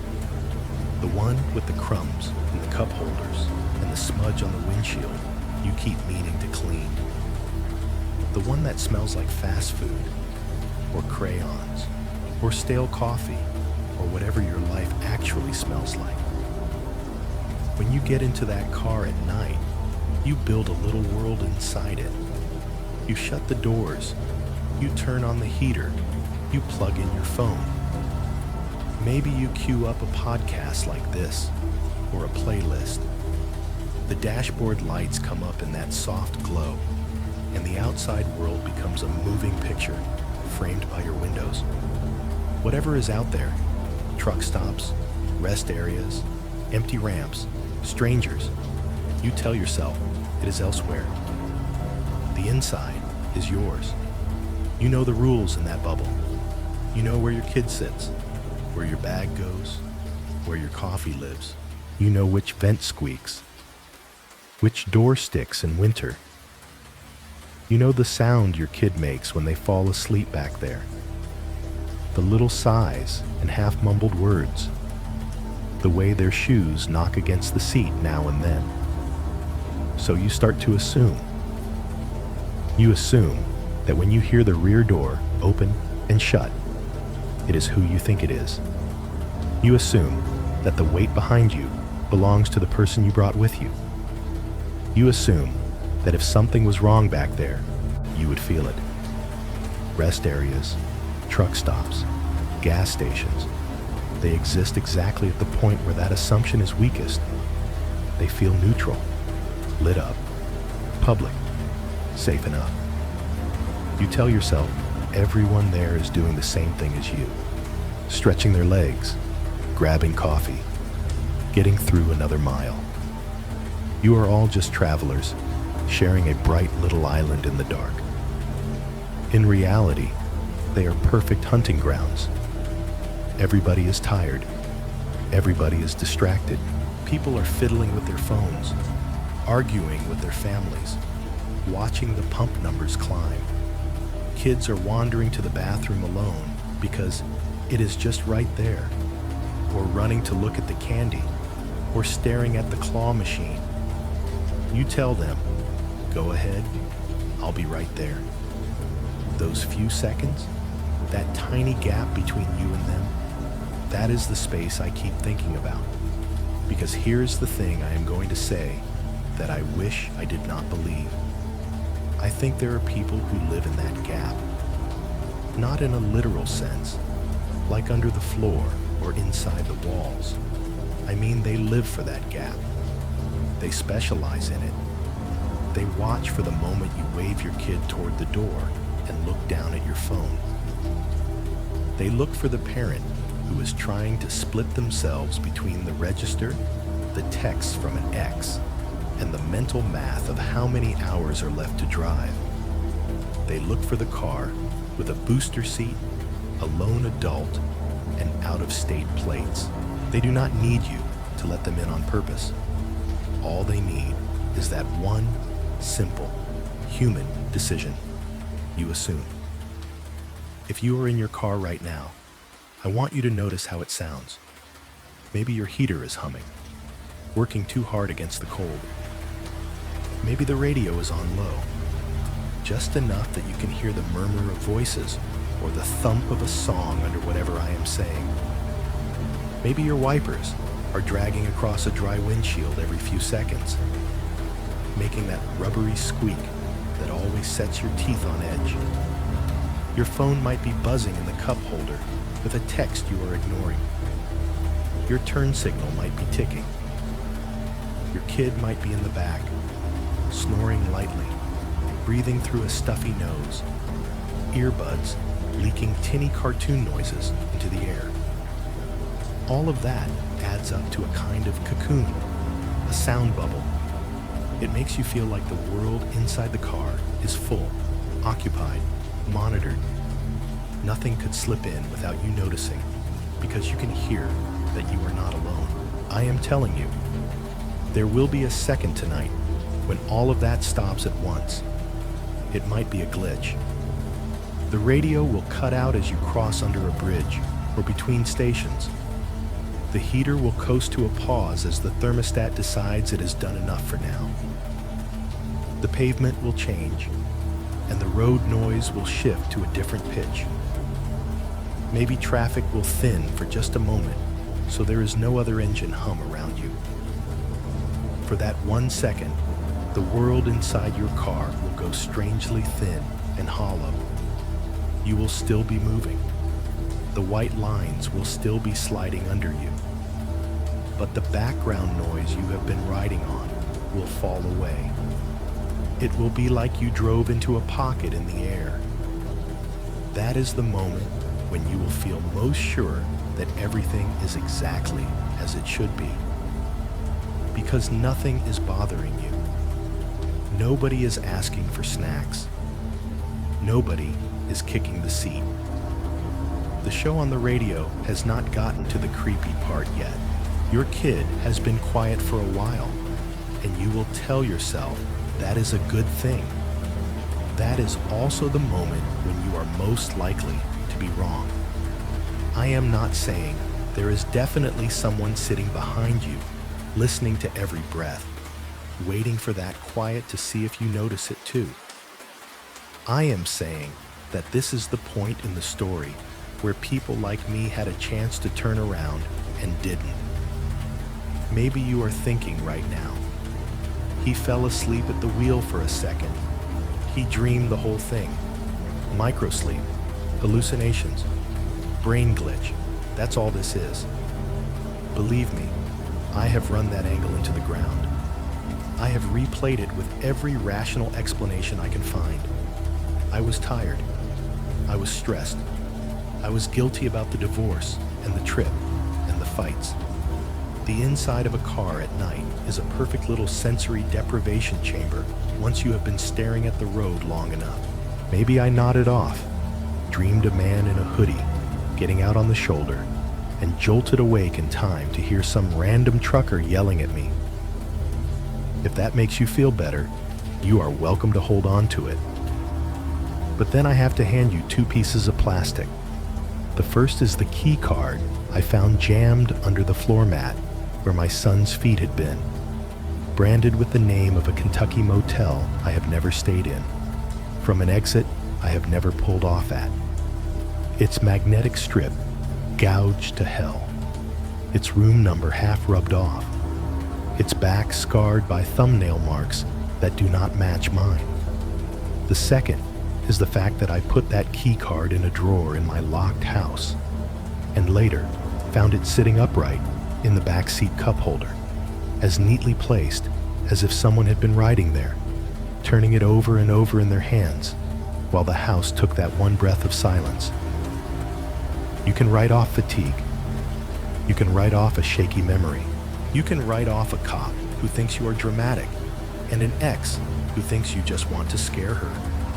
I would love for someone, anyone, to explain how a key card from a Kentucky motel I never visited ended up in my car. Twice. Right now, the cursor is blinking at the end of that last sentence I typed. The stove clock across the kitchen still says 12:17, but that is not right anymore. I glance up at it again. 12:41 a.m. Time slipped while I was dragging all of this out of my head and into the screen. The laptop's fan whirs softly, blowing warm air against my wrists. The glow from the screen makes my hands look pale and a little unreal. My coffee has gone cold in the mug by my elbow, a skin forming on the top that I do not want to break.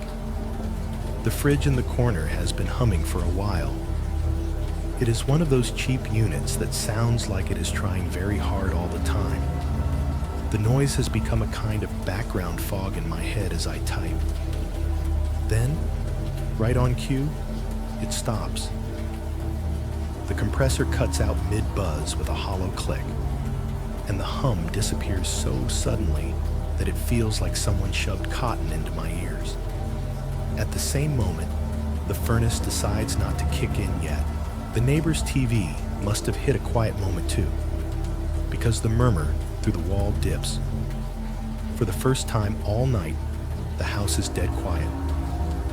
It lasts maybe a second, maybe less. Long enough for me to feel my own heartbeat in my throat. Long enough for the silence to ring. In that thin slice of nothing, I hear it. A faint click from outside, like the sound a car makes when its locks pop up. Not the louder chirp of the remote, just the mechanical shift of metal and plastic inside a door. Then a soft, drawn-out creak, barely there. The whine of a seat being adjusted, or weight settling into upholstery that has been empty too long. The fridge kicks back on a beat later, trying to pretend it never stopped. The furnace follows with its metallic shudder and low rush of air. The sound bubble rebuilds itself around me. I sit very still. My fingers hover over the keys, frozen mid-word. The laptop screen is suddenly too bright, too exposed. The window over the sink is a dark slab that reflects my own face back at me, pale and wide-eyed. Nobody should be getting into my car at 12:41 a.m. on a Tuesday night. I tell myself it could be a neighbor's door. There are other cars on this street, other people coming home, late from shifts, from bars, from whoever they should not be seeing. Sound bounces weird off old houses and wet pavement. It might not be my driveway at all, but the part of me that recognized that sound on the highway is already standing up. My chair scrapes back from the table, legs squealing against the floor. I flinch at the noise. My pulse feels like it has moved into my fingertips. I am aware of every step I take across the kitchen, like I have never walked this path before. The front room is darker. Only a weak halo from the stove light and the laptop back in the kitchen spills this far. The blinds over the front window are closed, thin slats angled down. The street beyond them is hidden except for a faint bleed of sodium orange. For a second, I just stand there, staring at the blinds, feeling the furnace's breath at my ankles. My hand hovers halfway up, fingers trembling. "What do you think you're going to see?" A small voice in my head asks. "And what are you going to do about it if you're right?" I do not have an answer. I pinch the bottom corner of one blind slat between my thumb and forefinger and pull it up just enough to make a slim gap. Cold from the glass seeps into the pads of my fingers. The street outside is mostly empty. The weak street light at the corner throws a diluted circle onto the slushy pavement, making everything look damp and tired. Dirty snow is piled in low ridges along the curb. The house across from mine is dark, except for one bedroom window, spilling thin blue light. My car sits in the driveway where I left it, under the fringe of the streetlight's glow. Salt has turned its white paint dull and streaked. The windows are black, reflecting the world in warped pieces. Nothing moves. No figure stands by the doors. No stranger in a hoodie is halfway out. No hand on the handle. The car is the same stupid piece of metal it was when I parked it earlier. I tell myself I misheard. I tell myself it was the building settling, or some other car down the block. I tell myself that if I go out there now, I will find nothing but frost on the windshield and my own breath clouding the air. As I am thinking that, the light from my neighbor's TV flickers. A scene shift, maybe. Some bright white frame that bursts through the thin curtains, bounces off their front window, and spills onto the side of my car. For one heartbeat, that flicker glides across the rear passenger window like a flashlight beam. In that flash, I see a shape. Tall, seated on the back seat, head bowed just enough that the hood, the same color as Eli's dinosaur hoodie, my brain supplies without my permission, turns into a dark, rounded silhouette. Shoulders too broad for a child. That stillness again, not the floppy sprawl of a kid asleep, but the careful emptiness of someone waiting. My hand tightens on the blind so hard the plastic creaks. My breath sticks in my chest. The TV glow shifts. The angle of the reflection changes. The shape smears, then disappears, swallowed by the black of the glass. The window becomes just a pane again, showing the only warped orange light and the faint outline of the house across the street. I blink. My eyes burn. Maybe it was nothing. A trick of light. A reflection of some standing lamp in the neighbor's living room. The ghost of my own expectation, plastering fear onto a patch of brightness. Or maybe I just watched something settle back into the seat, sliding deeper into the dark the second it realized I was looking. I let the blind slip back into place. The slats rattle softly. The line of sight is gone. Behind me, the laptop screen waits, cursor still blinking at the end of the last line I wrote. The house noises layer back in.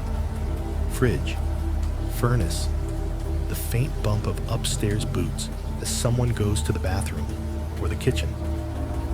For a moment, I consider not finishing this, closing the laptop, deleting the draft, pushing the key card deeper into the drawer and trying very hard to be normal again. But here's the thing.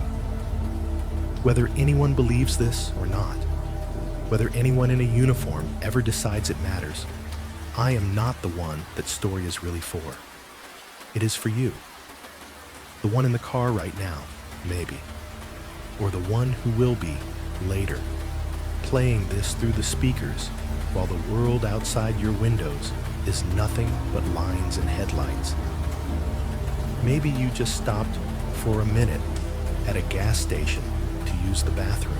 Maybe you parked under the brightest light you could find, told your kid, "Run in, I'll be right behind you," and then sat there, answering a text about work, or scrolling through something you will not remember in an hour.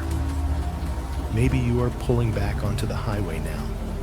Maybe you heard the rear door shut, threw the car in drive, and merged, already thinking about the miles ahead. Do one thing differently from me. Turn around. I do not mean a dramatic screeching U-turn across the median. I mean in your seat, right now, while you are idling at the light, while you are still in the lot, while you are cruising in the right lane with the cruise control set. Put your hand on the headrest. Twist your shoulders. Look at who or what is sitting behind you. Not in the mirror, not in a reflection that can lie. All the way, face to face. Maybe you will see exactly what you expect. Your kid drooling on their hoodie, a pile of grocery bags, a car seat full of toys. Maybe you will feel stupid for even checking. You will join the long list of people who get to laugh at stories like this in the comments and talk about overactive imaginations. Or maybe, just once, someone will do that and realize the weight in their car is not the one they thought they brought with them. I am not sure anymore that the thing that got into my car that night was after my son specifically. If it wanted him, it had chances. It could have taken him from the bathroom hallway, from the aisle, from the glass doors, while I sat outside with the engine running and my head down. It did not. It got into the car without him. It sat behind me, silent, while I drove through the dark, thinking my kid was there. It waited until someone forced me to stop, then stepped out calmly and walked away into the trees, like clocking out after a long shift. Sometimes I think it was never about Eli at all. Maybe it just needed a ride, a way to move along that bright strip of interstate, from motel lots to rest areas to truck stops where the bulletin boards collect faces over the years. A way to ride in the warm, assume safety other people build around themselves and their kids, slipping in whenever someone decides not to look. Rides can be repeated. The cameras will keep missing angles. The reports will keep saying, no evidence of foul play. Parents will keep telling themselves they know who is in their car without having to turn around. As for me, I am going to hit send on this, close the laptop, and try to sleep in a house where I am not the only thing that remembers what it felt like to drive for miles with a stranger's breath behind my neck. If you still think this is just a story, that is fine.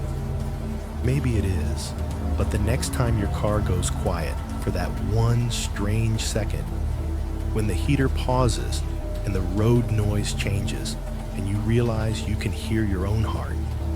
I hope you remember this much. You are not wrong for wanting to believe you're alone in that bubble you built. You are just assuming. And somewhere out there, something is still counting on that.